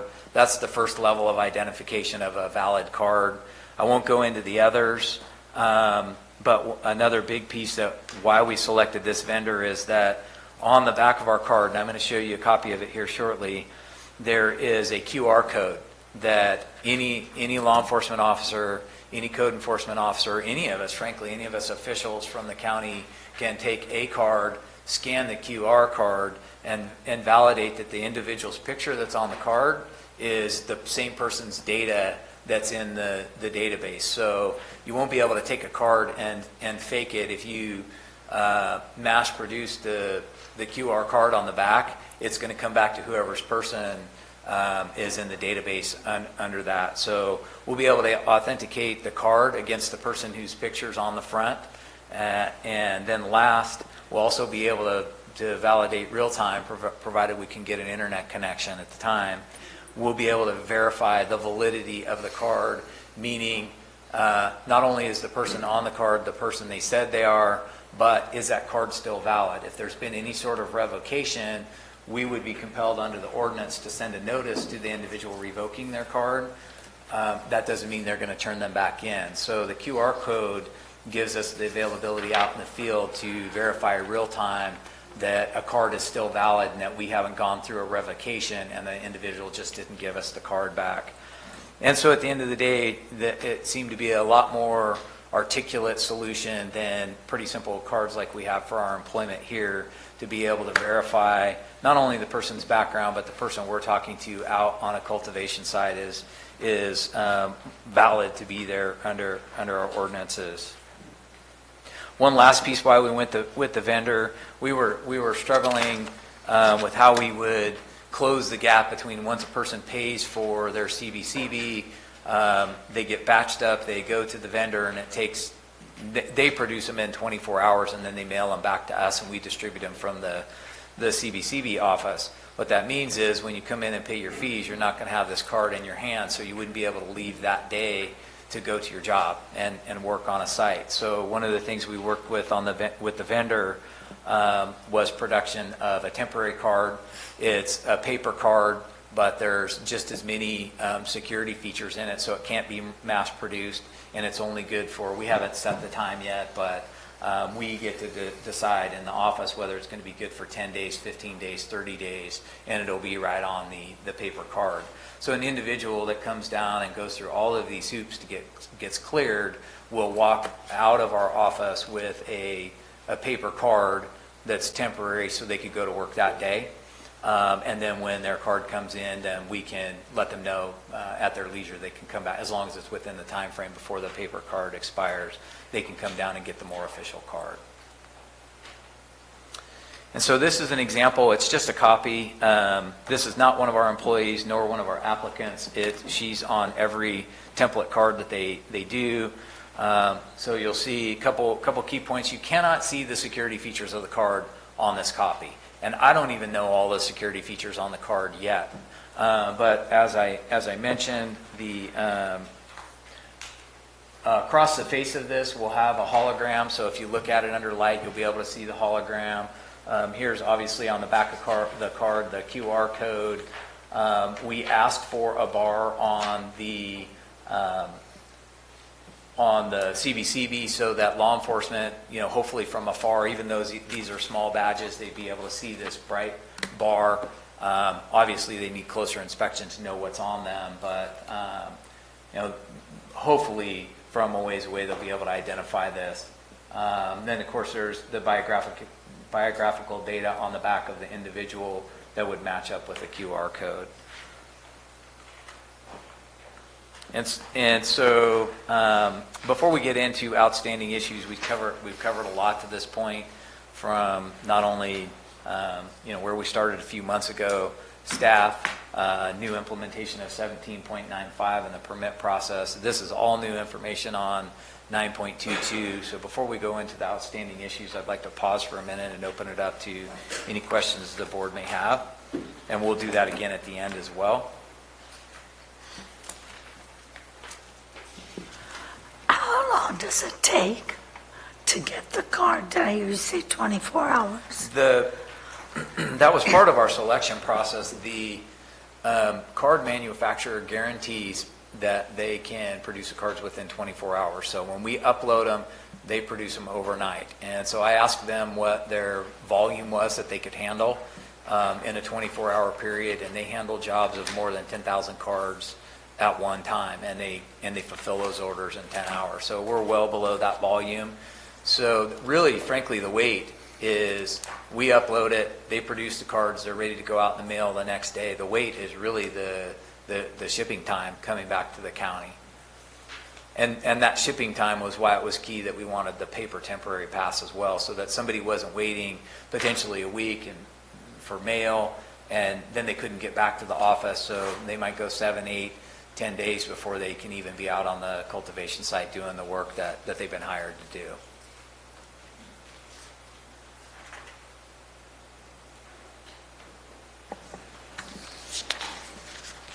I do have some questions. I go back to the office update slide, and have we anticipated or figured what the cost of the office per square foot is? Are we building that into the program? No, this isn't necessarily the permanent home. This was the home, frankly, that had space available in it and was most appropriate to begin. The space seems to fit well, but frankly, it was the startup of the program as we move forward into where it might exist permanently, even if it continues to be in this space, then we'll factor that in. I'd also point out that in the fee study, we didn't identify square footage or anything like that of a particular office space, but we did calculate overhead cost for the total support that is needed to have an employee working. And that does include office space, air conditioning, phone, computer, all that stuff. Okay. Do we have any idea on how many hours have been expended to date? We don't have that information, but we have been tracking it. We file reports with the auditor that are specific to the fee codes, one for CBCBs or 17.95. We've been tracking hour by hour since adoption, the pay period following the adoption of the ordinances. So even in advance of the fees being becoming effective, when we have our work group meetings, any work that any of my staff or the staff that's performing now or any of the departments is performing is tracked hour by hour on a timesheet. We will compile that and not only use the data to inform the board, but also at some point ask for reimbursement from the cannabis programs when the time's appropriate. Sounds like we're tracking it much better than we did the urgency ordinance. It was one of the lessons learned that came out of the work group, that we didn't do a good job in the urgency ordinance, and frankly, between the auditor controller and the CAO's office and some others, they were very adamant that that be a key piece, and so we've been very diligent about it. At the end of the day, my perspective with it and what I conveyed to the work group is that the fees are allowable by law for us to collect. The cultivators are going to gain the benefit from us having the program. They have a pretty hefty fee to be able to support the program, and so we ought to track closely and be able to charge back against that. And so that's why we monitor it so closely, and we'll continue to do that as well. So you'll be able to get fairly close on what you figure to be the hours anticipated per permit? Well, I'll say yes and no. I'll give you the depends answer, and Ethan can certainly elaborate more on this. What we've learned through the process, originally when we set up that first day, we were hoping that we take in all of the pre-applications and that the pretty quick conditional review would be relatively easy. I won't speak for them on their reviews, but what they've conveyed is it hasn't been as quick as we thought. And so we're learning and we're tracking better on, what are kind of the ones that pass through really well and what's the standard hour commitment on those, and then what are the more complicated ones. And frankly, that's something that we'll have to build into the fees as we revamp. There are some adjustments as we've learned through this program that I can say, quite frankly, would add time and ultimately expense to the permit process, but there's also other things that we've learned where we can streamline the process and take level of effort and expense out of the process as well. So I don't know where it'll come out overall. We'll have to bring that back to you, but we've been tracking the lessons learned. And you'll be able to have a better idea of costs for each worker to process a worker as well as a permit? We haven't done a CBCB yet, so we'll do the same with the CBCB and track that. The process we're using now, I think, will be a little bit less in terms of what the interaction with a potential candidate would be. Where I don't know, and where it's going to take some time to get our hands around the time is the person who's ultimately responsible for comparing the DOJ live scan return with the third-party vendor results. We haven't seen a candidate profile from them yet, so it'll take some time to learn how to line up what we see in the live scan and the criminal information to the third-party vendor, and then crosswalk it over to our own ordinance on what things are excludable. But we've talked about being able to create a template so that you can crosswalk off of the states that we're going to see a lot of returns from. For example, California. What are the list of codes that we might see on a criminal background that we can crosswalk over to what would be excludable from under our ordinance. But we don't have a good idea on that now just because we haven't done a CBCB yet. I've been on the website, so I know what it looks like, and it is a little different on our laptop than what you're portraying there, but it's fairly easy to track and follow where you're going. Have you tracked the cost to develop that? In other words, is IT given some idea of the cost to develop that website? IT should also be tracking their costs, although they're typically, as Al just pointed out, an A87, a general fund programs. So but they would have been included in the overhead costs that we put in the fee study.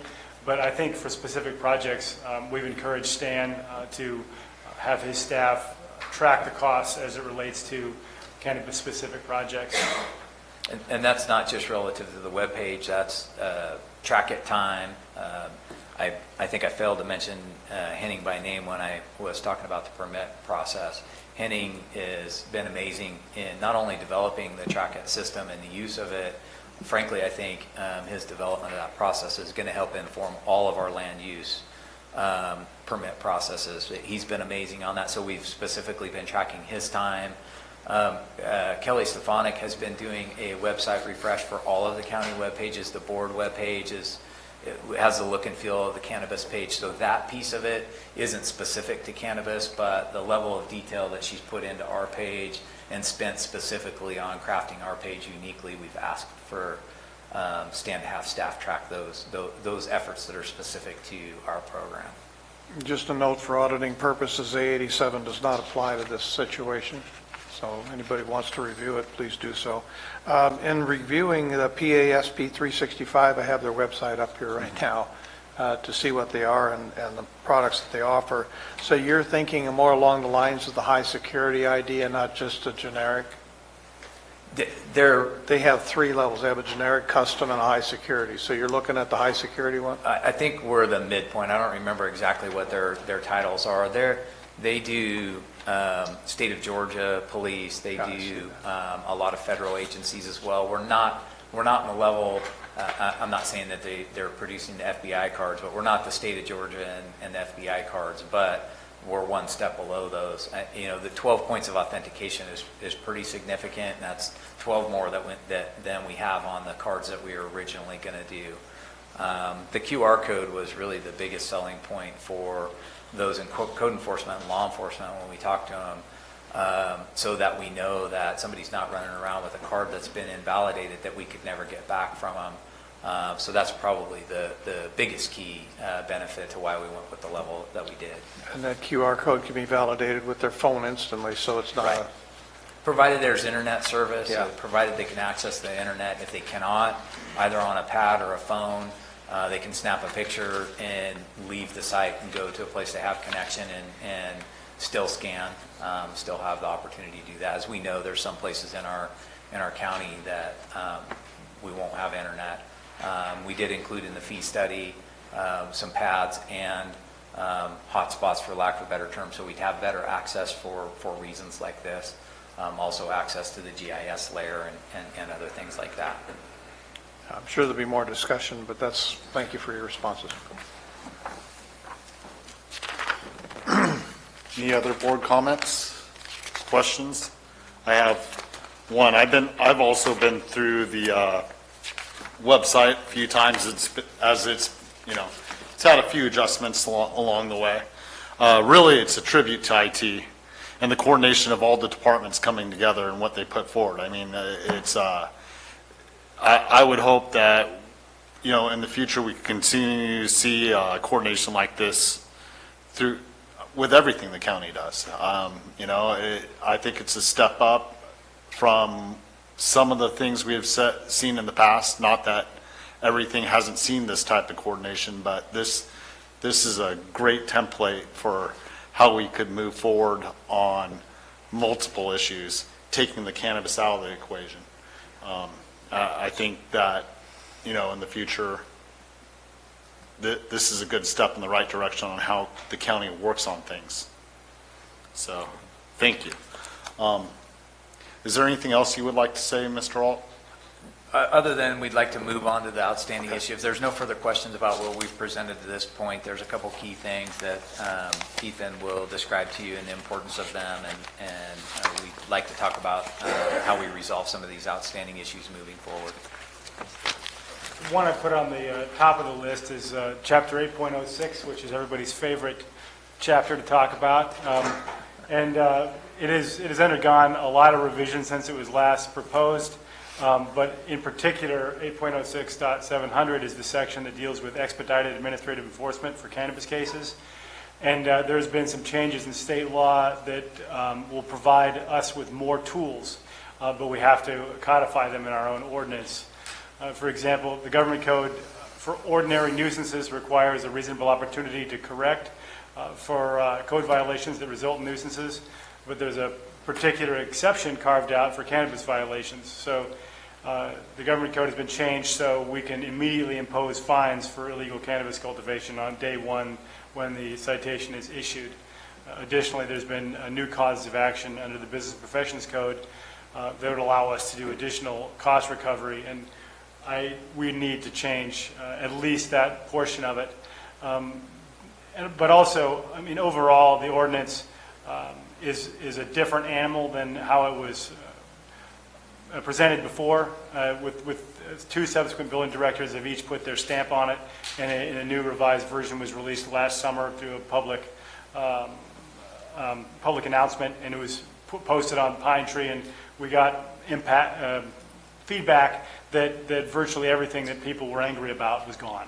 I would encourage the board members to review it, and Doug Oliver is looking at it now to put his own stamp on it and change it some more, but we would like to be able to have that in effect by June when outdoor cultivation starts to ramp up, so that we can use these procedures to do much more effective enforcement that can happen much faster and will result in greater cost recovery. Second part I have up there is a Measure C. There's been a change in the state tax scheme that added a category of taxable products that we do not have. It's the, forgetting the name of it, might be whole plants. Yes, that's what it is, fresh cannabis plant. So our ordinance contemplates dried flower and leaves, or trim as it's called in our ordinance, which is inconsistent with how it's described in state law, but then also has fresh cannabis plants in state law, but not in Measure C. So conceivably, a cultivator who was going to sell their crop directly to a manufacturer as whole plants would evade taxation because we have nothing in our tax measure to capture that. Additionally, I've had numerous meetings with our Treasurer Tax Collector, Barbara Sullivan, and talked about how things went last time and how things should go this time. And together we've devised a number of suggested revisions that we think should be the subject of a study session. And these kind of revisions, unfortunately, would have to go back to the voters. So, and I talked to our clerk recorder about the timing of that, and we do have 2 all-mail ballots, one in August, which we could meet the deadline for if there could be an ordinance or a resolution passed to give it to the voters by May, I believe it is. So hopefully we can schedule a study session to talk about Measure C and some proposed changes. In principle, one of the major problems the tax collector has with it is that it changes her department into something that it ordinarily is not, which is a department that carries out a bunch of administrative functions, handles appeals, and whereas it is usually someone else, another department, that tells her what she should be collecting, and she goes out and collects it. And she doesn't have the staff or the resources to carry out an administrative agency that does what Measure C requires her to do. Additionally, it has penalty provisions that are different from other taxes that she collects.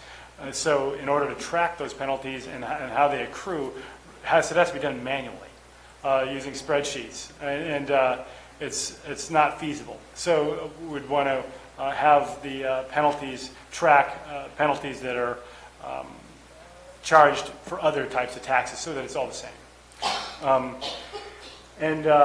Lastly, we have up there fees. When Al and I began working on the fee studies, the ordinance wasn't complete, and we only did fee studies for 3 fees. The application fee, the continuation fee, and the appeal fee. And as is indicated on the board there's a transfer fee and an expansion or change fee that ended up in the ordinance that we weren't thinking about when we started doing the fee study. So we're going to have to come back with a resolution to adopt those fees.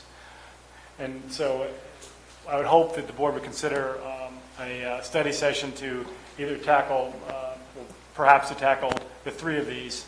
The top one may not be ready until Doug Oliver has had an opportunity to figure out what he wants to have in the latest iteration of Chapter 8.06.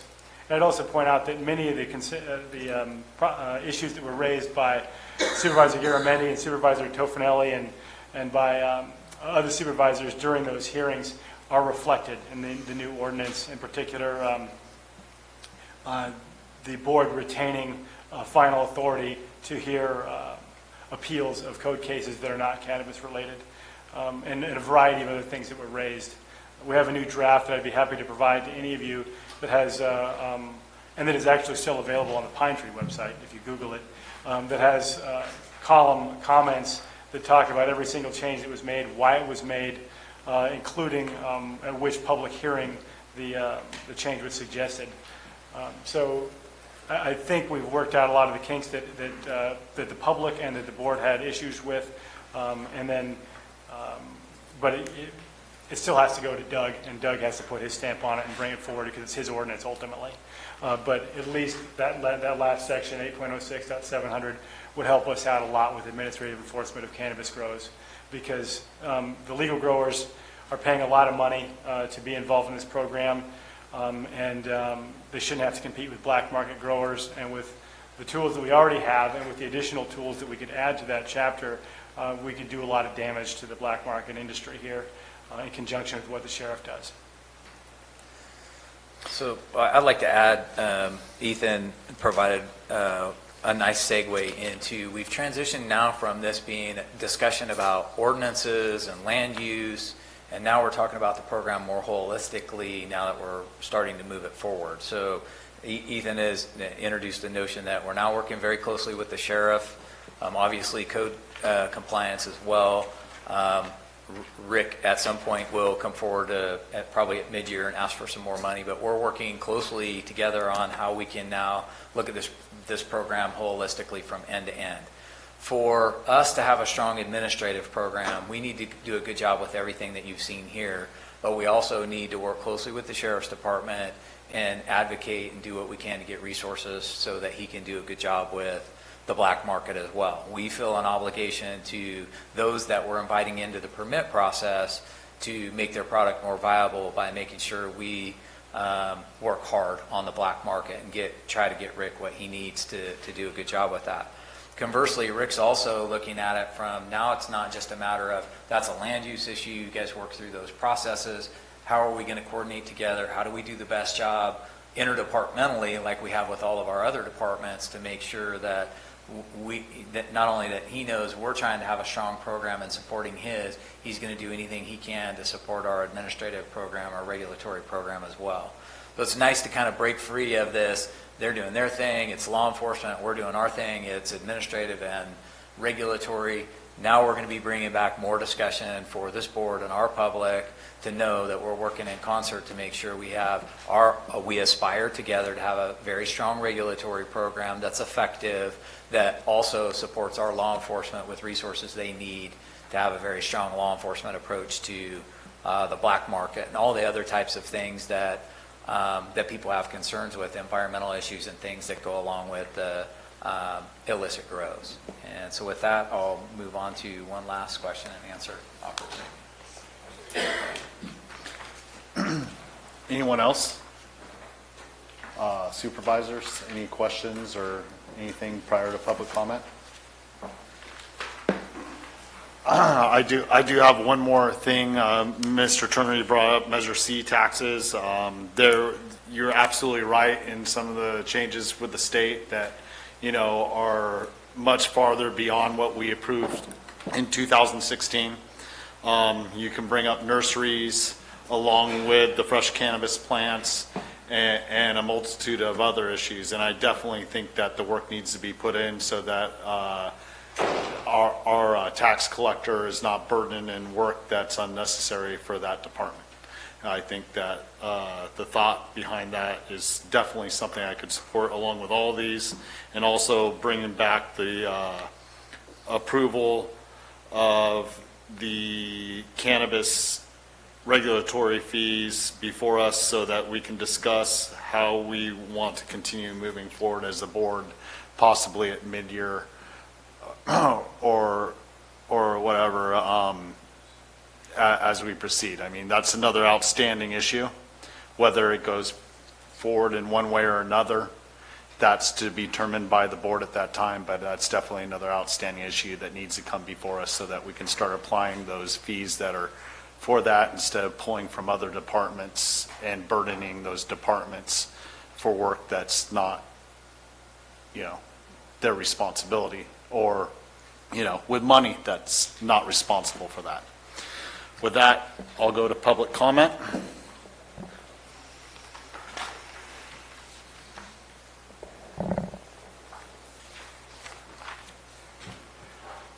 All I can say is, wow, after that presentation, I don't even know where to start. 3 minutes wouldn't even come close to hitting this, but I'll try to hit the high points.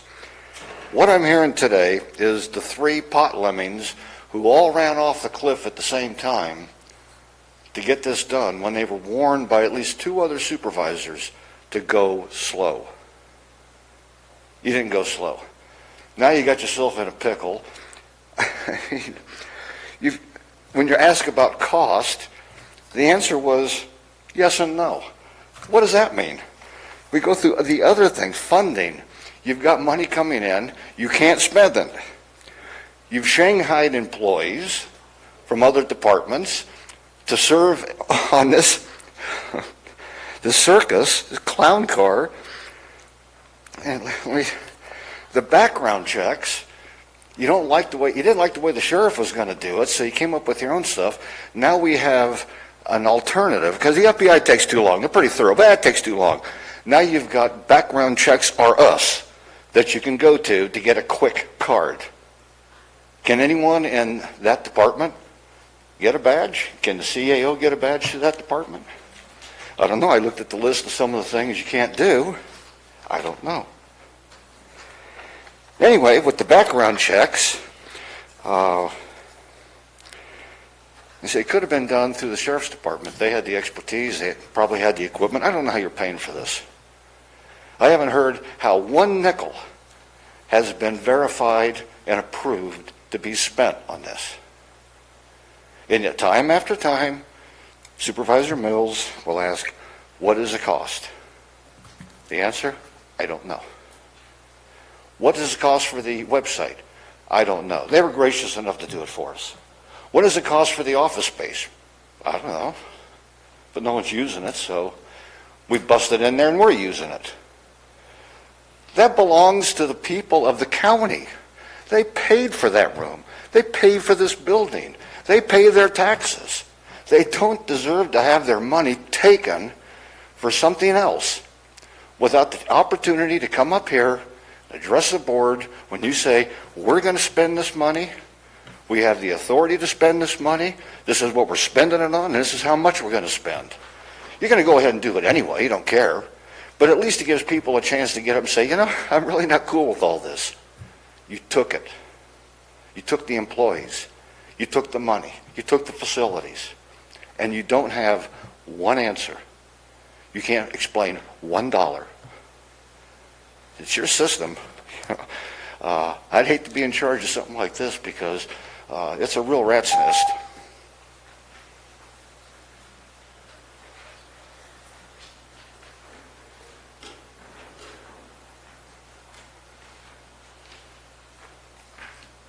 Bill said pretty much a lot of the stuff I wanted to say, but public safety to me seems to be the utmost importance to what you guys are all voted for, and none of it is being addressed here.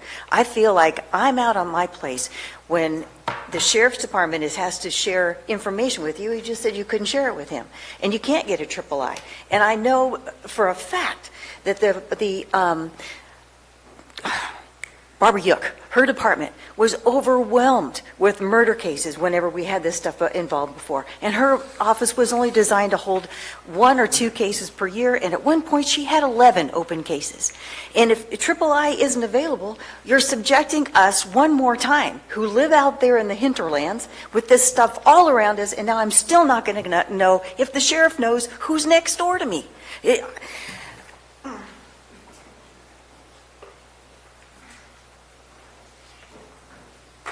Good afternoon, Vicki Reinke.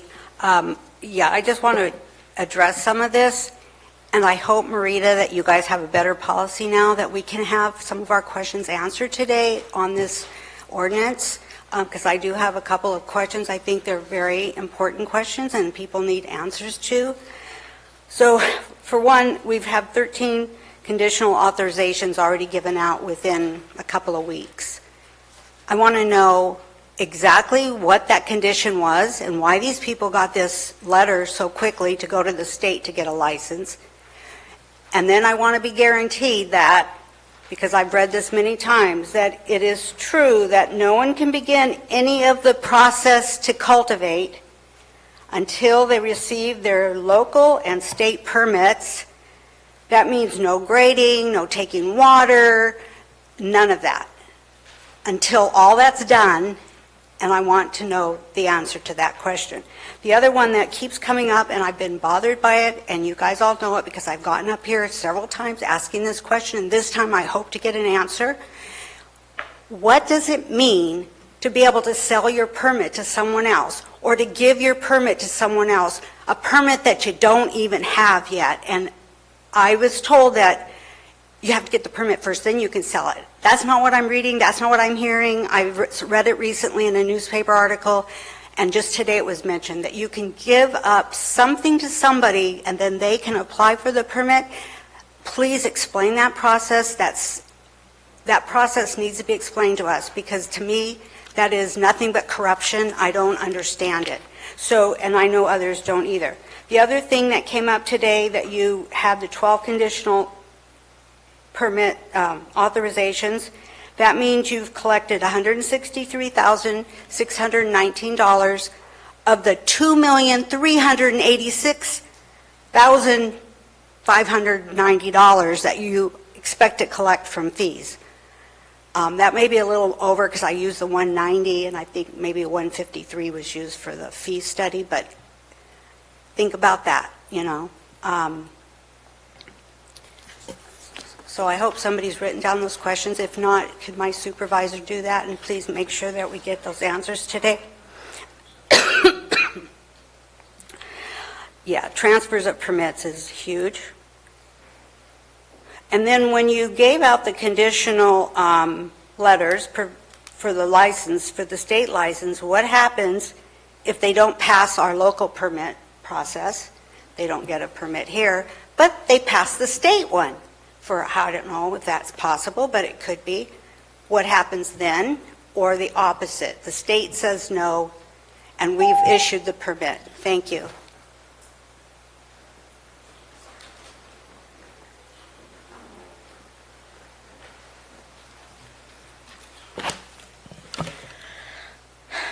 What is trust?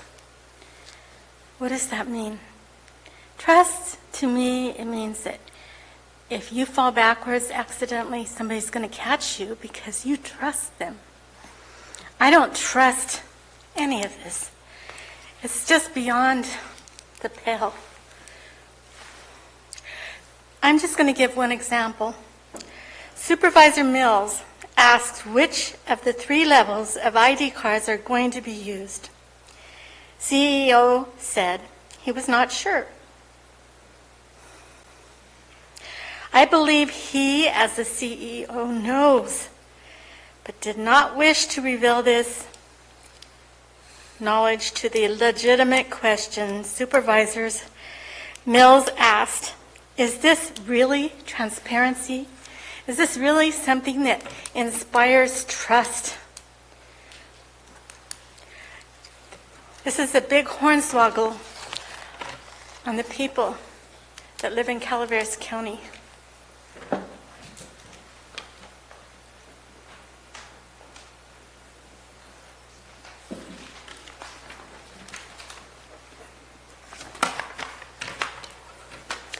Alice Montgomery, District 3.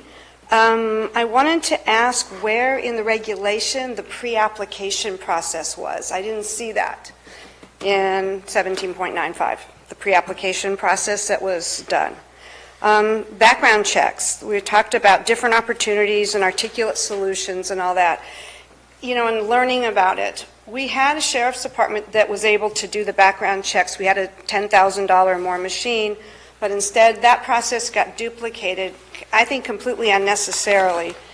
Now we see what the vendor can do. We see all the processes that the vendor can supply us, but I wasn't aware that CAO, maybe he's trained to review law enforcement, but I know I'm not comfortable with anybody other than our sheriff making decision as to whether someone's background passes. And that's going to be difficult when, maybe I misunderstood you, that you can't share that data with the sheriff. So I don't know how the sheriff is supposed to do his job when the background data is not shared with the sheriff. So maybe I'm just not understanding this. There's a delay due to badges arriving. Well, not when the sheriff does it. There's a delay due to the internet. Well, nope. And no, even though I maybe misheard you guys, but you said there is a delay if they don't come in. Then we have to use paper badges. I can make those look like probably, I think I can. So I think we need to be careful with what we're doing here. Why isn't the sheriff doing this? I think Ms. Calloway had said she was uncomfortable, I might be wrong, with having them and maybe not having certain people pass them. That's why we had the sheriff do the background checks. And I may be misquoting you, but that's how this whole thing started. The next thing you know, now we're taking out the background check process. I think we need to really take a look at this. I need to put as a matter of public record that any time that anybody comes up to me unwarranted and unwelcome, if I have to stop this meeting, I will. And it doesn't bother me when people come up to me. It doesn't even bother when they shove me. But it should bother you, Mr. Stopper. It should bother you. Okay, I'm done. Oh, and by the way, it was Jeff Bonnefelt outside who did that. That's not on the agenda, thank you. Thank you. Any other further public comment?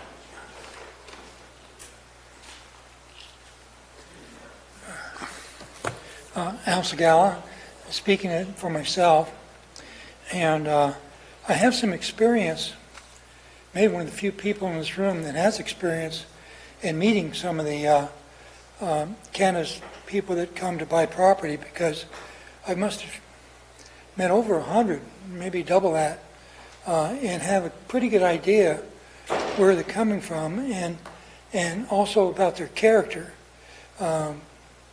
So I don't have the fear that some people have of these people being evil or from the devil or anything else. They're people, and there's some bad ones, but overall they're pretty normal business people from what I could see. We learned in alcohol prohibition that the ban on alcohol actually created a black market. A black market can only be created by government. You have to ban something before people will go outside and buy and sell whatever they want to buy and sell. Such is true with cannabis. The more that you regulate or restrict the supply or ban, the more black market you have. And then it's the question, just how violent do you get? Just how do you break into people's homes in the middle of the night? Do you raid them? Do we have an effort to assassinate our public officials or intimidate them or threaten their families like they do in Mexico because of the drug wars, which are caused by a ban? So one of the things that we could do on the positive side is to learn a lesson from what we're doing, get feedback from the industry. There should be some sort of committee with the industry to see what's happening, what's working, what's not. The pine tree thing was a good idea. Our ultimate purpose is normalization of the industry and protection of the public. The only reason for any regulation is for public safety. It's not to restrict bad people. On fees and taxes, the more we tax, we have to look at the economic effects of that. Do we know what the price of their product is going for now? It used to be $1,000 a pound. Is it $500? If it gets low enough, guess what? We just create a black market for no other reason than the amount of money we're extracting from those people. And here again, we've got to turn to the sheriff for a solution. Thank you. Further public comment? Sir, to remind you, respect in the room and keep it to the agenda, please. Of all due respect to you, let her say a couple of things. I'd appreciate a chance to say something regarding what happened. I appreciate it. Sir, I would appreciate if you kept it to the agenda. If you have something to say to it. Okay, well, you did let her say some things. I would like to just say publicly that I never threatened her, I never touched her, wasn't even within 10 feet of her. That's all I got to say. It was no threat, no nothing. Okay, so anyway, that's said. So I've been helping people with remediation, and I noticed there's been a couple different issues that have come up. One of them being that people were in the program and they were renting from somebody, and now they're no longer renting from that person, and they're having a problem accessing the property. And I think one of maybe the solution could be that when people were in the program and they opted out, there was you had to withdraw from the water board. And when in doing so, you provided pictures and whatnot of your remediation, maybe straw wattle to prevent erosion and whatnot. And if people can't access these properties to show you guys current pictures and whatnot, then maybe you could expedite, the process by just allowing them to use those old pictures that they sent to the water board, as long as they still have them. That will probably save you guys some time and kind of satisfy that issue there, Other than that, I think people are trying to get the stuff done by February 9th, which I think is a little challenging as well. Has that time been extended, or is that still the date? That's what it says in the ordinance. Okay, and so also with regard to that, do you, people that are... Can you pause it real quick? Ethan, can we wait till then for answers and everything? This is a discussion. Please state your questions, and then at the end, we will go through the certain questions and respond accordingly. Okay. Well, I guess that's it. It's all good. Thank you. Good afternoon, Mark Bolger, Rimrock Farms. I wanted to elaborate on some of the thoughts and concerns about the remediation. The notice of termination through the Central Valley Regional Water Quality Control Board that Mr. Bonifield just mentioned is one aspect I'd look at. Also, on many of these sites where the remediation occurred, the building department has already gone out to inspect to see that hoop houses have been dismantled and taken down. Grading permits have gone through the Public Works Department. I have one site that's no longer viable that has already had 2 county inspections to basically verify that the remediation has taken place, and the water board on top of that. Seems redundant to send out a code enforcement official one more time. If that's what it's got to take, no big deal. I feel like the work's already been done and we're doubling down on something that the county's already spent money on. So, thank you.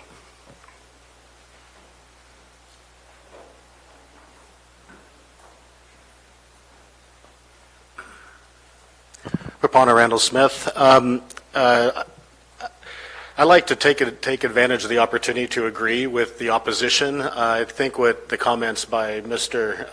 McManus were right on target regarding the funding, although I think he laid the blame at the feet of the wrong supervisors. And so I'd like to ask Gary specifically, because I know Mr. Mills will never agree.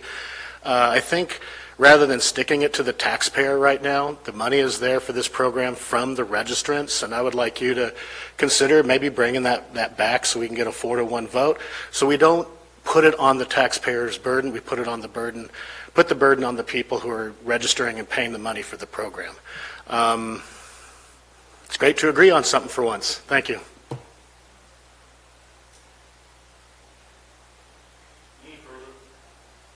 Any further public comment? With that, I'll bring it back to the board.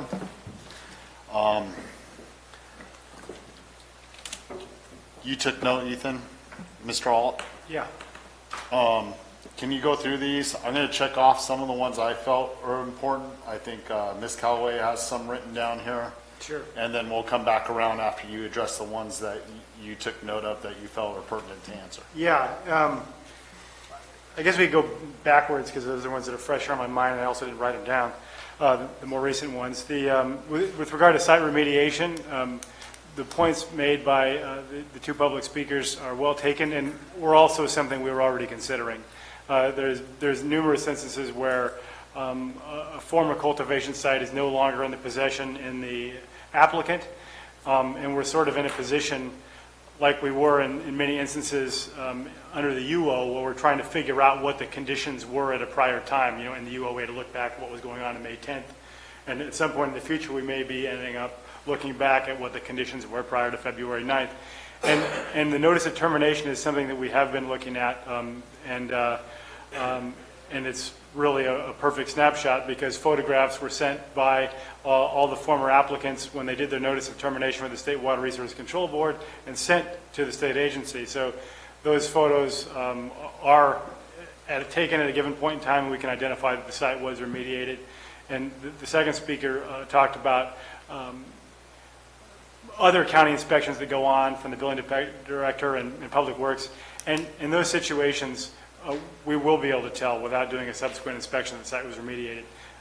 We have, in Tracker, we have parcel files that tell us pretty much everything that's gone on a site, whether there's been code violations, whether there was an inspection during the UO, and so forth on down the line. And in many cases, if a property owner is not the cultivator and they just really don't want the county to come back on their property to investigate a former cultivation site, then we can't really do much about that, and we have to call it good. So we won't be doing inspections on every single site as they to prove remediation where we have other ways of demonstrating that remediation has occurred or where the current property owner won't let us. Somebody asked about the 13 that are processed. In the code in 17.95030 section B, it talks about what is required before we can issue a letter of conditional authorization, and it's most of the requirements of 050D, which are the individual is eligible because they had a state license, they were in the former program, they don't have any delinquent taxes, and they didn't have their state license revoked. And then the second part is the parcel that they're proposing to use as a cultivation site is suitable for the proposed use. And so when someone meets those requirements, then we can issue them a letter of conditional authorization. And a letter of conditional authorization is just that, it's conditional. It just says that the application process has begun. When CDFA asks us about the status of an applicant, they give us three options: permitted, pending, or not, or reject. And if someone has a letter of conditional authorization, their status is pending, and they can continue with the state application process. And someone asked, what happens if a state license is issued and no local permit is issued? Then their permit will never be validated, and they won't be able to cultivate. It's that simple. If a local permit is issued and they're unable to get a state license, then their permit can't be validated, and they'll never cultivate. The right to apply, someone asked about that. That's in subsection 17.95050D15, and that allows anyone who meets the eligibility requirements of D1, which was in the former program, had a temporary license, can transfer or sell their rights to another individual who meets the requirements, the other requirements of subsection D, which is they never had a search warrant on a property they've owned. They haven't had a violation under 8.06.700 and a variety of other requirements. So both the transferor and the transferee have to meet certain eligibility requirements. And the transferor, the initial applicant, has to be someone from the former program who had a state temporary license. So that's how that works. The pre-application process, someone asked about where is the statutory authority for that. And that's in 17.95060 subdivision B, where it talks about the county's designated department shall promulgate criteria for the issuance of a permit, including but not limited to, and then it goes on to list a bunch of things.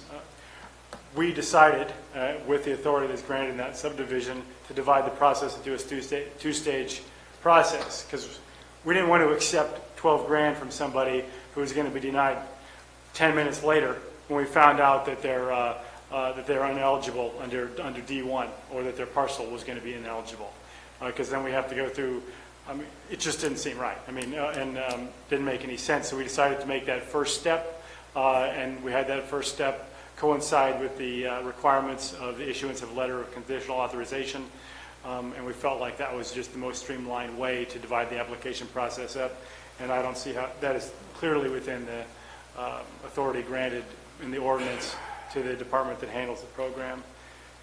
And those are all the ones I wrote down, and if anybody has any additional ones that I didn't write down, I'd be happy to address them. Overall, you addressed everything I wrote down here, other than,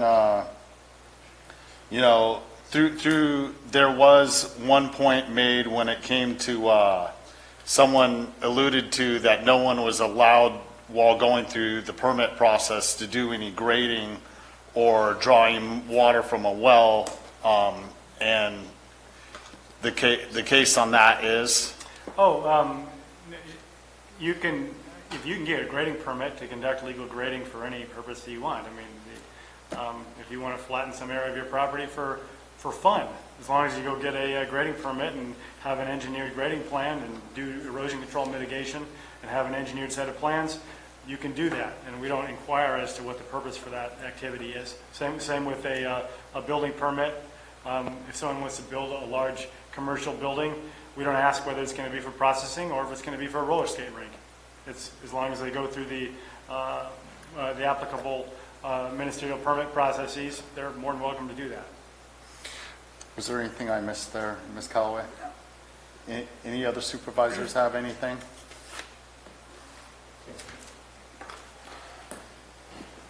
Mr. Toffenelli. I just have a couple things that I wrote down here. As far as not being able to share information with the sheriff's office, you can give the names of those applicants to him, and he can run his own background check on them, if he so chooses to do so. I mean, that's an option instead of trading information across. Yeah, so I'm being very specific that we cannot take the returns from the State Department of Justice and share those with the sheriff's office. In the same way he cannot share them with us. That's correct, but he can share the names of the applicants that he can run his own check if he wishes. He can do whatever he wants with So that he still will have information. he will still have the ability to do a background check on it. I'd like to add to that, if you don't mind, Supervisor. There's some provisions of the code that require us to share information with the sheriff. I remember. And that has to do with the self-distribution permits, et cetera. And I fully remember those conversations, and I remember the conversation that the sheriff had and what you were going over today about not sharing information. So But that's again, part of why we went with the QR code on the card that PASS produces. We don't have the capability to do that. Neither was Rick going to, and the $10,000 machine that he was going to buy was going to produce these. And these can be faked. What the sheriff's office can do, if they choose, with the QR code, run the QR code, validate that the picture and the name on the front, and then they can run whatever they want through the law enforcement system, all they want. I was just pointing that out. No, that's a good point. I appreciate it. The other question I had to do with access problems that was pointed out if they were renting property from somebody and that owner says no. Google Earth, you can go back in time and see a period of time.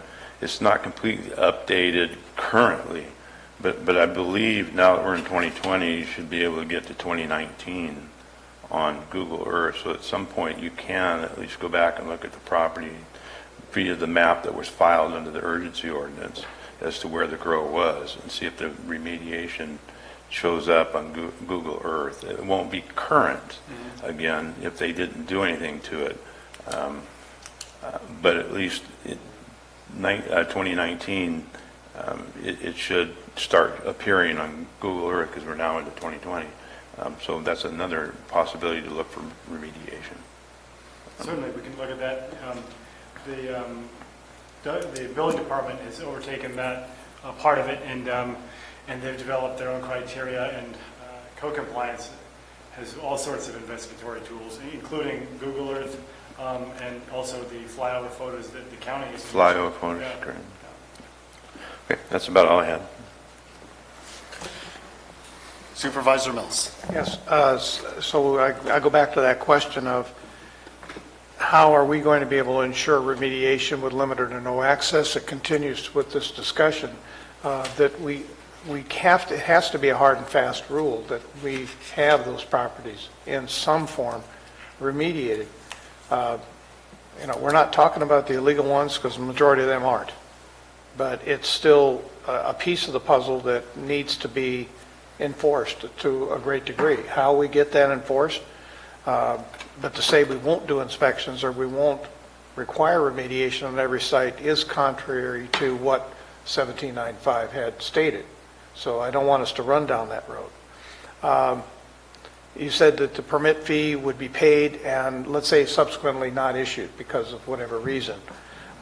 We have to be sure that we do get adequate cost recovery for that. We need to know how much is each portion of the process in terms of a cost, so we can find that out and everybody knows, so that when they take that risk, they're hoping to get by and they don't make it, they know what that cost is going to be. And it should not be like we ended up with a non-refundable. It should be a non-refundable. If we've expended the time and the effort to go to this point in the process, we should be able to recover the cost to get to that point and not back away from it. I know we're talking about transfers now. Under the UO, did we actually end up transferring any of those original permits to different people? I don't recall if there was even a way to do that. I don't believe there was. I think they were non-transferable. They were non-transferable at at that that time. expressly said that on the. Okay, then you and I need to talk offline. Okay. Okay, because I've got one that I think has a problem. Supervisor Toffanelli, I apologize. Yeah. What? We've done that road before, I think. It's the valve thing that throws them off. Okay. Go ahead. No, you had something on your mind. Were you finished? Finish right now. Go ahead. I just had a question, and I had it written down. I just remember written it down. If I walked into your office today and filled out an application for a permit, and going through the whole process, CB and permit, do you have any idea how long it would take from today until I ended up walking out of your office with a permit? I do not, and it really depends on the case. An individual who has a small indoor operation, for example, who has a fully functional permitted cultivation site that has just been under wraps during the ban, would probably end up getting a permit much faster because the building inspection would be quick. The parcel file would demonstrate that there was nothing in any of the buildings that was inconsistent with the permits that have been issued. And that person would probably, depending on how long it takes us to get a CBCB program underway, be able to get a permit relatively quickly, within probably a matter of weeks, perhaps a month. Another person who we look at their parcel file and we notice that there's 5 structures that are residential accessory units that they want to use for commercial purposes.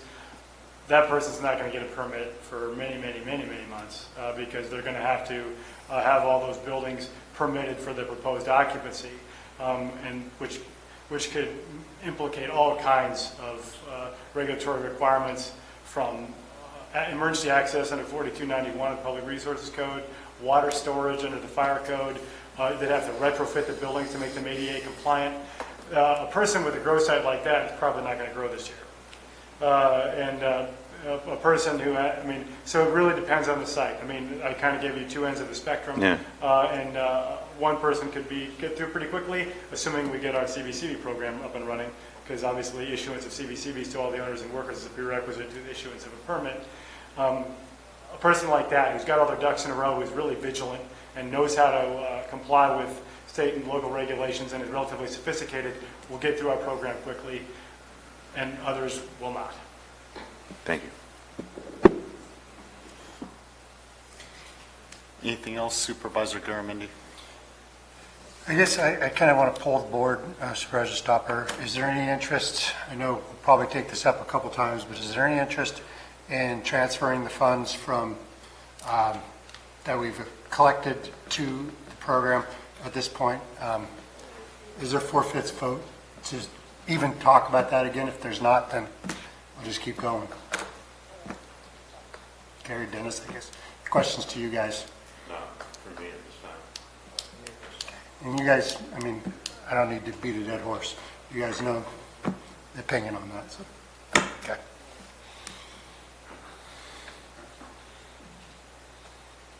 That's all I got. Supervisor Callaway, did you have anything? Or are you good? At this time, so Supervisor Callaway is good? Okay. I didn't hear her, so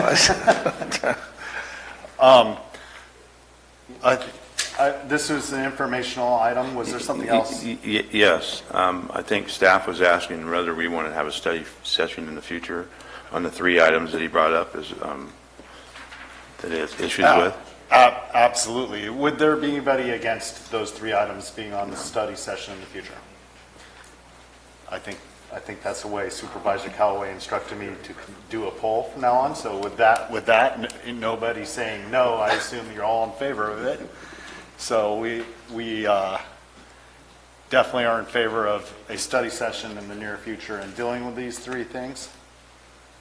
And if any issues, I personally, if any other issues come up throughout the process as we work forward, I think it would be a good time to present those along with the 3 issues. With that, we can move on from that, and we are on, apologize, Supervisors' announcements. In compliance with AB 1234, Chapter does Government Code Section 53232.3D, board members shall provide brief reports on meetings they attended at the expense of the local agency at the next regular meeting of the legislative body. This report is required to include meetings attended for which there has been expense reimbursement, but may also, at the board member's discretion, include any other meetings attended by the supervisor on behalf of the county. Supervisor Garamendi, we'll start on your end. I have nothing to report. I'll report that I went to the Fish and Game Commission meeting this last Wednesday. Marita Callaway also was there with representatives of Patrick for the building and went over some good things they've done up in Murphy's Creek on work that the county property owns. And progress. We will be having a kids fishing game in the future. It's a great day to see all the kids out in Murphy's Creek. We stock it really well, so you could go fishing there the day after, but it's a really good time to see all the youngsters doing all that. Usually we have that at the beginning of May, I believe. Yes. And I'll be cooking, once again, I'll be volunteering to cook hot dogs and sodas, so if you guys do. Well, no fish at that time. I can't serve the fish if I cook it there. I just asked you. And also, I attended yesterday was Monday, the Mother Job Training Committee meeting. Nothing substantial report, just getting everything in order for this next year. Is there something I can help you with, Supervisor Callaway? I'm going to try. Please bear with me. I was contacted by RCRC. The governor was looking for members for his forest management task force. I recommended Supervisor Garamendi. One, because Supervisor Garamendi's already our RCRC representative and is in Sacramento for those functions. And he has a lot of forest land in his district. So I thought it was an appropriate match to put Supervisor Garamendi on the Forest Management Task Force. And he has a lot of time. He doesn't have much to do. And he had some time. I did it. I'll find enough time. I'll find time. For the chair, of course. Supervisor Toffenelli. Oh, let's see, yesterday, Got to spend the day with me. I spent a lot of time with Marita. We spent time at the Central Sierra Child Support Agency in Jackson. We meet 4 times a year, and yesterday was the first meeting of the year. And then we spent time at LAFCO last night here. We had a LAFCO meeting. And Dennis,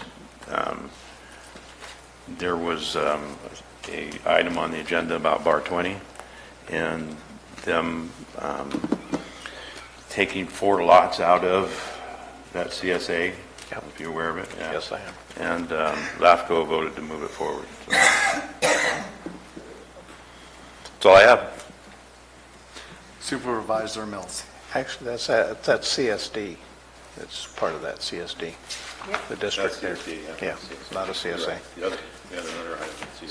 Well, Saturday, we attended the Murphy's Firefighters Appreciation Dinner up in Murphy's, and Monday night we were at Angels Camp with their acknowledgement of partners. And yeah, that's going to be an interesting situation with that district as it goes forward, the Appaloosa Road District, and I'm sure you'll hear more about it as we move up. So that's all I have. Thank you. With that, I will. Sorry, just CAO, one quick, I one quick apologize, sir. announcement. The Debt Advisory Committee is scheduled for Thursday, a special meeting scheduled on Thursday at 10 a.m. The location I originally put out was going to be the board overflow room. We're going to have it in here, and the support documents have been posted online. Thank you.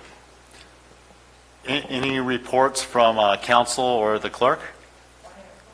Would that all adjourn the meeting?